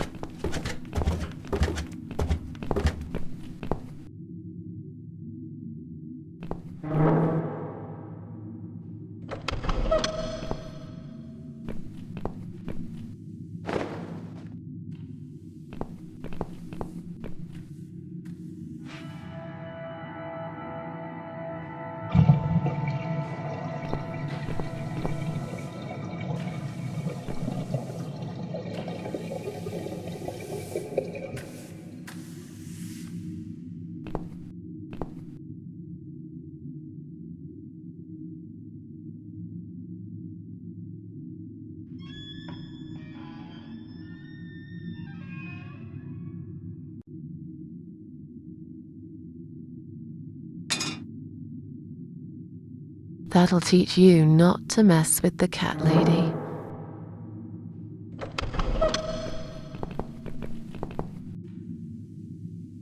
Would you like to talk to him? Sure. I'll pretend I'm doing one of those customer surveys. Old people usually have time to answer lots of stupid questions. They just want some attention, Mitzi.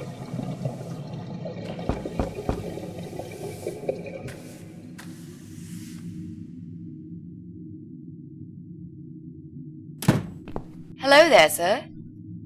If you could spare us just a few minutes of your time, we'd like to ask some questions about your internet service provider. I'm not interested.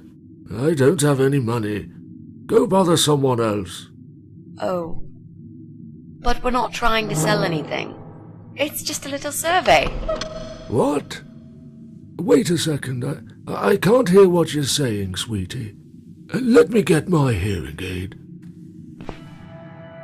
You think he'll be back with a shotgun? Don't be silly. This isn't America.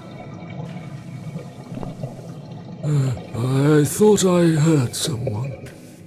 What did you want? Do you own computer connected to the internet? Say again? Right.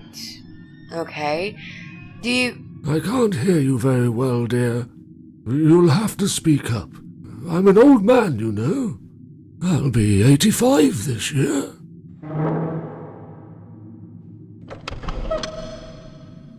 Do you live alone? When you're an old man like me, you end up watching all your friends and family die. I'll be 85 this year, but I can still cook my dinner, and I make my bed every morning, all by myself. So, you do live alone then? Look, young lady, I don't need any help. I've told them already. I can manage just fine.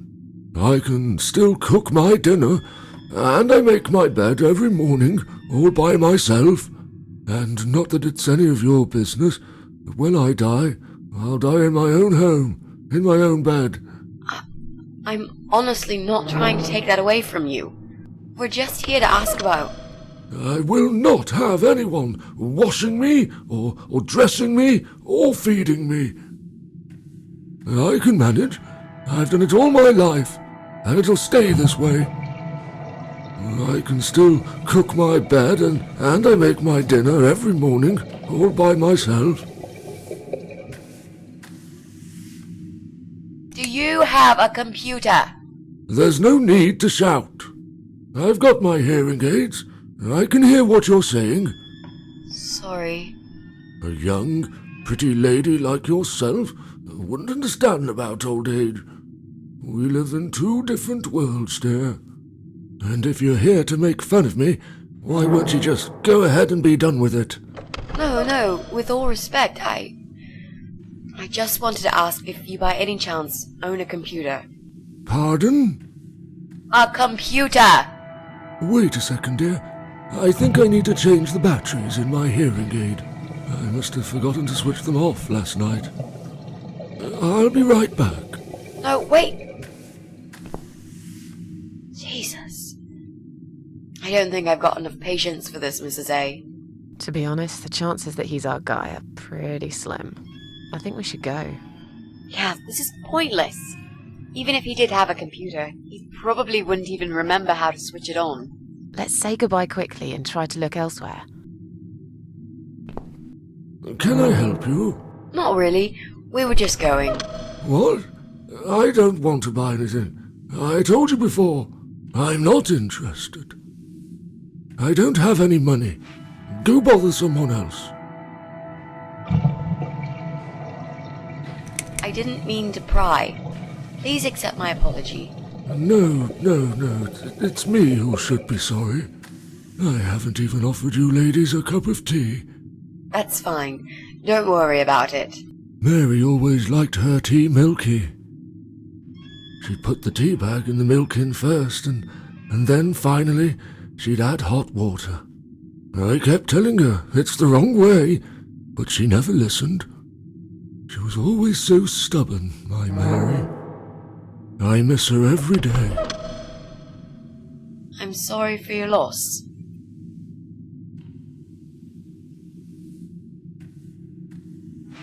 Sorry to have bothered you, sir. We'll go now. I'll see you later, ladies. Next time I'll do the talking, yeah? He's tough. Wouldn't answer a single question. But he can't possibly be an internet whiz. Yep, he's just a lonely old man. Let's cross him off the list.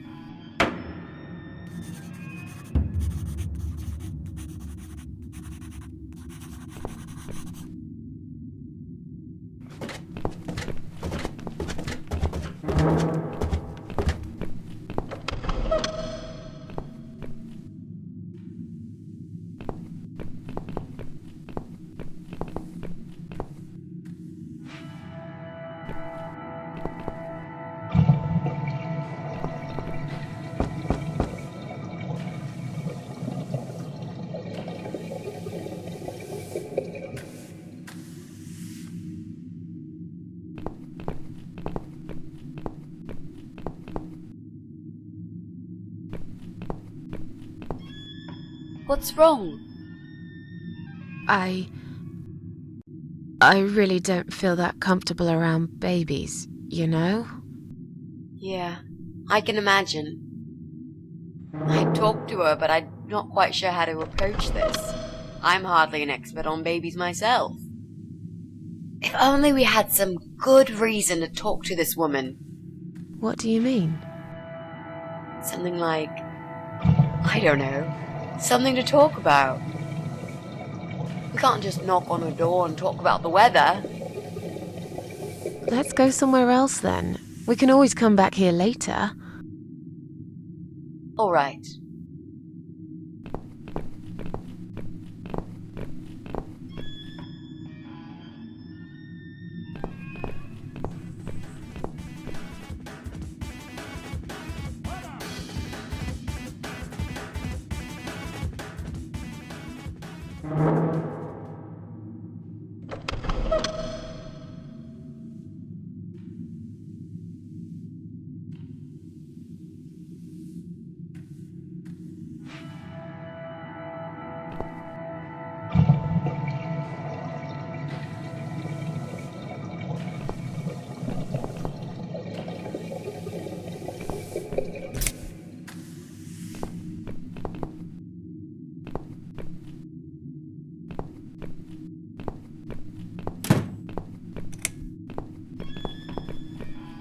It's just a tripped fuse, don't worry.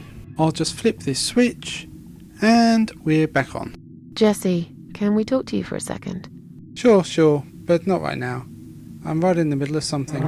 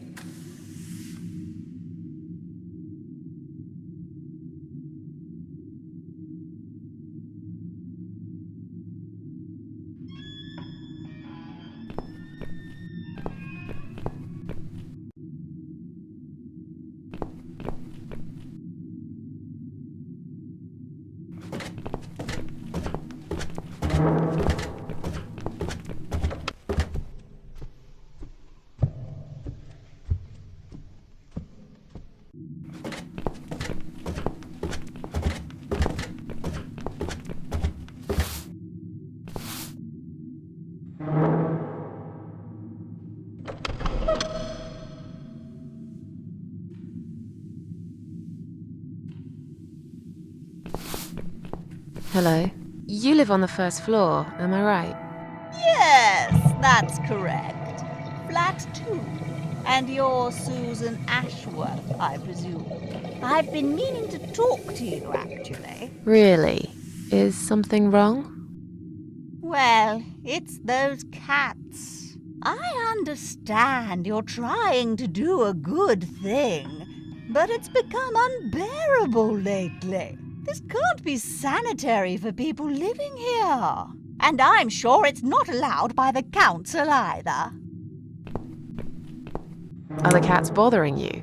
Yes, they are, actually. They usually stay outside anyway. I bet you hardly ever see them. I see them all the time, actually. Ever since the Morrisons from Flat 1 moved out last month, your cats seem to reside permanently on my floor. And that sofa, my God! They're always gathered round it like it's their shrine. It was Morrison's responsibility to dispose of it, but they just left it there. And a whole load of other rubbish, too. Okay, that's not my fault really, is it? But you encourage cats to come here. You feed them. Everyone knows that. Every time I take William for a walk, he gets upset and tries to chase them away.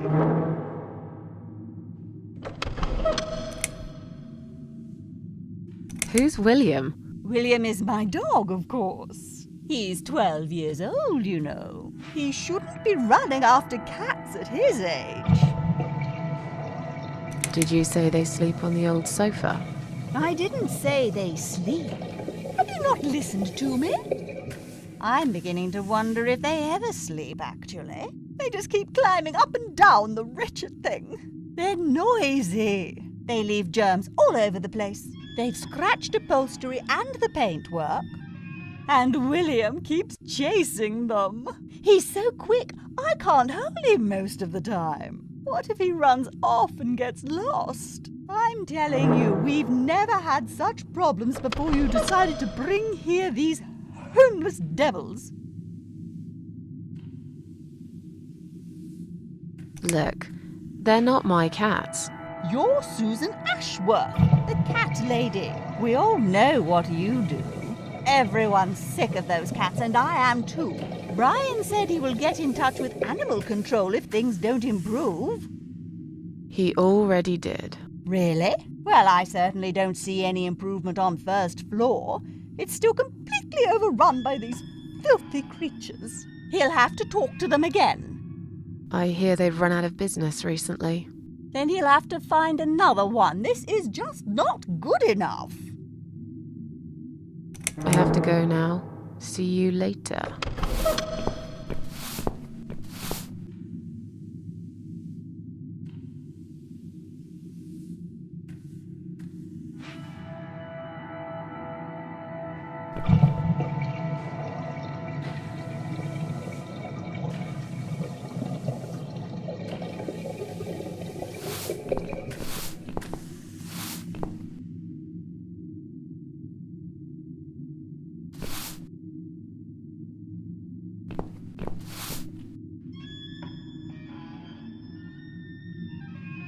Maybe one day you will forgive flowers, Mrs. A.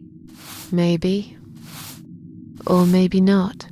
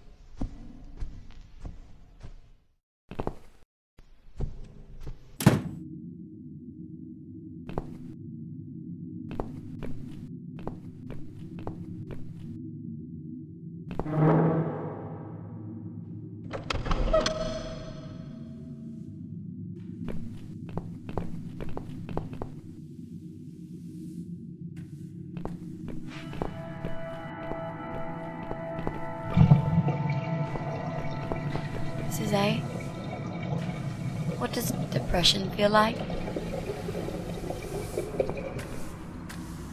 Well, it feels like all I want is to die, but I have to live.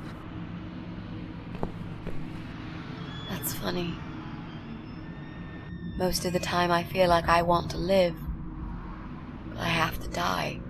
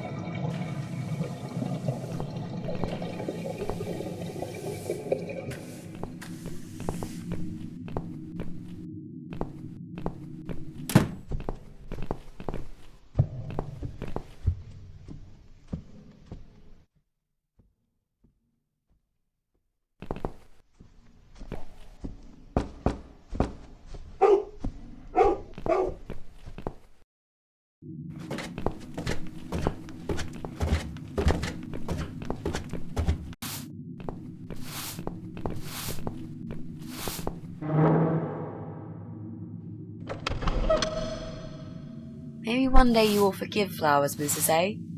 Maybe. Or maybe not.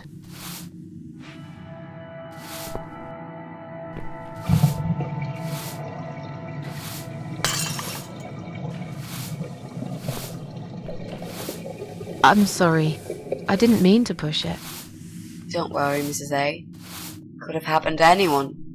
I'll clean it in a minute. But please, be more careful in the future, yes? You be more careful, nosy old witch.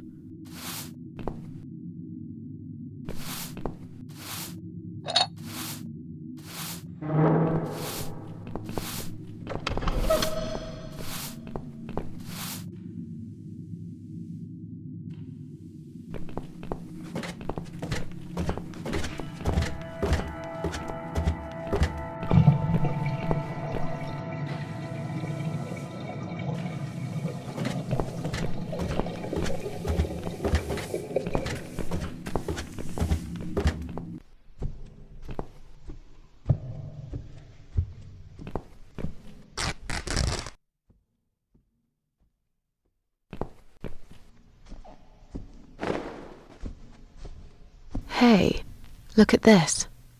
Valerian root extract. Cats love it. It has the same effect on them as catnip. They go absolutely crazy for it. You found it inside that sofa? Yes. I wonder how it got there. Maybe the Morrisons wanted to leave a goodbye gift for that woman and her dog? Yes. Well, they would. I always thought they were reasonable people. Oh, what a shame they moved out.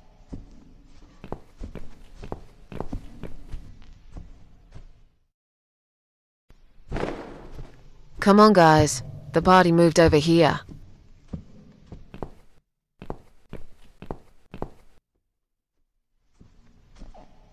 Where are they? Mrs. A.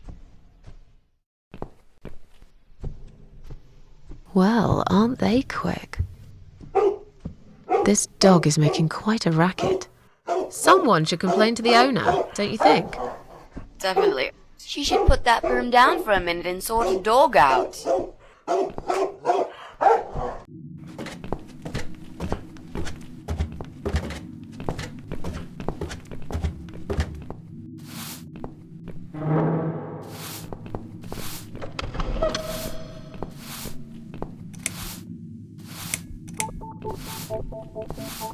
Your dog is making horrible noise.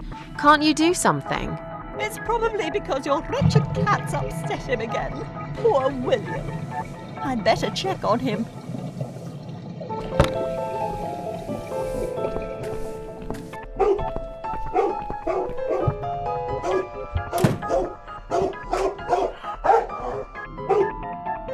William!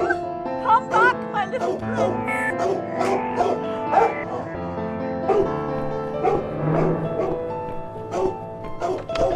Are you sure the cat'll be all right? Please. These cats can easily outrun some old mutt.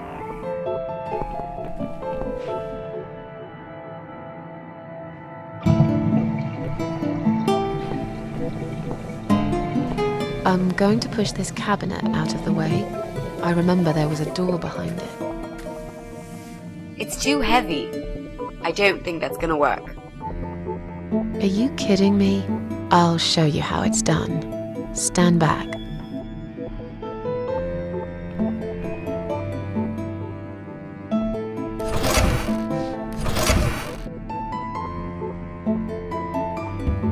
There. The door everyone's forgotten about. Wow. You're stronger than you look, Mrs. A. Yeah, perhaps I am.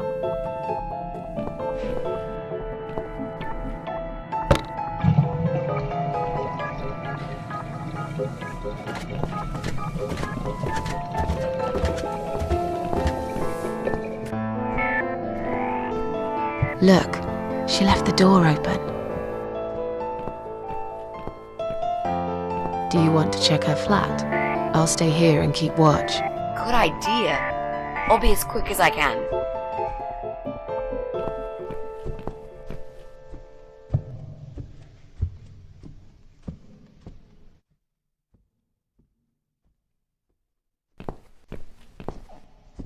It's not her. I didn't find anything. No computers, no laptops, no telephone line. Okay, I'm not really surprised, are you? At least we can now cross her off the list.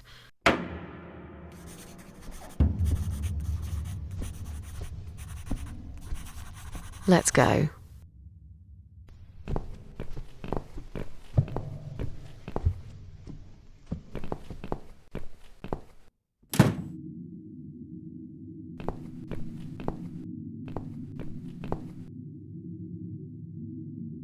I'll try to catch that thing for you, alright?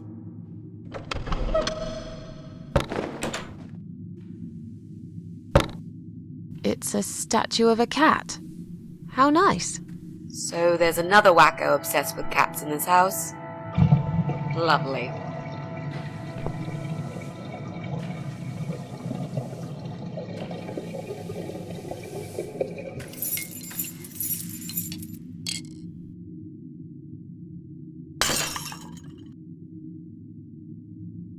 I see I caught this statue only so you could smash it to pieces. Thanks.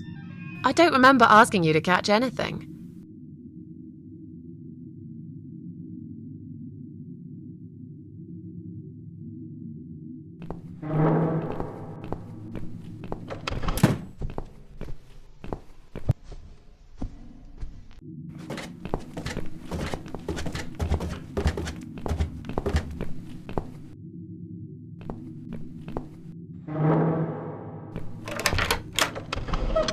Do you want to go in first?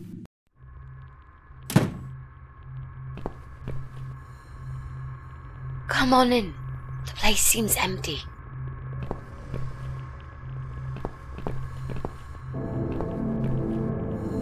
Watch out, Mrs. A. There's a massive hole in the floor. Just step around it. I'm not blind. Besides, I know it's there. We saw it from the floor below. Let's have a look around. There's got to be a computer here somewhere. I really don't like this place. Yeah. It's rather creepy.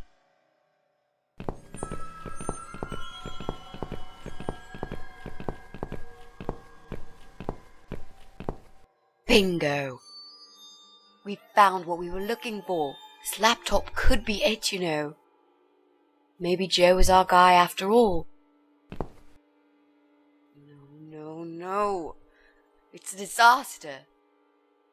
The power lead is missing. It won't switch on. Right. What a shame. Can we go now, please? I think I've seen enough. I don't need any more trouble. No, it's okay. I've got an idea. It seems it's a similar model to mine. I'll just go back to the flat and bring my power lead. I don't know. You sure this is gonna work? I think so. At least we'll give it a shot. Just stay here and I'll be back in a second.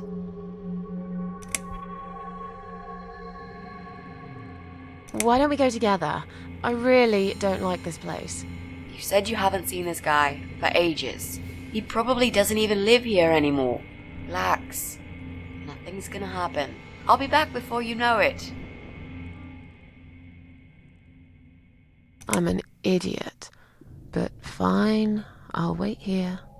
While I'm gone, think of a vegetable. What? Why? To keep yourself busy. I bet I can guess which vegetable you were thinking of when I come back. So you're a mind reader now? No. This is just a little experiment of mine. Okay, whatever. Now go. We haven't got all day. Why do I always end up in places like this?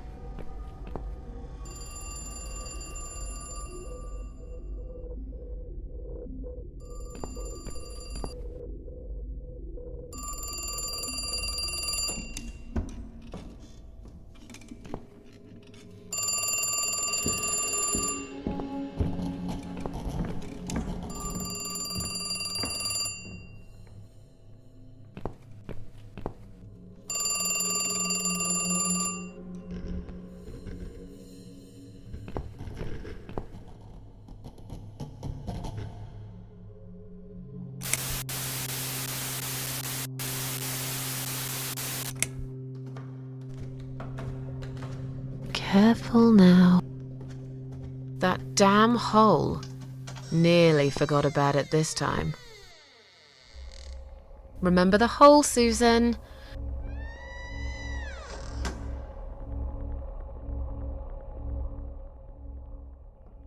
That damn hole. Nearly forgot about it this time. Right, I'm done waiting. I need to leave right now. Remember the hole, Susan.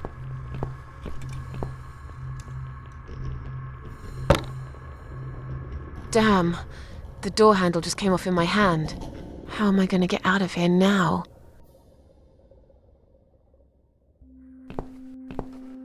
Mitzi? Mitzi, are you there? Shit. Just one big step.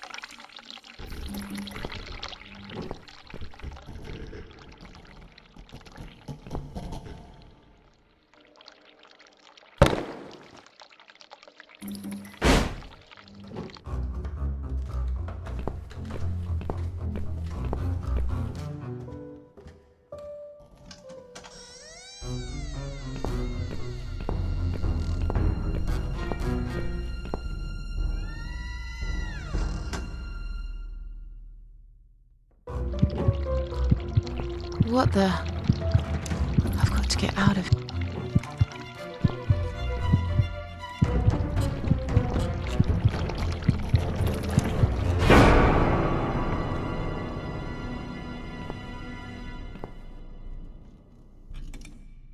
What?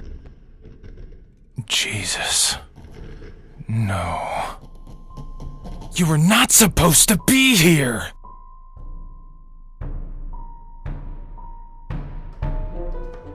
Why did you have to ruin everything?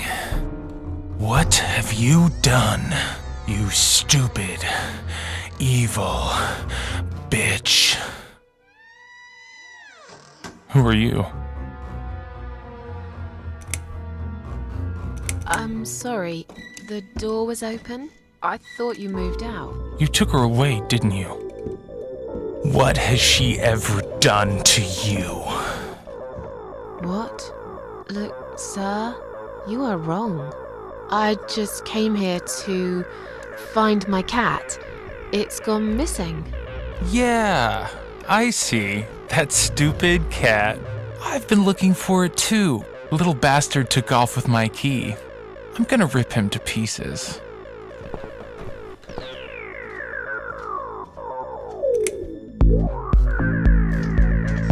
My friend knows that I'm here, and she will call the police. And I've got a gun. I can shoot you right there in your heart. It's not worth it, Joe. I've done you no harm. Of course, you haven't got a heart. Isn't that right? I have no idea what you're talking about. I'll just leave. Very slowly. I won't cause you any trouble at all, okay?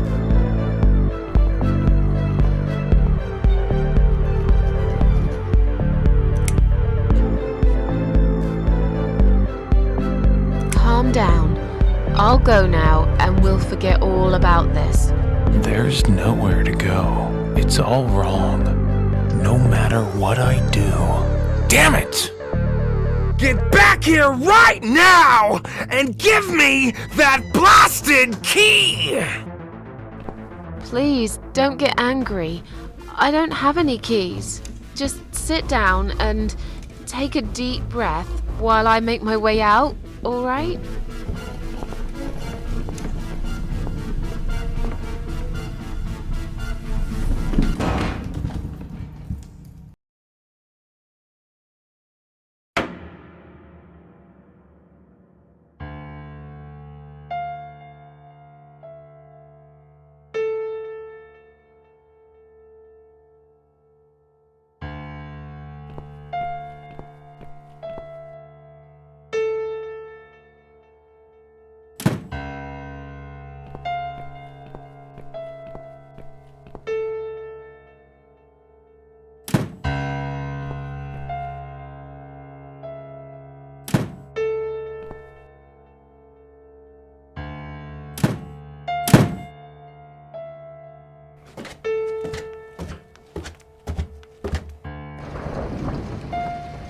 Come in, come in. There's no need to be afraid. I don't buy. Come in already. I might need your help with something.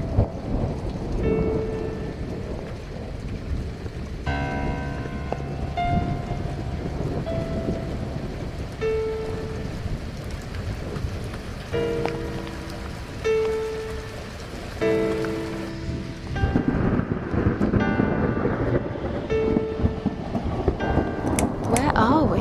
I really can't remember the name of this town, but I'm pretty sure the hotel is called Quiet Haven. This is a hotel? I know, it's a joke. They shouldn't charge half the price for this dump if you ask me. This is all just a dream, right? It's funny that you would say that. I've already heard that somewhere today. But if this is a dream, I've been asleep for a very long time. You need my help. I thought you wanted to kill me. Why would I want to kill you? You must be mistaken. Who do you think I am?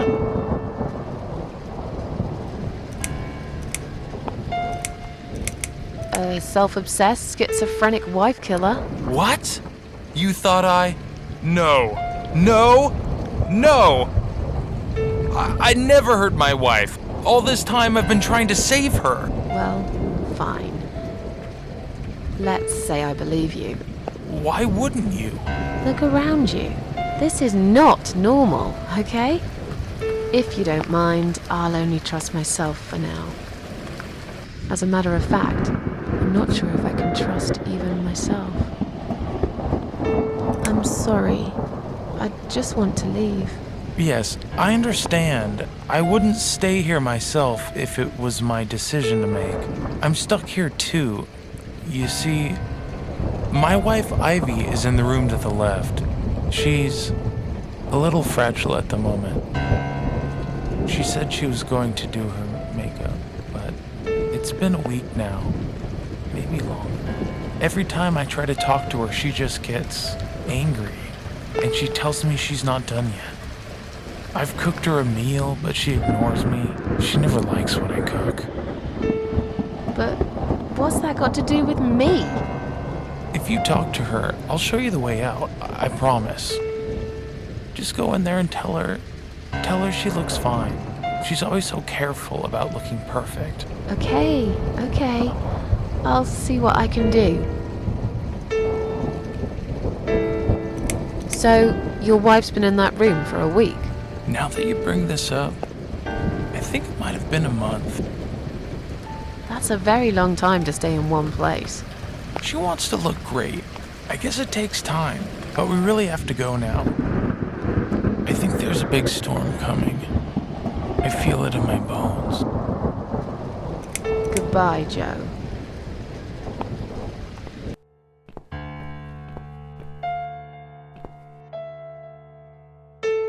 Hello?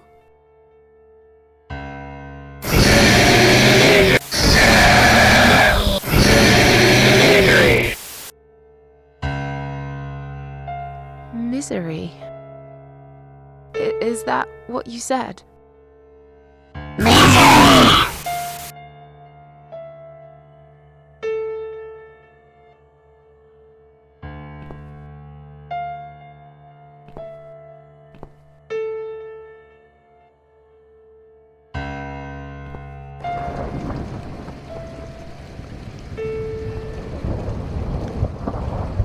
Goodbye, Joe.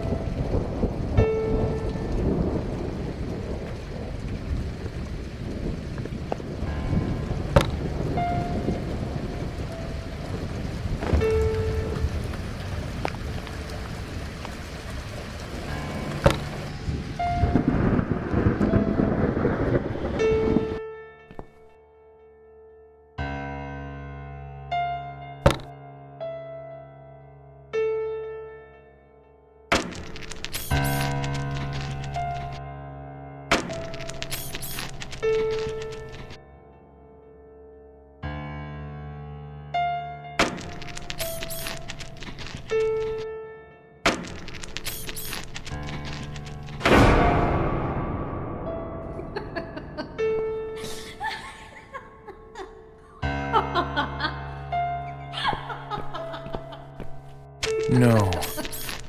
No. No. No! This isn't Ivy! This isn't my wife! It's the monster. It followed me here. It always follows me. No matter what I do. Look, I'm sorry. You must kill it. What? Why me? You still got that power lead, haven't you? The one you stole from me? How do you even know about it? You must use it to kill her. To strangle her. You're out of your mind. Do it. Strangle the goddamn creature so it never follows me again, or I'll shoot you right here, right now! Kill me if you want, but I won't do that. You're with her? I should have guessed. I can't trust you. You're better off dead.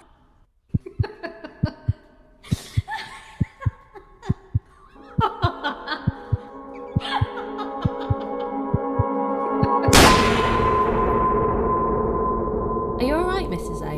You look like you've seen a ghost. Something strange happened. Maybe I am mad after all. Don't be silly. I was gone for less than 1 minute. Really? Somehow it felt longer than that. Time drags when you've got nothing to do, I guess. I see you found the laptop cable. That's good news, because I don't think mine will be any good. Let's see what's on this hard drive, shall we? Well, that was a waste of time. Never mind. At least now we're sure it's not him. Let's just go. I don't want to spend another minute in this place. Hey, did you think of a vegetable? What? I'd asked you to think of a vegetable while I was gone. So? Did you? Yeah. Sure. Great. Now don't tell me. Was it carrot? Yes. A carrot. That's amazing. How did you know? That's the secret. I can't tell you that, Mrs. A, or else it wouldn't be a magic trick anymore. Yay, it works every time. Okay. Don't get too big-headed now. Sure, but I am the greatest. Look, I only said it was carrot to be nice. In fact, I thought about celery. I wasn't going to say, but you leave me no choice. Yeah, right. Yes. Now, let's go. Joe can come back any minute, and you don't want to meet him. He is not a nice guy.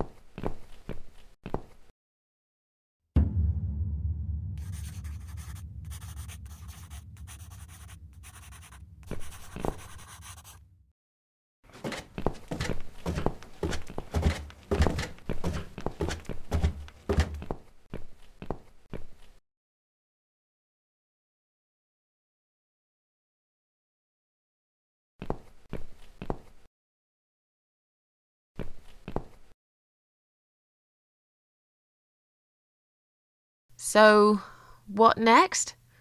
Maybe we can find some clues in the mail? There's a mailbox in the hall.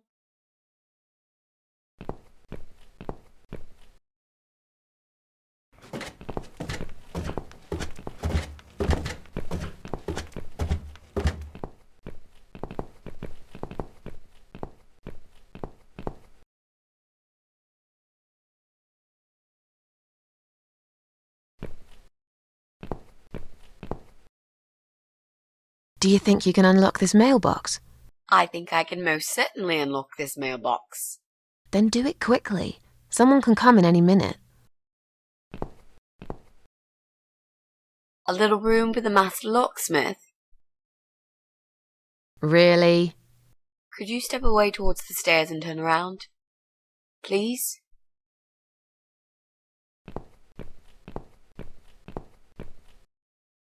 Master criminal, if anything.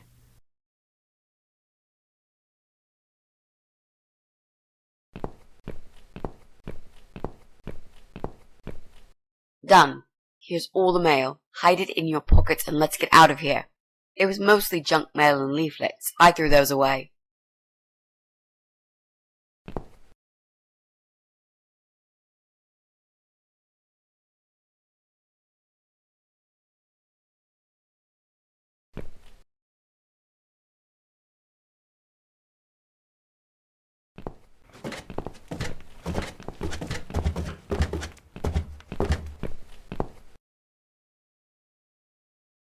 Well, well.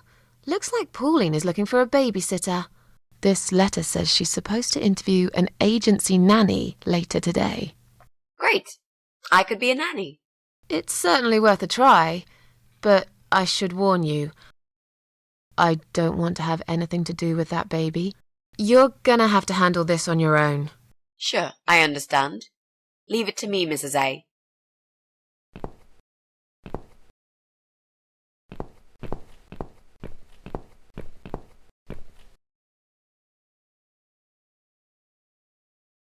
So, what next? Maybe it's time to visit Pauline and her baby in flat 8?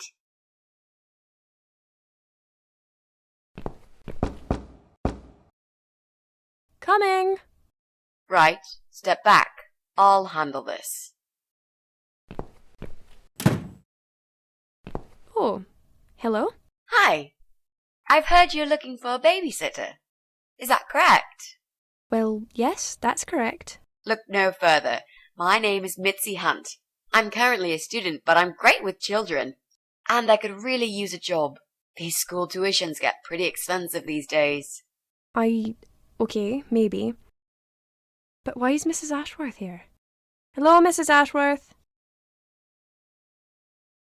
Hi, Pauline. How are you?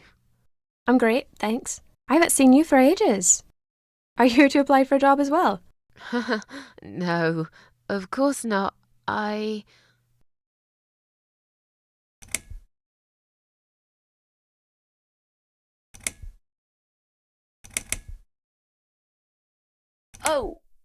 Susan's my auntie. She told me about the job. I was a bit shy to come and ask like this, so she offered to come along. She is my favorite auntie. Thank you so much again, Auntie Susan. No problem, sweetie. So, anyway, I'm starting this course on child psychology next semester, and I thought it would be useful to get some hands-on experience with little children. How old is your daughter? She's nearly 6 months. That's perfect. Aren't they just the cutest, most adorable little muffins when they're 6 months old?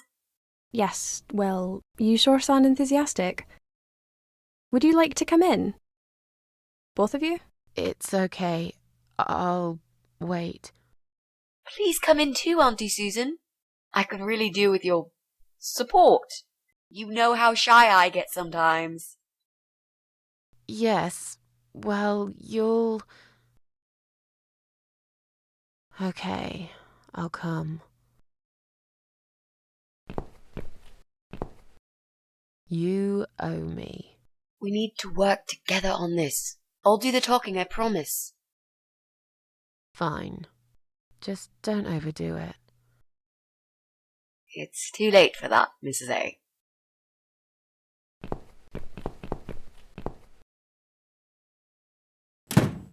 What a nice flat!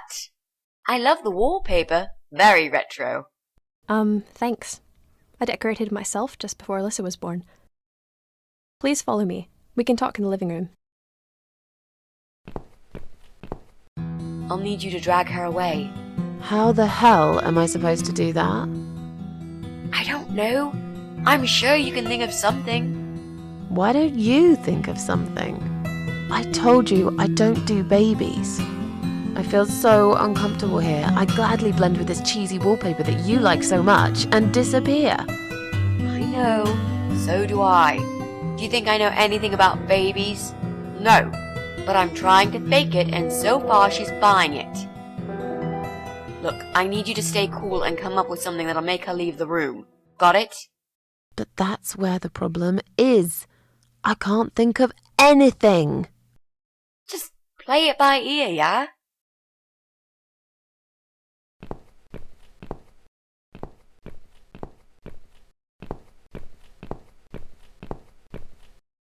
I should let you know from the start that looking after a toddler is not an easy task. They're just beginning to crawl, they're very curious, and sometimes they can cry for no apparent reason. And my Alyssa, well, she is a very noisy child. Did you have any previous experience with children?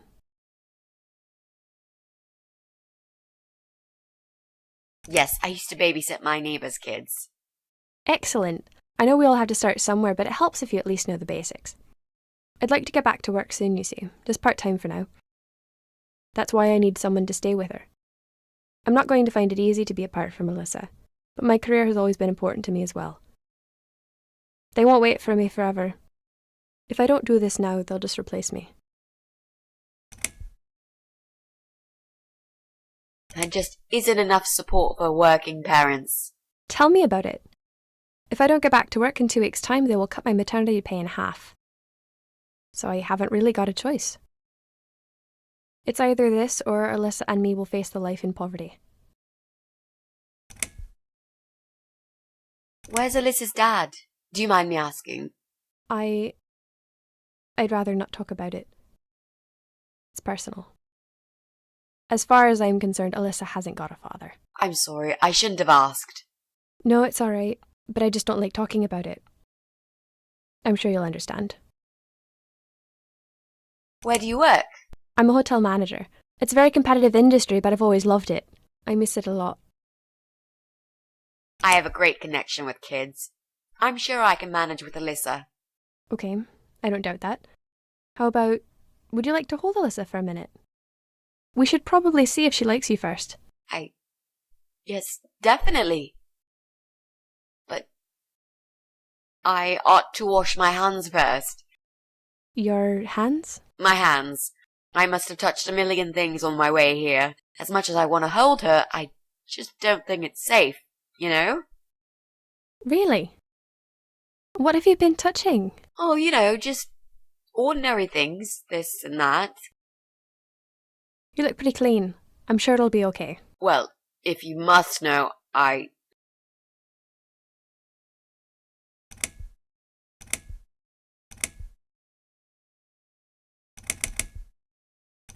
volunteered at the hospital earlier today. Oh, I'm impressed. You don't see many young people doing that these days. But you're right. As nice as that is of you, there's all sorts of bugs you can pick up in a hospital. It won't hurt to be extra careful. I'll show you to the bathroom. Would you mind answering the door for me? Sure, no problem. It's probably just my friend Kate. Just let her in, please. Is that okay? The bathroom's this way. Follow me. Your turn, Mrs. A. Seriously? Do something. Anything. Fine. Make sure you scrub those dirty hands really well. I need a bit of time.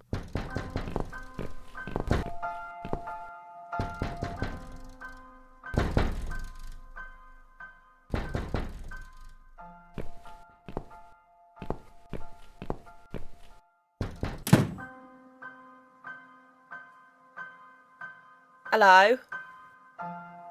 Hello. Are you Kate? I've been sent by the agency. My name is Rita Tickle. May I come in, please? Agency? What agency? The Happy Nanny Babysitters Agency, of course. We bring fun and professionalism into childminding at a discount price. May I come in, please? Wait, just hang on a second. I believe we have an appointment. It was confirmed by post. Didn't you get a letter? Hang on, I said. I'm sorry. The position has already been taken. Oh, great. Are you sure? Yes, I'm sure. Thanks for your time. See ya. Wait. There must have been some kind of mix-up. No, there wasn't a mix-up. You're just too late. Bye. I'd better call the office and find out what happened.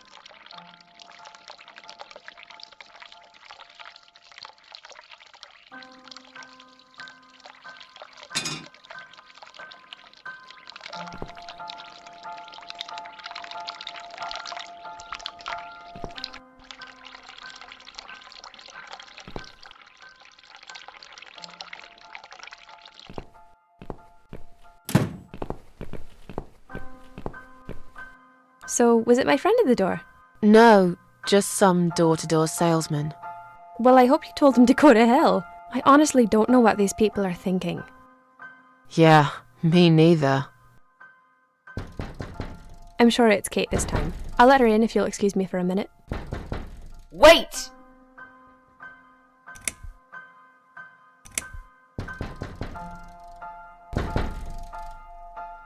I'm feeling really sick all of a sudden. Oh. Do you think you're actually going to throw up? Yes, definitely. Oh, yes. Quickly go back to the bathroom. I don't mean to be rude, but this is a very expensive carpet.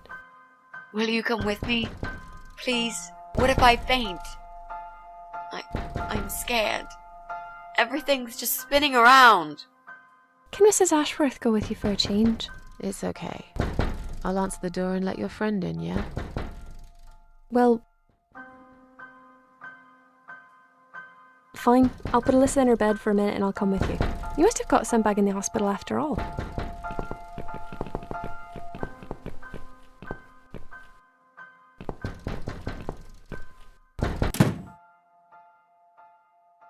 It's you?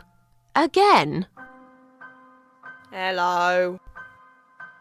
Is this flat number 8? My name is Rita Tickle, from the Happy Nanny Agency. May I come in, please? Look, sweetheart, I'm sorry, I can't help you. You are looking for a nanny, yeah? No, not anymore. I have 10 years experience and training in child discipline techniques and behavioural psychology. Also, I am known for good personal hygiene, strong work ethics, and I only take one break every 5 hours. Just to use the restroom. Wow, that sounds really great, but I don't need your services. You don't need a nanny. No. I've decided to give my baby up for adoption. You're an evil person. You'll go to hell for doing that to your baby.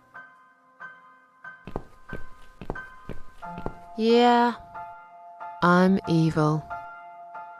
But you're thick.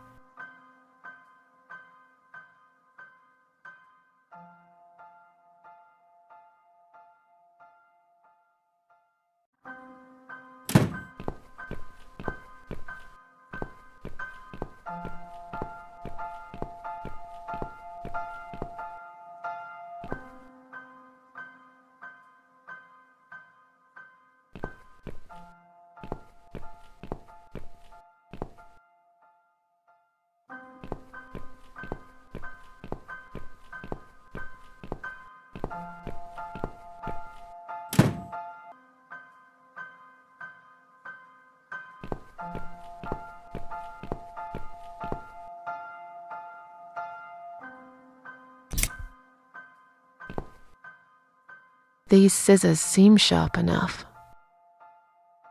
Let's create some diversion. I hope this is what Mitzi had in mind.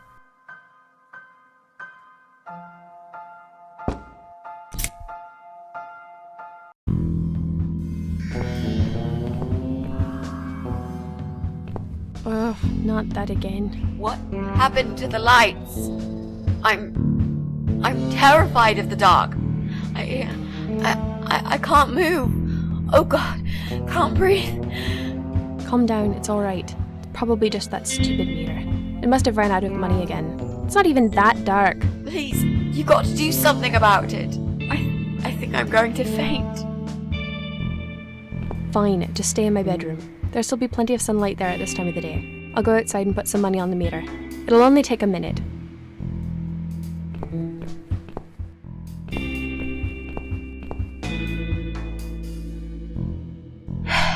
Right. Let's do it. Is that you, Mrs. Ashworth? What happened? No idea. Maybe it's a blackout, like in the old days. It's probably just the meter. Let me see.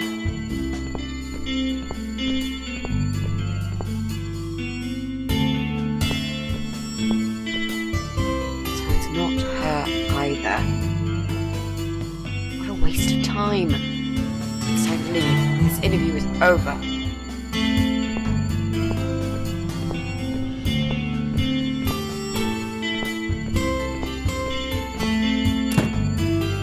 I don't get it. The cable's been cut. But why would anyone do that? I think we're going to go now. This whole power cut gave me a terrible headache. Is that you, Mitzi? But we haven't finished yet. Have you changed your mind about the job? No, of course not. I'm just scared of darkness. And I still feel sick, you know.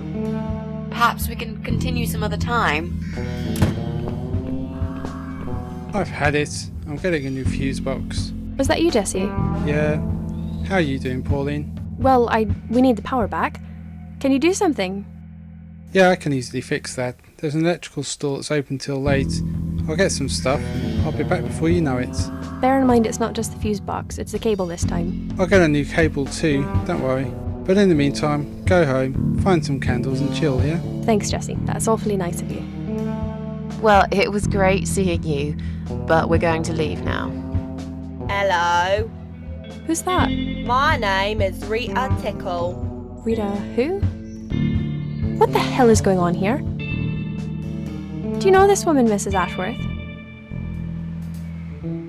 I've never seen her before in all my life.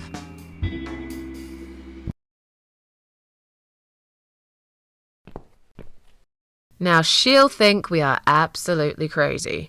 I wouldn't worry too much. You're not exactly the most popular neighbor in the house, anyway. Thanks. What?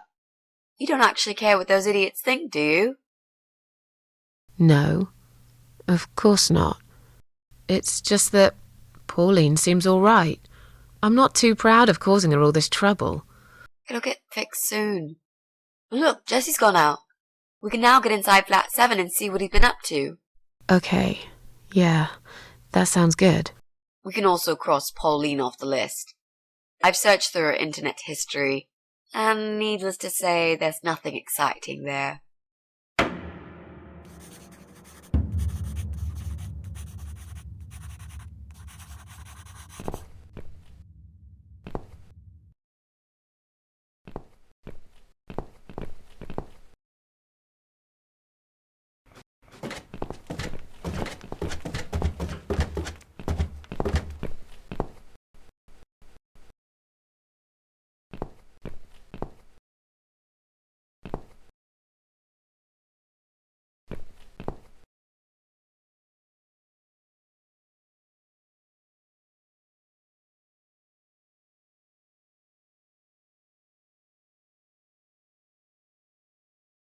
Now that he's gone, we can get inside. Yes, let's do that. I'll close my eyes and you pick that lock, Mitzi. Okay, but no peeking. I'd never. You've really hurt my feelings now. Yeah. Now close them.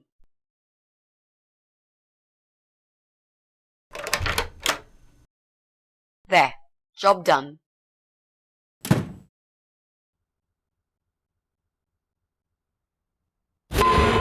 Jesus, are these... Relax, Mrs. A. They're just Halloween masks. Oh, good. That's good. Because I swear, if I see another bloody head...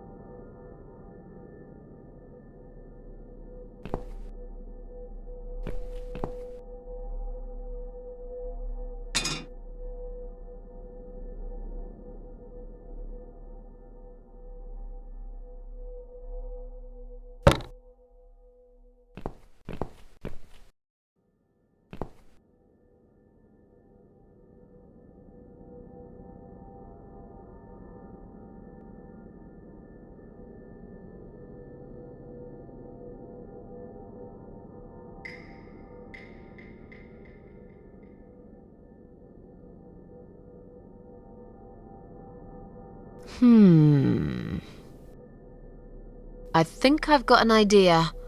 I know how I could pay Brian back for all that he's done to me and the cats. Brian. The guy from Flat 6, right? Yes, Brian, that nasty piece of shit. He deserves to be punished, you know, and this wedding dress will be perfect for this. You ever heard the legend of the cat widow?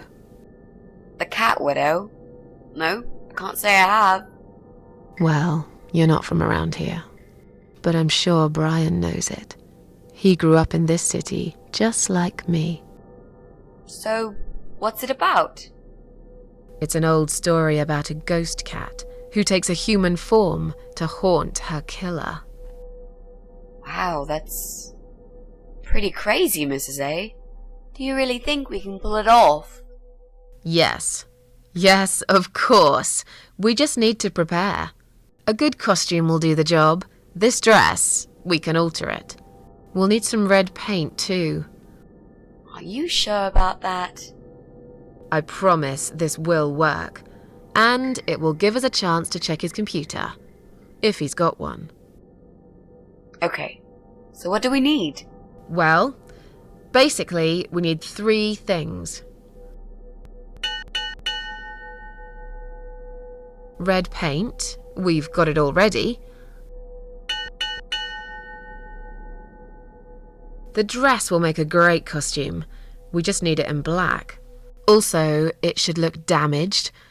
That's important. Cat Widow is a ghost after all. I'll need some scissors for that. This mask I took from Jessie's flat will do the job nicely.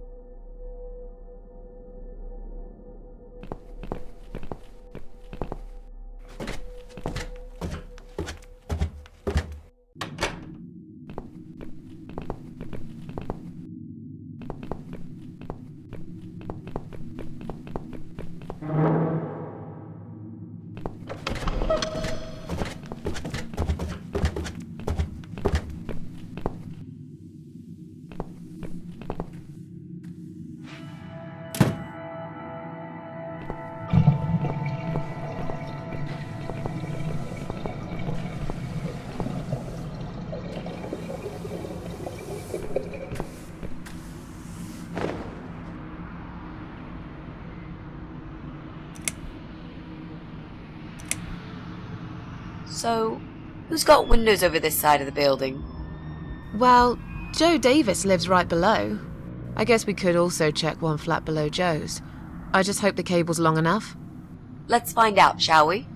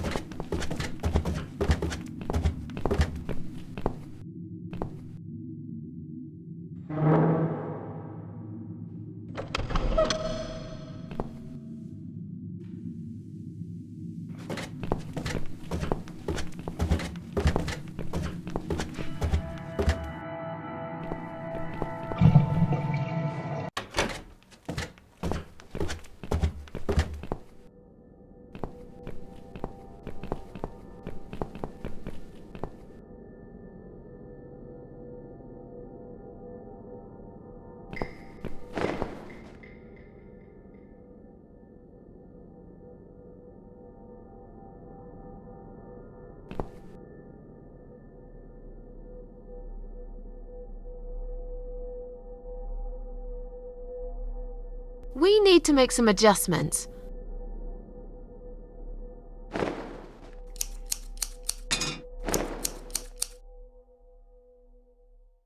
Now this is a dress worthy of the Cat Widow. Why don't you admit it was too small for you? Ha ha, bloody ha. Why don't you just shut up? Whoever wore this dress probably hadn't eaten in years.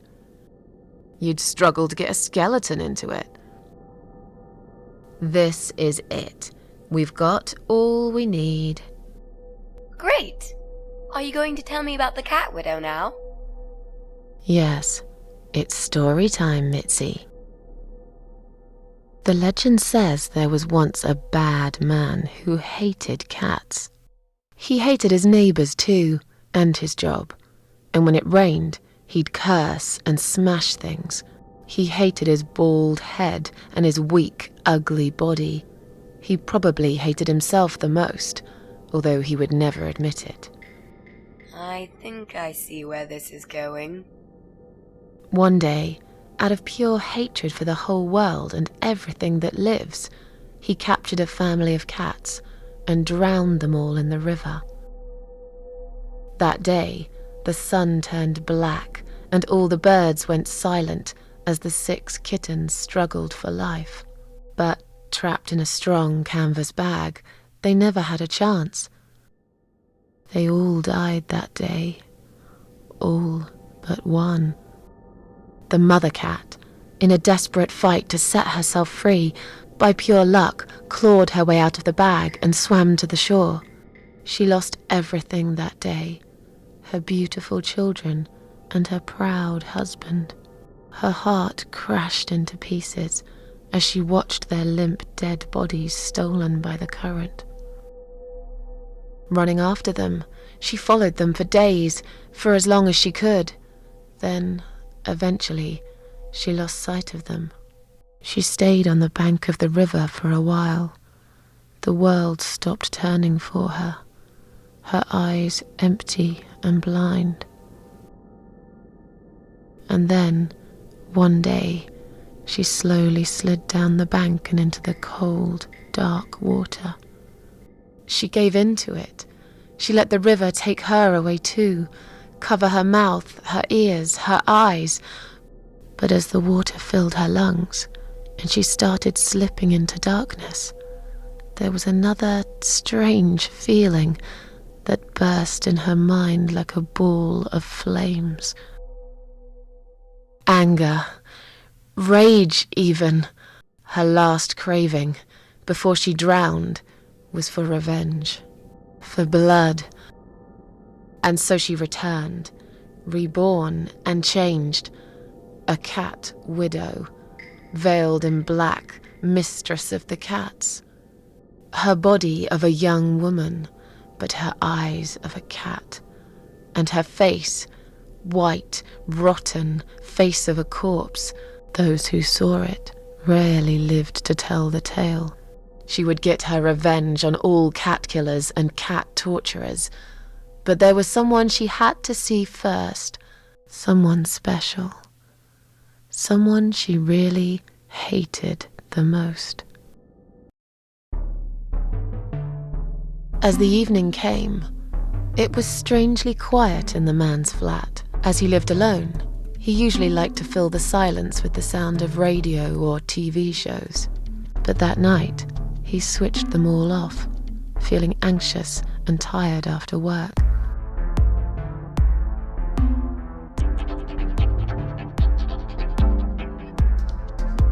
He tried to sleep, but couldn't. And for once, there wasn't anyone there he could blame for it. As he stared through the window, he kept thinking about how much he hated that view. He liked it once, a long time ago, when his wife was still there and they were happy together. Suddenly, he heard knocking on the door. Some part of him was glad, because that meant he could take it out on whoever decided to bother him.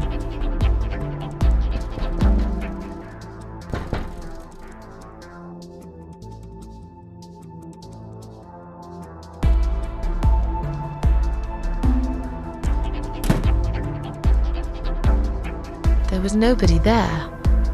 He almost felt disappointed, but before he turned to walk away, he suddenly noticed something down the hall.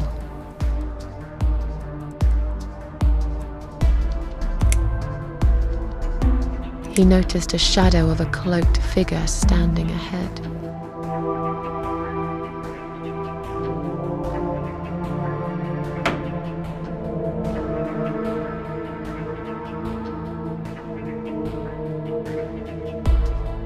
He stopped again. He couldn't believe his eyes.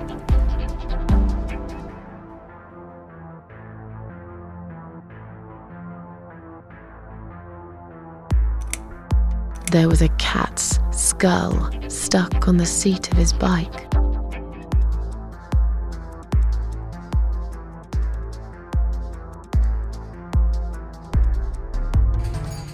He had a passion for trains. Although he hated being a train driver, he had always enjoyed watching them move. But now, His train model was moving all on its own. He was absolutely certain he'd left it switched off. And yet, there it was, running at crazy speed, remote control missing. Something was seriously wrong, and that something had entered his home now too.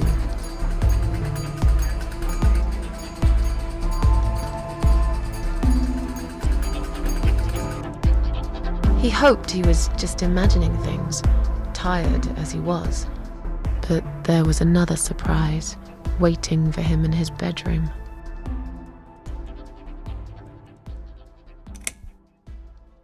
"Cat Widow is here," was written all over the wall.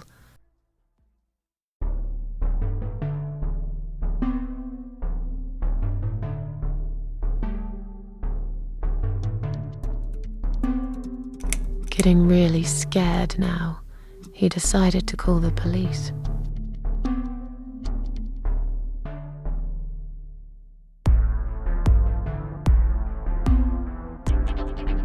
His phone was of no use. The SIM card had been removed, and that wasn't even the worst part. There was a photo of a black cat set as screensaver. He remembered this cat. He'd watched that strange pest control man put it in a cage and into his van. He'd looked at it through the window for a while, then pulled the curtains and went to bed.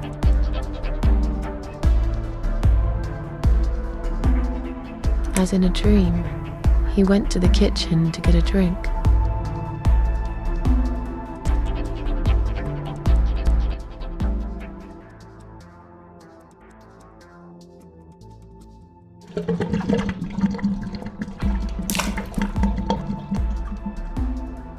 There was no water.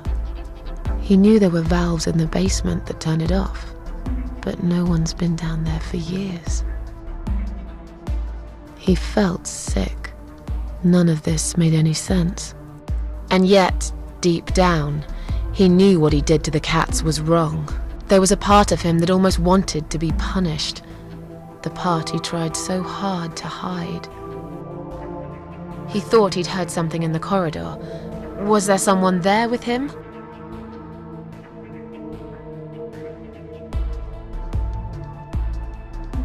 His head was spinning. He felt ambushed, trapped, like an animal. He had to get out of there. He stopped, paralyzed. He'd heard something right in front of him. A whisper. More like a purr. She was there, in the dark corner of his living room, waiting. Black veil covering that pale, dead face. And yet, he could almost feel Cat Widow's eyes piercing through him.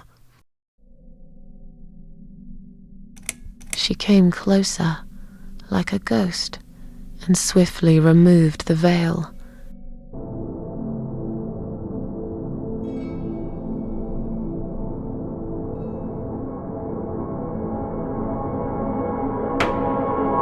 She came back for him, to take him to the river, to make him pay for what he'd done. As he looked into her eyes, he could feel the world spinning around him, his knees go weak, his pants suddenly wet around his crotch. As much as he hated life, he didn't want to die either. Inside, he was just a big, stinking coward. And then he fainted.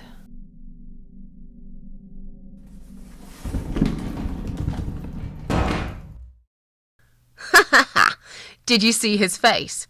I knew he'd fall for this. Yeah, we scared the living shit out of him. Now that's teamwork. Are you sure he won't know it was you, though? Oh, he probably will, once he's had time to think about what happened. But he's too proud to ever admit he's been beaten by a woman.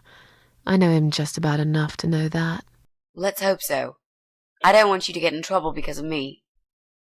No. That was something I had to do for myself. And I feel much better for it. The only problem now is that we still haven't found Eye of Adam. Because it definitely isn't Brian. I've searched through his laptop and all I found was a load of porn. Let's cross him off the list.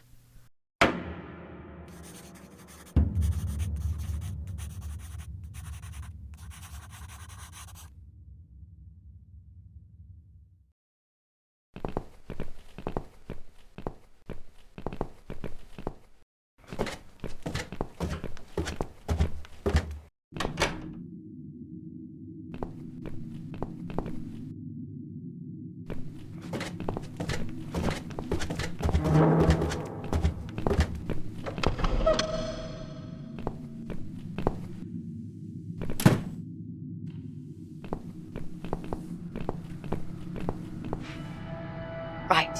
I should be able to use that computer now. Could you give me 5 minutes, Mrs. A? Sure.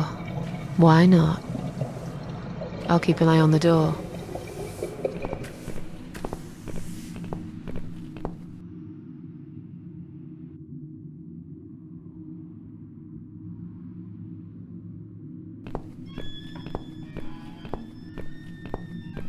It's not him either. God damn it!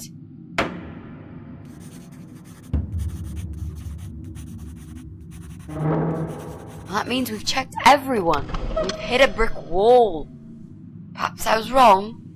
Maybe he doesn't live here at all. I think we need to sleep on it. And we might get some more ideas in the morning. Shall we head back home? Yeah, I do feel tired. You're right. We need some sleep. Thanks, Susan. It meant a lot that you came with me today. What's that? A note? What does it say, Mrs. A? You will not believe it. Meet me at midnight, both of you. I will wait. Flat 5. Door will be open. Do not fear. Eye of Adam. Flat 5. That's the old guy. Can't be. It can't be him. I guess we'll find out. At midnight. We've got a few hours until then. Let's get some coffee.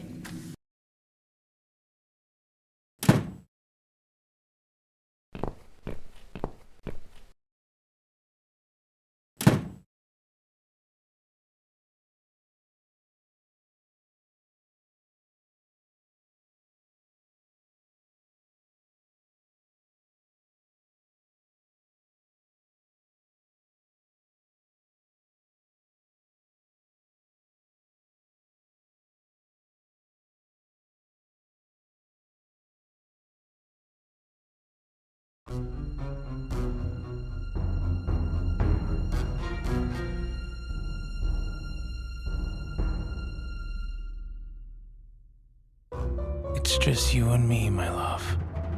No one will find us here.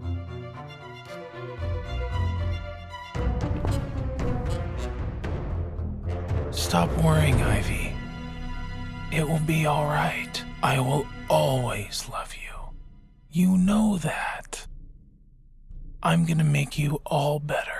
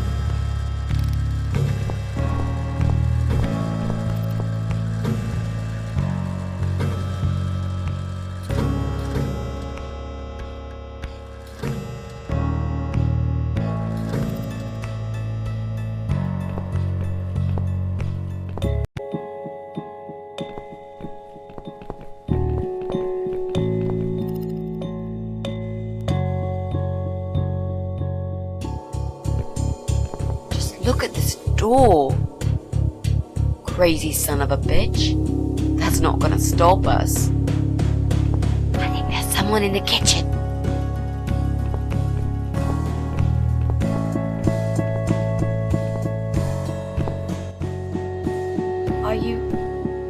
Are you Adam? Me? No, of course not. I don't have anything to do with all this foolishness. Never have.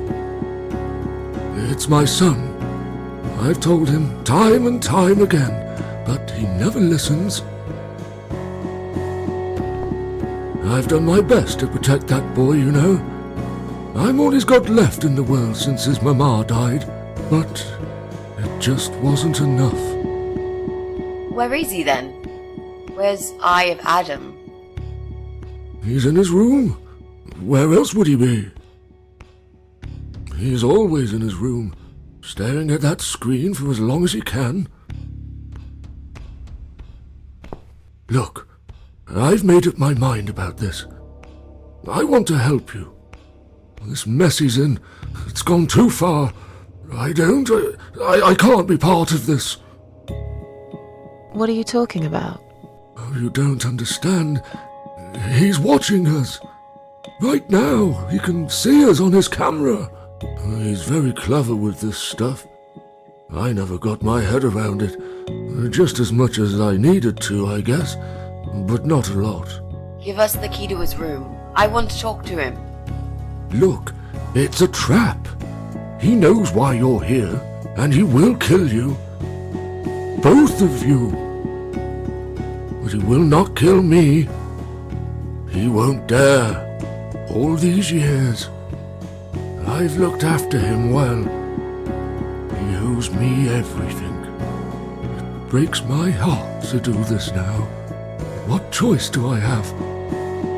He left me this. I was supposed to keep it for myself, but I want you to take it.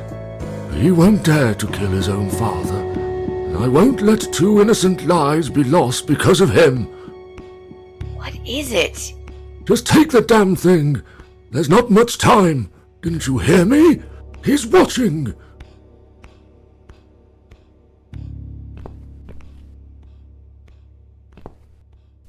What is it, Mrs. A? It's a shoebox. Take it away. Get rid of it. He must see that I don't have it anymore. Shall we open it?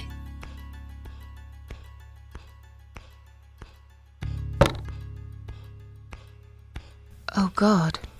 Mitzi, we have to get out of here. Quickly. It's a gas mask. He's going to poison us.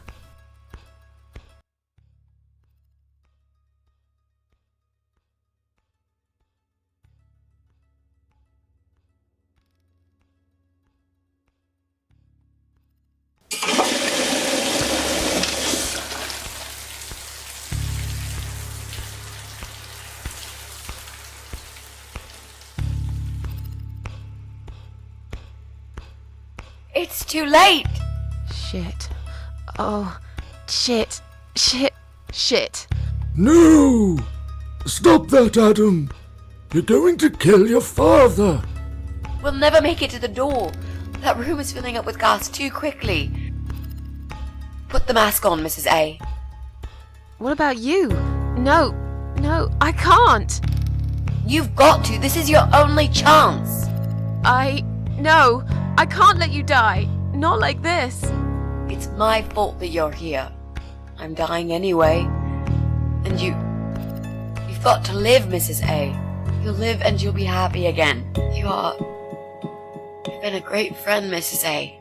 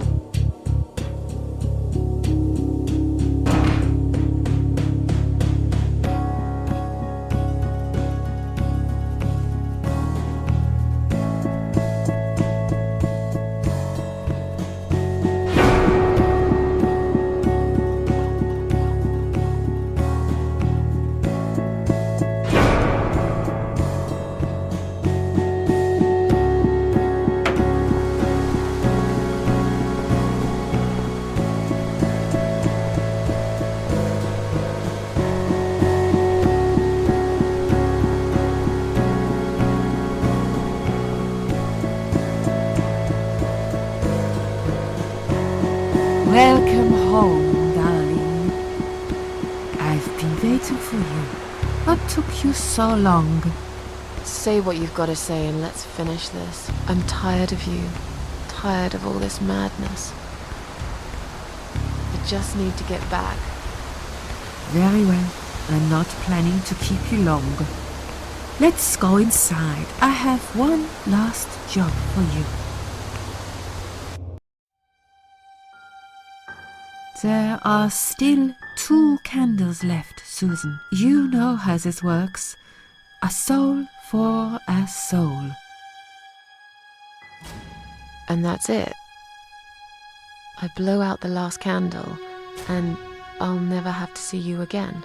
Only if you blow out the right one. I'll never bother you again. Isn't that what you want? But if you choose wrong, it will be your life extinguished forever.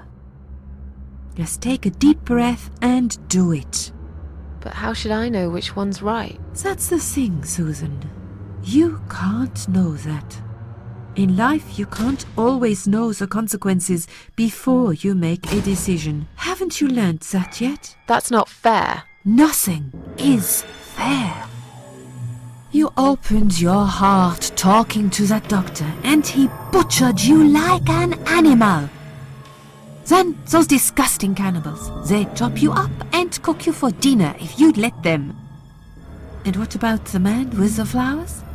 All that he wanted was to hear you play before he split your skull open. The way your husband treated you, the way your neighbors laughed at you for years, just for being different. You did not deserve all that, and yet it happened. Am I forgetting something? Oh, yes, of course. Most of all, was it fair that... Shut up! Just shut up, you ugly bitch! Now I know who you really are. All those feelings I had in me for years. That bitter guilt and self-pity. That hatred for myself and everyone else. You are that miserable illness that's consumed my heart all these years. You, always there, always. Every day I looked at you in the mirror, like a dark cloud I couldn't see through. I let you take control of my life. I believed it was right to feel like this. But not any longer. This ends here.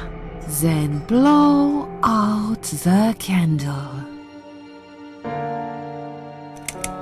No, I won't. I'm done playing your stupid little games. You won't tell me what to do anymore. I am stronger than you.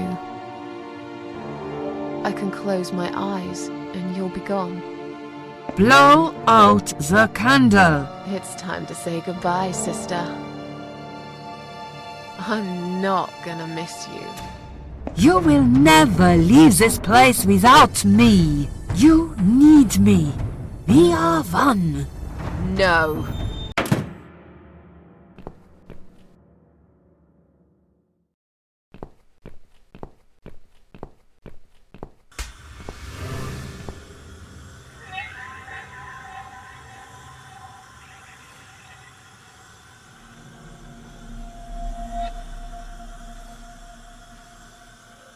Hello, Adam.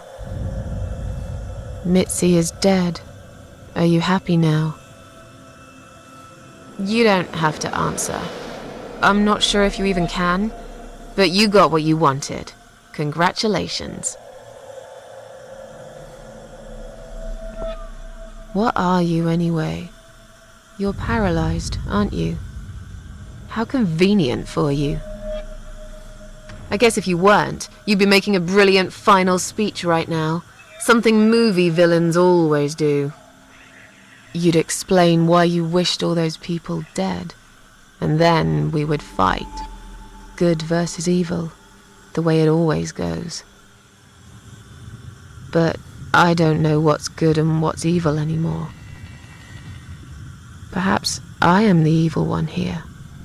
I've done some horrible things. I let my friend die right in front of me because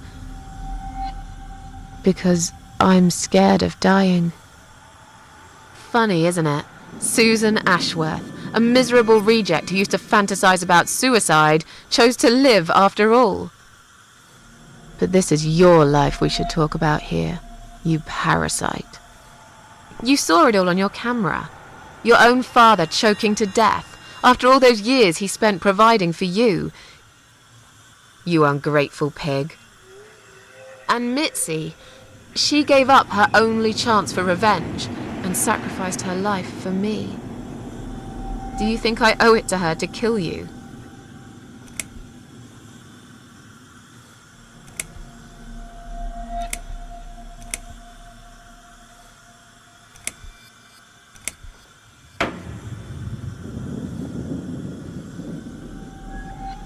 How clever. Is this how you murder people? That device on your eye, it's a controller, isn't it? I can see why you're known as the Eye of Adam now. That evil eye is the only part of you that works.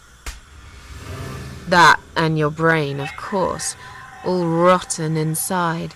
You have no idea what you've done, do you? You've made people kill themselves using just words on the screen. In a way, you are a very powerful man. Your wish shall be granted.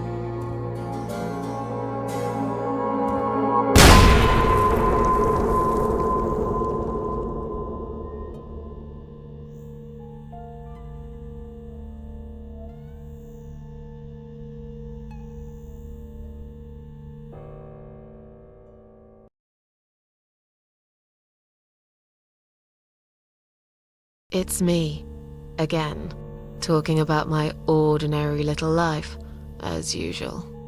I'm still surprised anyone would want to read this at all. The ramblings of a cat lady. Maybe I'm not a cat lady anymore. Things have changed here since Mitzi's death. It was her decision to sacrifice her own life for the sake of mine. A decision that made me realize that people can still care about me, while her life was almost over anyway. She gave up on one thing that was most important to her. Revenge. And she did it for me. But if I really did become immortal for that short time in my life, wasn't it unnecessary for Mitzi to die before her time, poisoned like a rat? Well, one thing's for sure. I made that fucker pay for it. I still miss her though, every day. Did I ever mention I got into all this because of her? A little gift from behind the grave. I met some people. We go out sometimes, and I'm not alone anymore. It turned out there were others who felt like I did. I talked to them, tried to help.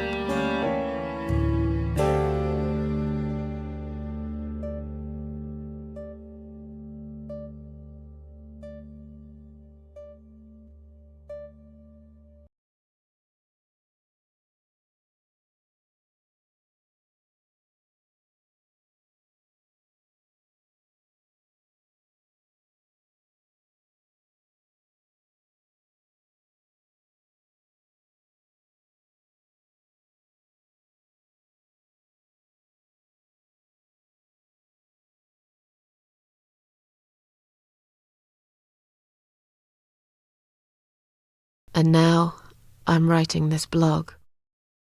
I must confess, yesterday was bad. It was one of those days when you feel like you're back in the past, and all the good stuff that happened was just a dream.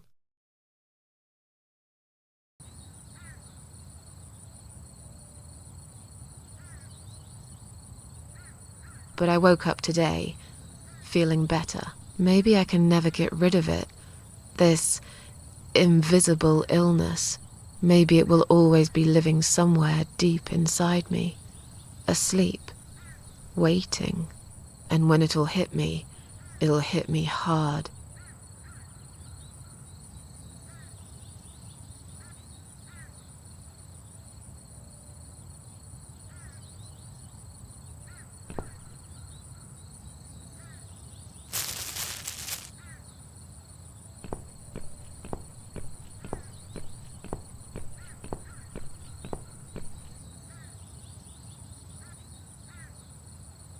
But if there's one thing Mitzi taught me, it's that you have to pick yourself up and carry on. It doesn't matter that life isn't fair. It doesn't matter that you make mistakes. You fall and rise again. Worlds full of liars, traitors, cowards. But every now and then, you meet someone like Mitzi, who will just smile at it all. Now, I've forgiven the world and myself too. I teach myself to smile again. One day I'll get there. I know I will. Even if it takes me not 9, but 900 lives.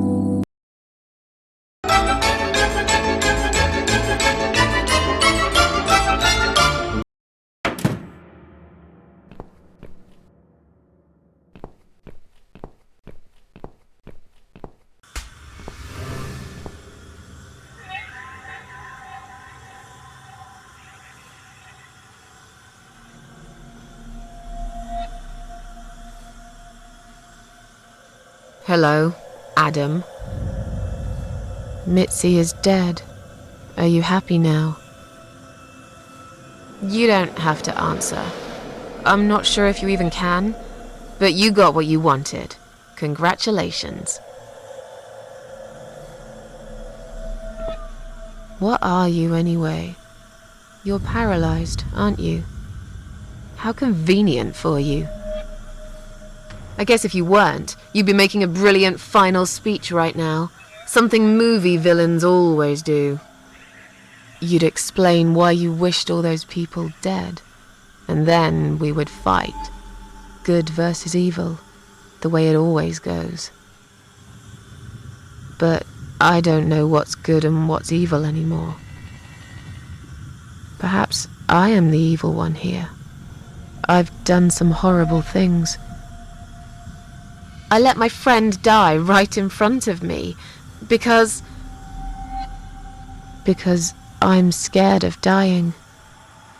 Funny, isn't it? Susan Ashworth, a miserable reject who used to fantasize about suicide, chose to live after all. But this is your life we should talk about here, you parasite. You saw it all on your camera. Your own father choking to death. After all those years he spent providing for you. You ungrateful pig.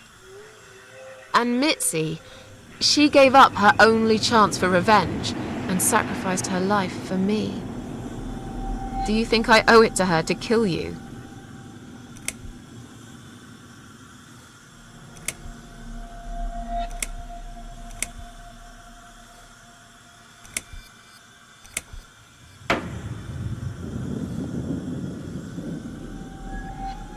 How clever.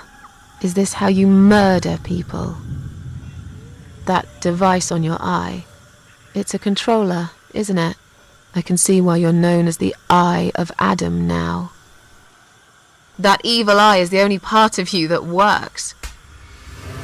That and your brain, of course, all rotten inside. You have no idea what you've done, do you? You've made people kill themselves using just words on the screen. In a way, you are a very powerful man.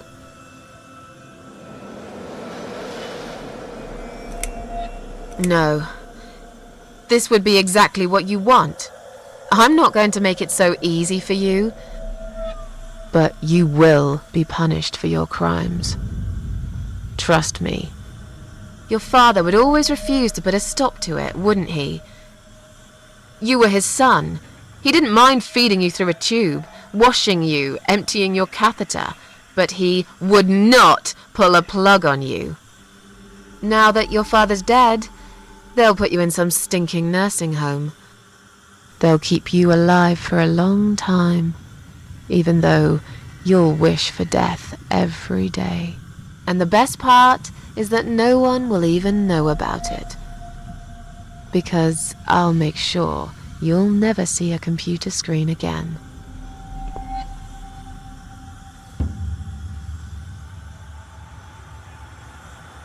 It's time for me. I'll be leaving now. You can expect people coming soon to collect you. Until then, make sure you don't go anywhere, right?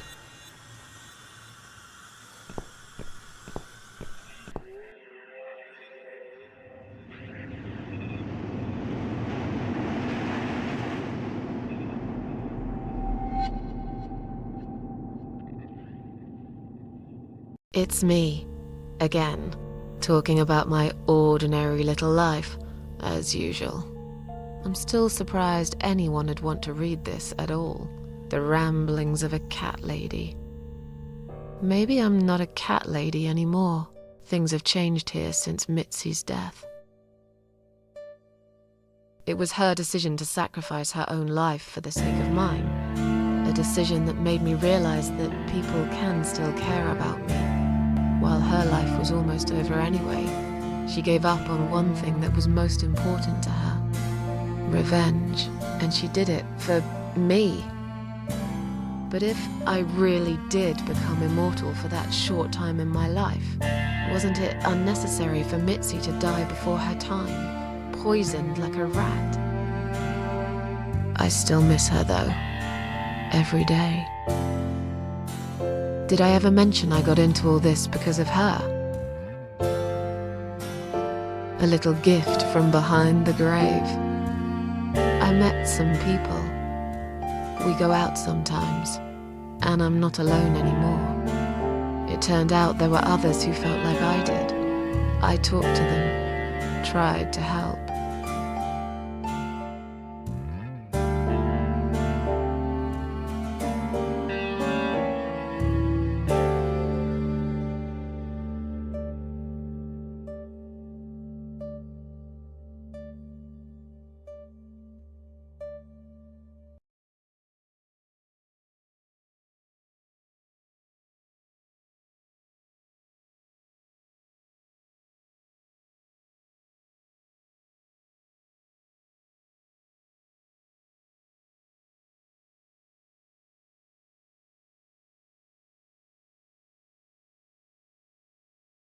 And now, I'm writing this blog.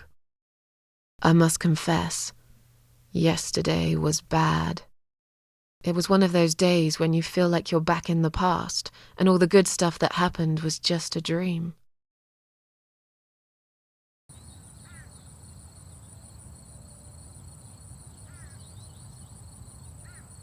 But I woke up today, feeling better. Maybe I can never get rid of it. This invisible illness. Maybe it will always be living somewhere deep inside me, asleep, waiting. And when it'll hit me hard.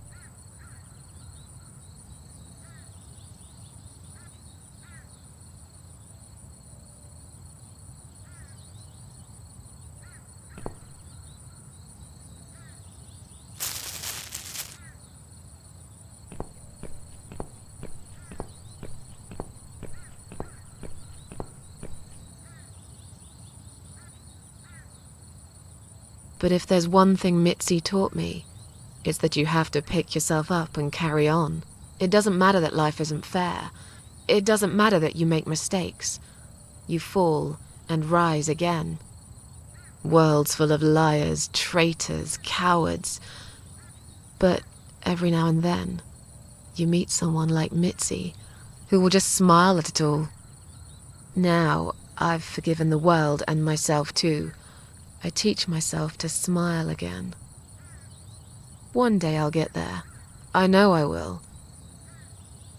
Even if it takes me not 9, but 900 lives.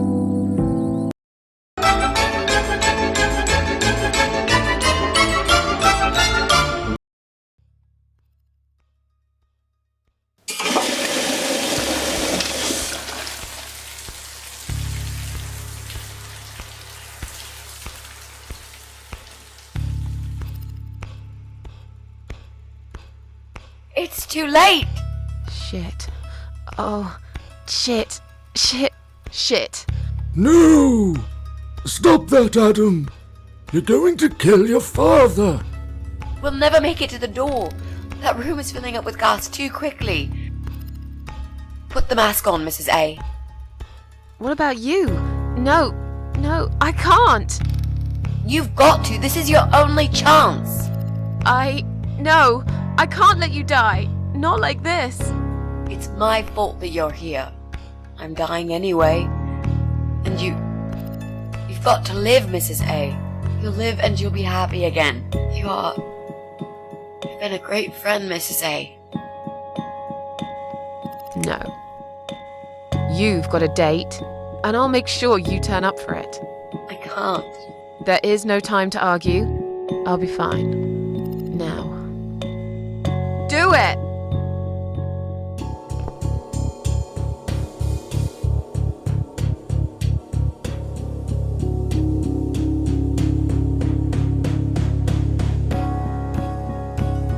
Mitzi, think of a vegetable while I'm gone.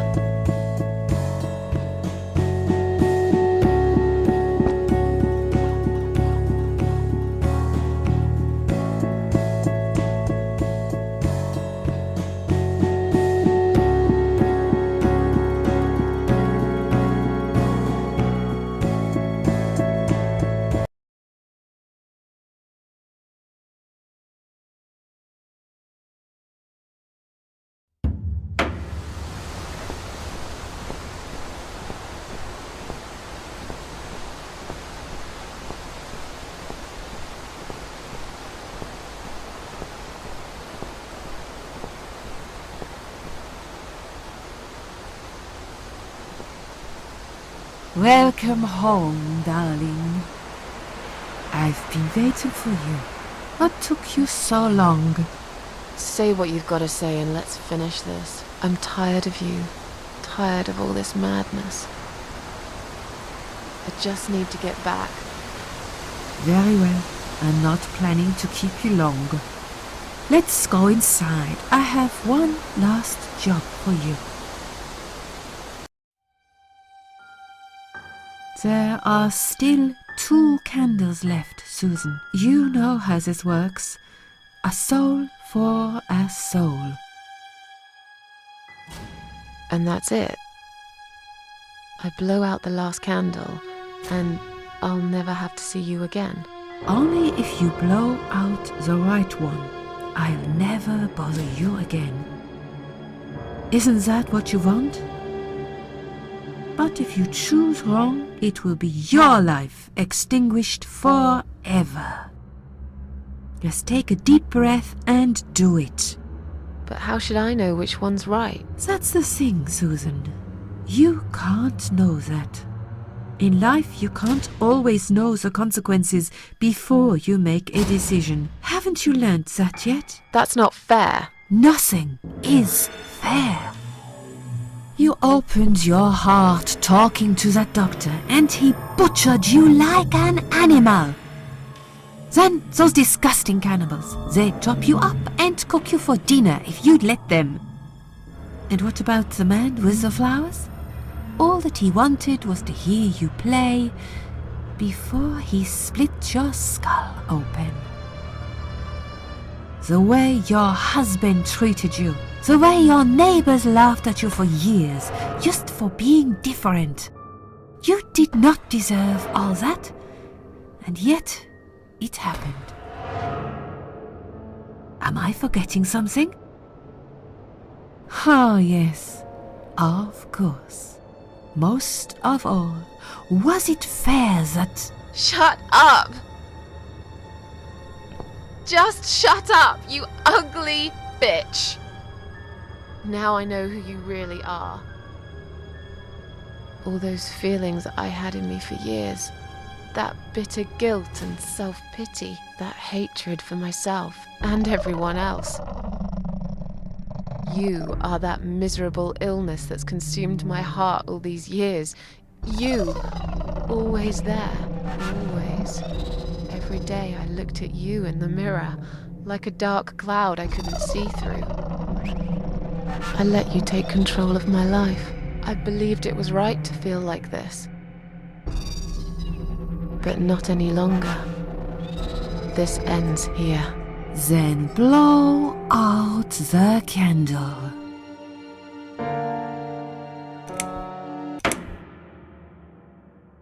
Well done, Susan.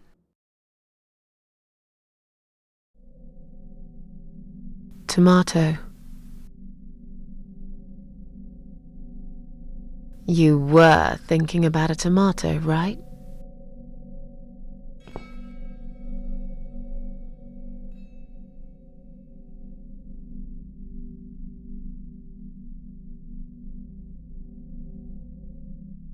Tomato is a fruit, silly. Who cares? I like tomatoes. So do I. But I hate to disappoint you, but I was really thinking of onions. Why onions? They're the saddest of the vegetables, of course. They make people cry. What happened, Mrs. A? I saw you die. And yet, you're here. Alive, like if nothing's ever happened. Well, let's put it this way. Everyone knows cats have 9 lives. So do cat ladies, apparently. But this time, I feel there won't be second chances. I'm down to 1 last life now. I can't afford to waste it. You are such a nutter, Mrs. A. You are absolutely fucking bonkers. But I'm so happy to see you. Never, ever do that to me again, alright? I can happily promise you that, Mitzi. This is it.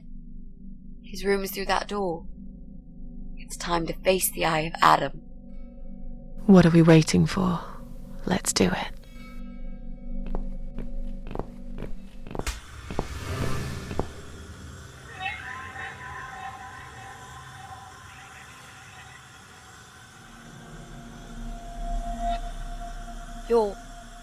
You're the Eye of Adam? A pathetic, wheelchair-bound invalid? Is this a joke? Do you know who I am? Do you know what you've done to me? You fucking murderer!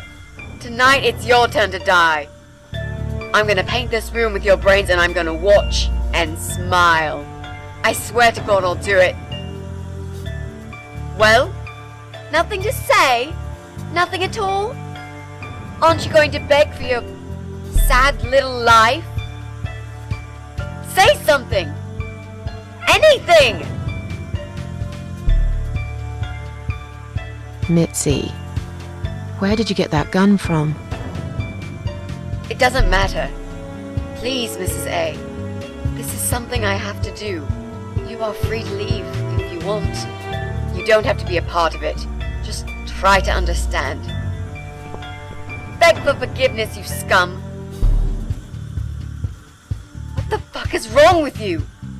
You don't believe I'm gonna shoot you, do you? Oh, I've dreamt of this moment for so long. Look at this man, Mitzi.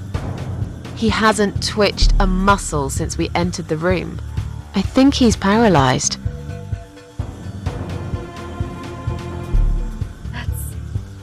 That's impossible. He's lying to us. He's faking it. Do something. Talk, for God's sake. I need you to answer me. I need to know. He won't answer you. He can't talk. Then, how did he post all that stuff online? What the?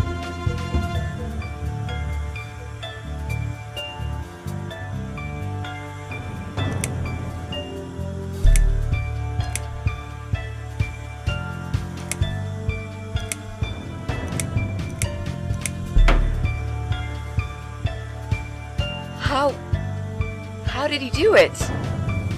I think I know how. See that little device on his left eye? I've heard about these. It's a controller. It seems the only part of his body he can move is his eyeball.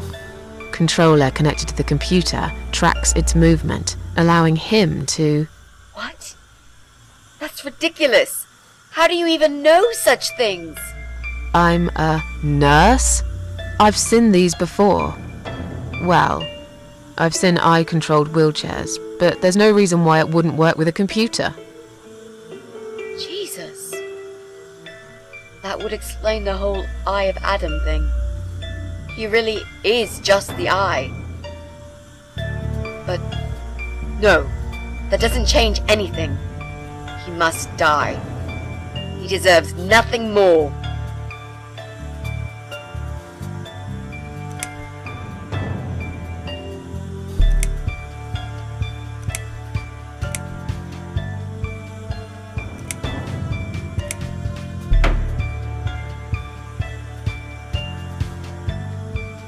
What? You arrogant shit! I will fucking do it! Just tell me one thing. One thing. Why? Why did you make Jack kill himself?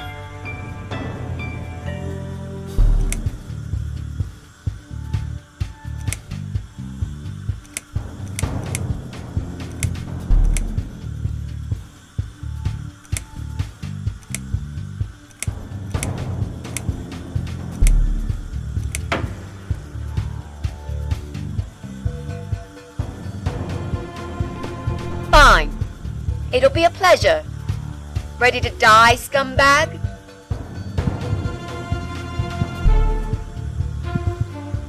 Look at these oxygen tanks. I don't think it's a good idea. What? Why not? I'm the one holding a gun here. And I will blow this bastard's brain out as soon as he looks at me. You hear me? Look at me. I want you to see what you've done. The pain you've caused me. Mitzi, that's not what I meant. Just put the gun down for a second. No! No. I can't do that, Mrs. A. I'm sorry. This is something I have to do. I have to. Can't you hear that hissing sound? These cylinders are clearly leaking gas. Please stay out of it. You'll make a whole room blow up. I don't care. Just leave me alone. Fine. Kill him. This is from Jack.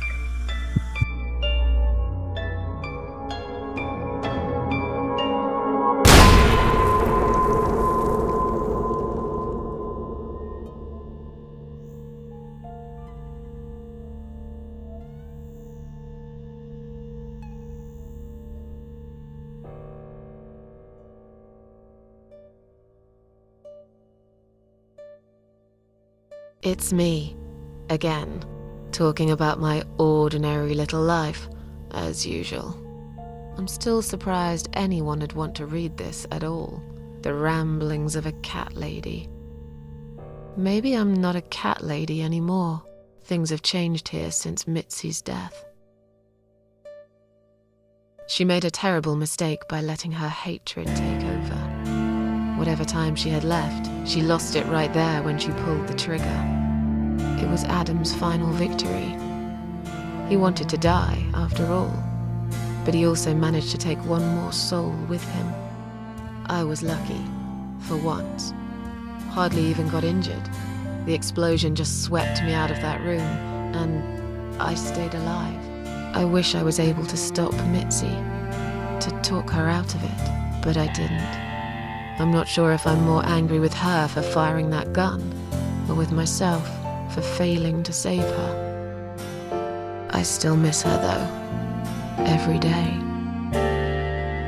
Did I ever mention I got into all this because of her? I opened her laptop 6 months later, and there it was, a friend request. Something I forgot about a long time ago, a little gift from behind the grave. I met some people. We go out sometimes, and I'm not alone anymore. It turned out there were others who felt like I did. I talked to them, tried to help.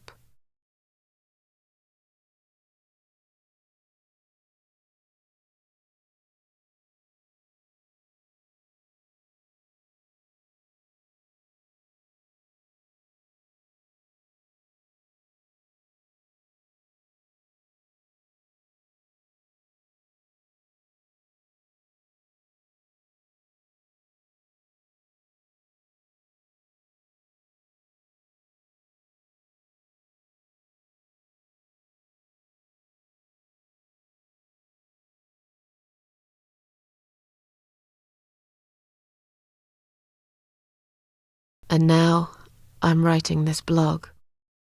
I must confess, yesterday was bad. It was one of those days when you feel like you're back in the past, and all the good stuff that happened was just a dream.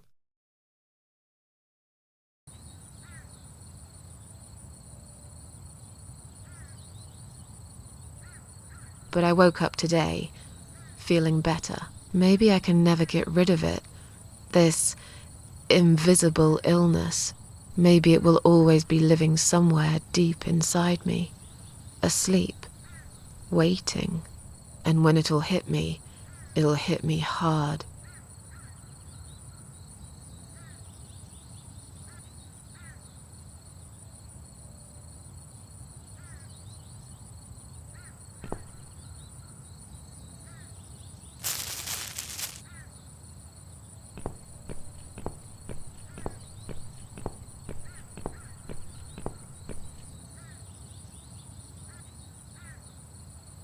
But if there's one thing Mitzi taught me, it's that you have to pick yourself up and carry on.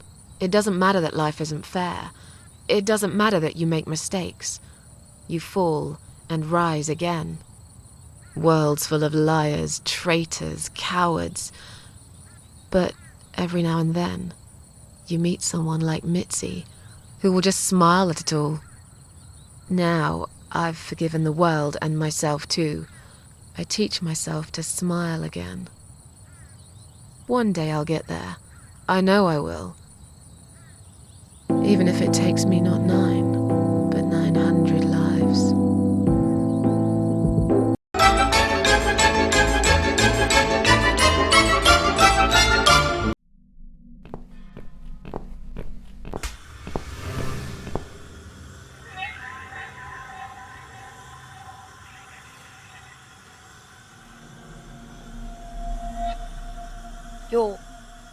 You're the Eye of Adam? A pathetic, wheelchair-bound invalid? Is this a joke? Do you know who I am? Do you know what you've done to me? You fucking murderer! Tonight it's your turn to die. I'm gonna paint this room with your brains and I'm gonna watch and smile. I swear to God I'll do it. Well, nothing to say? Nothing at all? Aren't you going to beg for your sad little life? Say something! Anything! Mitzi, where did you get that gun from? It doesn't matter. Please, Mrs. A. This is something I have to do. You are free to leave if you want. You don't have to be a part of it. Just try to understand. Beg for forgiveness, you scum. fuck is wrong with you? You don't believe I'm gonna shoot you, do you? Oh, I've dreamt of this moment for so long. Look at this man, Mitzi. He hasn't twitched a muscle since we entered the room. I think he's paralyzed.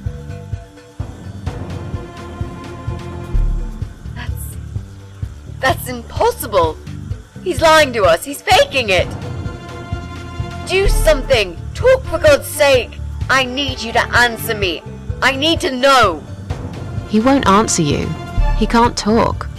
Then, how did he post all that stuff online? What the?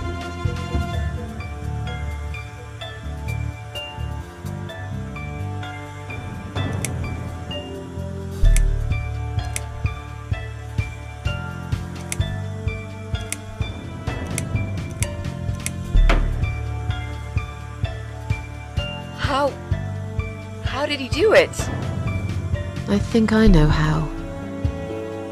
See that little device on his left eye? I've heard about these. It's a controller. It seems the only part of his body he can move is his eyeball.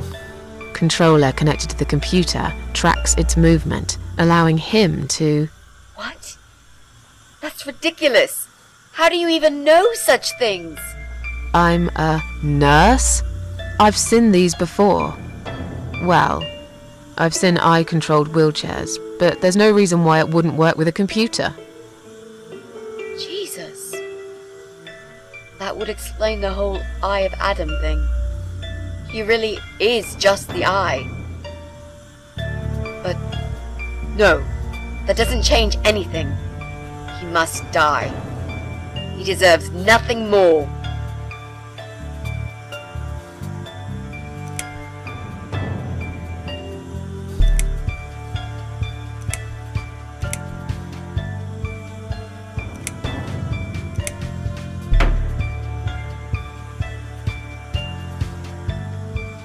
What? You arrogant shit! I will fucking do it! Just tell me one thing. One thing. Why? Why did you make Jack kill himself?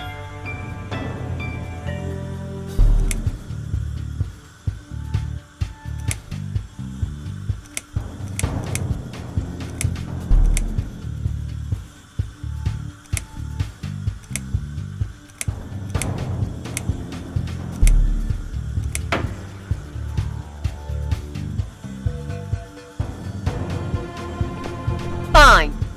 It'll be a pleasure. Ready to die, scumbag? Look at these oxygen tanks. I don't think it's a good idea. What? Why not? I'm the one holding a gun here.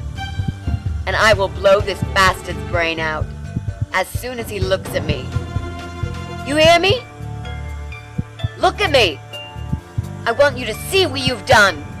The pain you've caused me. Mitzi, that's not what I meant. Just put the gun down for a second. No! No. I can't do that, Mrs. A. I'm sorry. This is something I have to do. I have to. Can't you hear that hissing sound? These cylinders are clearly leaking gas. Please stay out of it. You'll make a whole room blow up. I don't care. Just leave me alone. You lied to me. You never said you wanted to kill him. Now, wasn't that quite obvious? What did you think I wanted to do? Have a coffee with him? Chat about the weather or politics? For God's sake, I'm here because this son of a bitch needs to die. If I don't kill him now, he'll just carry on and more innocent people will lose their lives.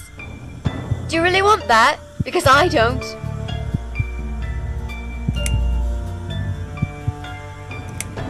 Think about it for a second. Would Jack really want this? This bastard messed with Jack's head. He tricked him. That's what he does. He fucking tricked him. But would Jack really want you to become a murderer? No, he wouldn't. wasn't violent at all. He was the kindest, sweetest guy I ever knew. Exactly. Now, put that gun down already. But what about me? No, I'll do it. I know Jack will forgive me. This isn't the way to do it. Just turn these computers off instead. No! He doesn't deserve to live after what he's done. And who are you to serve justice like this? Do you really want to kill an unarmed, paralyzed man? Why are you doing this, Mrs. A? I thought you were my friend. That's exactly why I'm doing this. Even if we survive the explosion, how will you be able to live with yourself? I won't have very long to live with it. I'll manage just fine. Without his father, he's harmless. He was the one who supplied him with all this technology. He fulfilled his every single wish. I know this guy's rotten bad. There's no excuse for what he did. But he will be punished for it. Trust me. They'll put him in some stinking nursing home. He'll live his life like a vegetable. Stuck to bed, he'll have time to think about what he's done.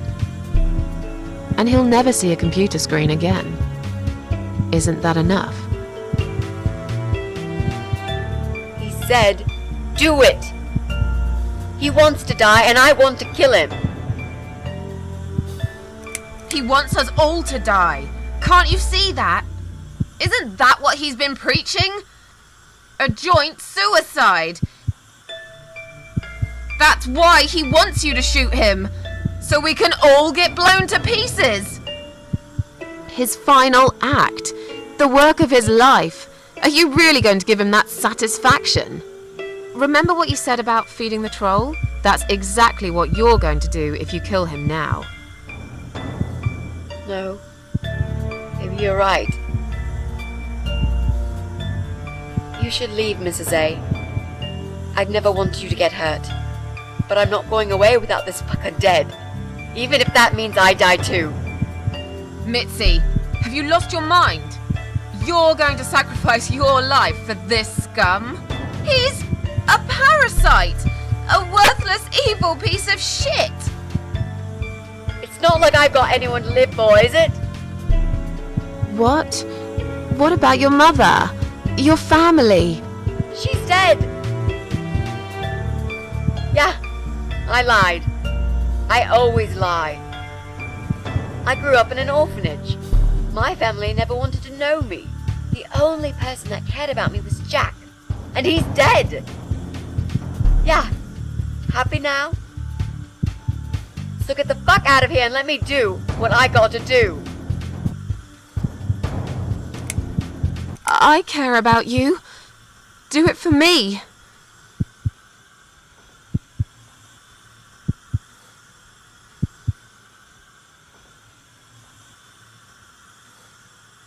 Come on, mate. It's been a long day. Let's go home. We've won. Have we really? Trust me. I know we have. How? I'm the cat lady. From now on, I win every single day.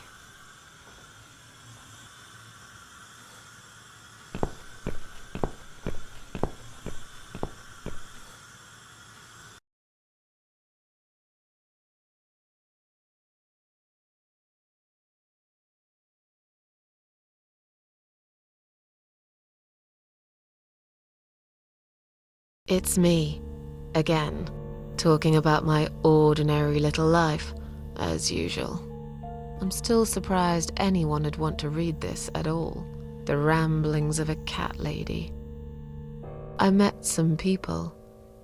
We go out sometimes, and I'm not alone anymore. It turned out there were others who felt like I did. I talked to them, tried to help.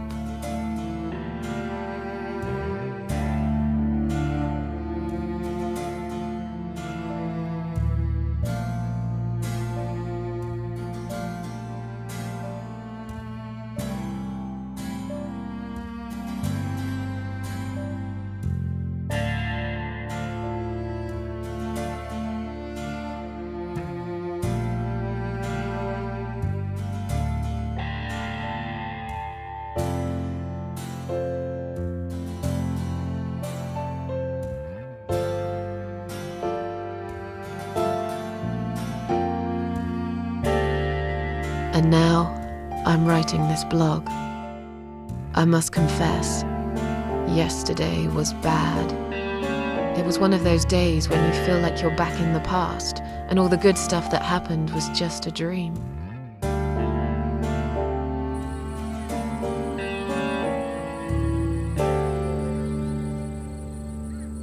But I woke up today, feeling better. Maybe I can never get rid of it. This invisible illness. Maybe it will always be living somewhere deep inside me, asleep, waiting, and when it'll hit me hard.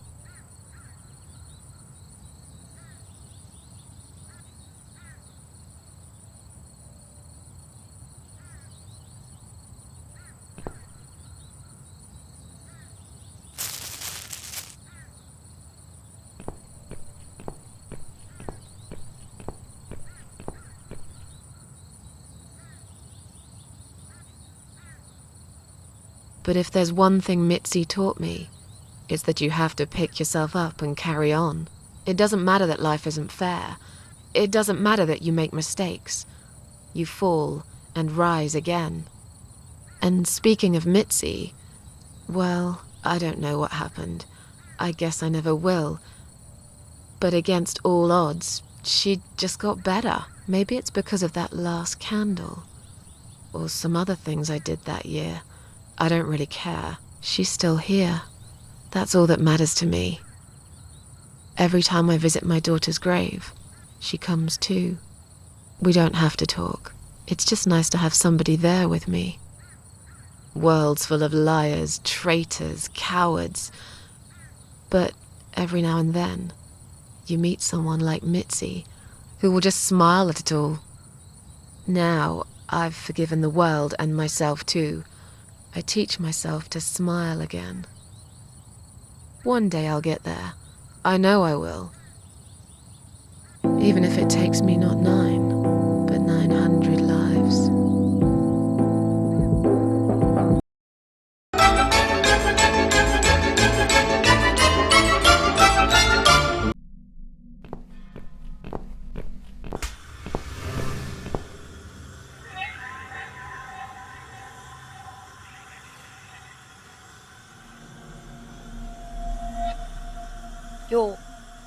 You're the Eye of Adam? A pathetic, wheelchair-bound invalid? Is this a joke? Do you know who I am? Do you know what you've done to me? You fucking murderer! Tonight it's your turn to die. I'm gonna paint this room with your brains and I'm gonna watch and smile. I swear to God I'll do it. Well? Nothing to say? Nothing at all? Aren't you going to beg for your sad little life? Say something! Anything! Mitzi, where did you get that gun from? It doesn't matter. Please, Mrs. A. This is something I have to do. You are free to leave if you want. You don't have to be a part of it. Just try to understand. Beg for forgiveness, you scum. What the fuck is wrong with you? You don't believe I'm gonna shoot you, do you? Oh, I've dreamt of this moment for so long. Look at this man, Mitzi. He hasn't twitched a muscle since we entered the room. I think he's paralyzed.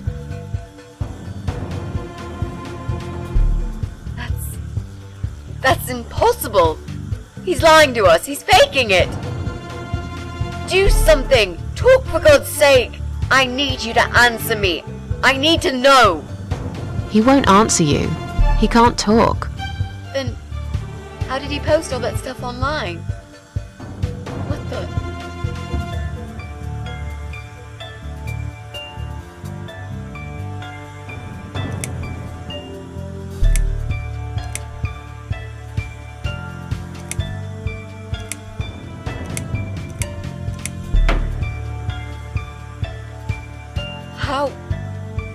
did he do it? I think I know how. See that little device on his left eye? I've heard about these. It's a controller. It seems the only part of his body he can move is his eyeball. Controller connected to the computer tracks its movement, allowing him to... What? That's ridiculous. How do you even know such things? I'm a nurse? I've seen these before. Well, I've seen eye-controlled wheelchairs, but there's no reason why it wouldn't work with a computer. Jesus. That would explain the whole Eye of Adam thing. He really is just the eye. But no, that doesn't change anything. He must die. He deserves nothing more.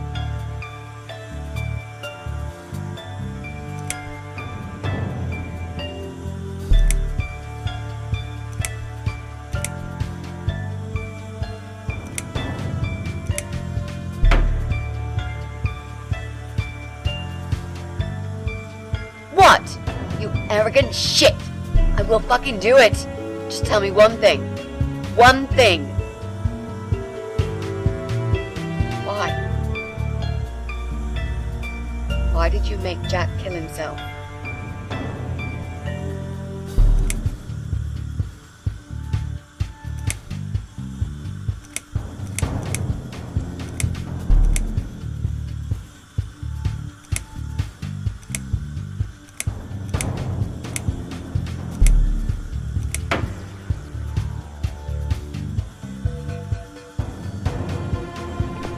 Fine.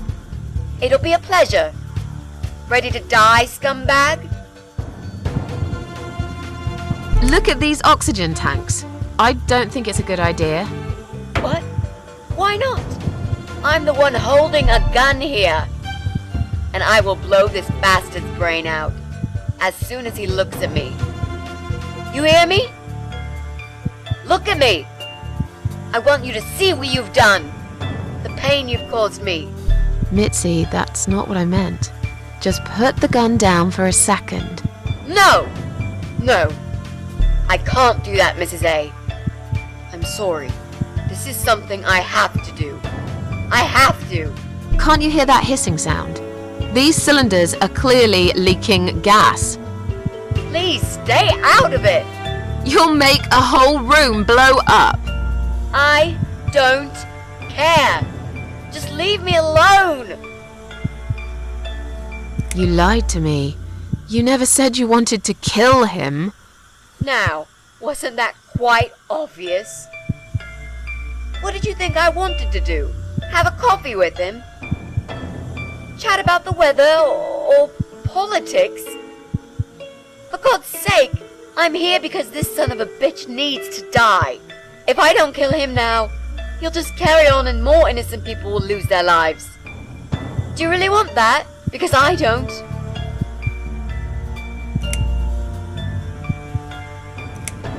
Think about it for a second.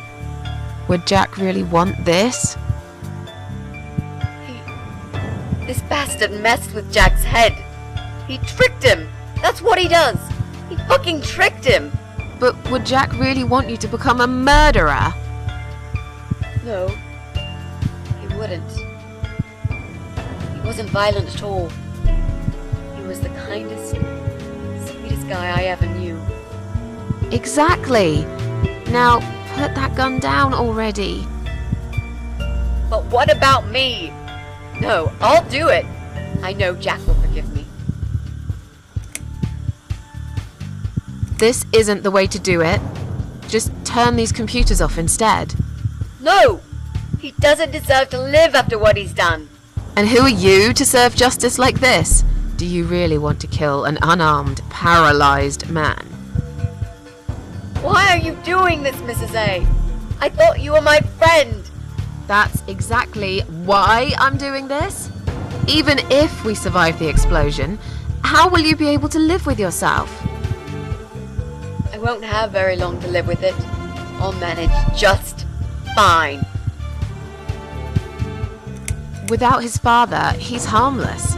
He was the one who supplied him with all this technology. He fulfilled his every single wish. I know this guy's rotten bad. There's no excuse for what he did. But he will be punished for it. Trust me. They'll put him in some stinking nursing home. He'll live his life like a vegetable. Stuck to bed. He'll have time to think about what he's done. And he'll never see a computer screen again. Isn't that enough? He said, do it! He wants to die and I want to kill him. He wants us all to die. Can't you see that? Isn't that what he's been preaching? A joint suicide. That's why he wants you to shoot him. So we can all get blown to pieces. His final act. The work of his life. Are you really going to give him that satisfaction? Remember what you said about feeding the troll? That's exactly what you're going to do if you kill him now. No. Maybe you're right. You should leave, Mrs. A. I'd never want you to get hurt. But I'm not going away without this fucker dead. Even if that means I die too. Mitzi, have you lost your mind? You're going to sacrifice your life for this scum? He's a parasite! A worthless, evil piece of shit! It's not like I've got anyone to live for, is it? What? What about your mother? Your family? She's dead! Yeah, I lied. I always lie. I grew up in an orphanage. My family never wanted to know me. The only person that cared about me was Jack. And he's dead! Yeah, happy now? So get the fuck out of here and let me do what I got to do. I care about you. Do it for me.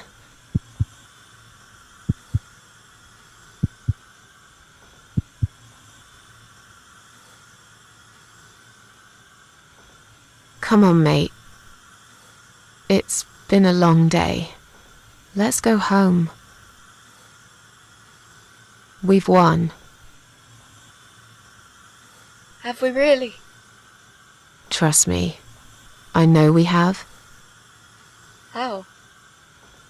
I'm the cat lady.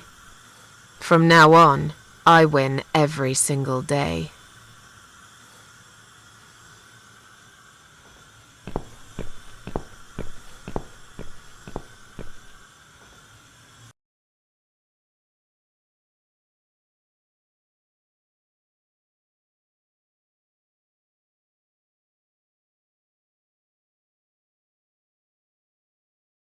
It's me, again, talking about my ordinary little life, as usual. I'm still surprised anyone would want to read this at all. The ramblings of a cat lady. Maybe I'm not a cat lady anymore. Things have changed here since Mitzi's death. I'll never forget those last few weeks. It's a horrible way to die. Stuck in a hospital bed with no hope and whole life to pass you by. 6 months ago, I lost the best friend I'd ever had. But at least we knew it was coming. I had time to accept it, just like she did. And I can only be glad we spent that time together. I still miss her though, every day. Did I ever mention I got into all this because of her? I opened her laptop the night after the funeral, and there it was. A friend request, over a year old. A little gift from behind the grave. I met some people. We go out sometimes, and I'm not alone anymore. It turned out there were others who felt like I did. I talked to them, tried to help.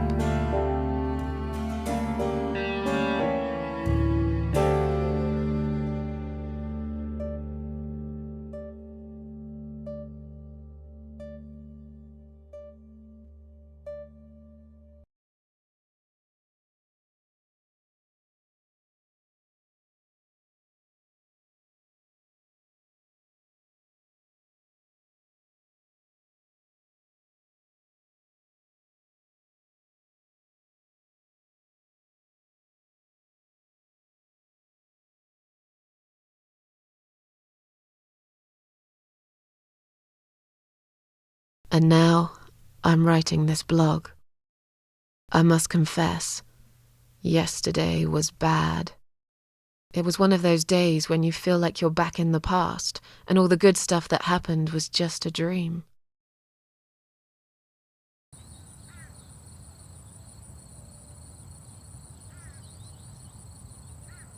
But I woke up today, feeling better. Maybe I can never get rid of it, this invisible illness. Maybe it will always be living somewhere deep inside me, asleep, waiting. And when it'll hit me hard.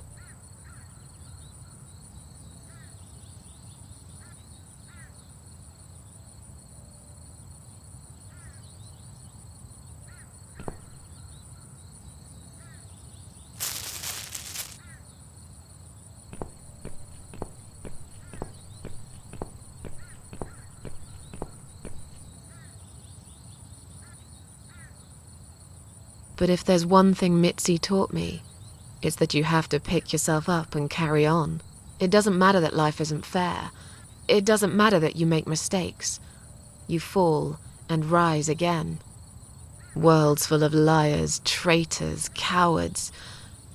But every now and then, you meet someone like Mitzi, who will just smile at it all. Now, I've forgiven the world and myself too. I teach myself to smile again. One day I'll get there. I know I will. Even if it takes me not 9.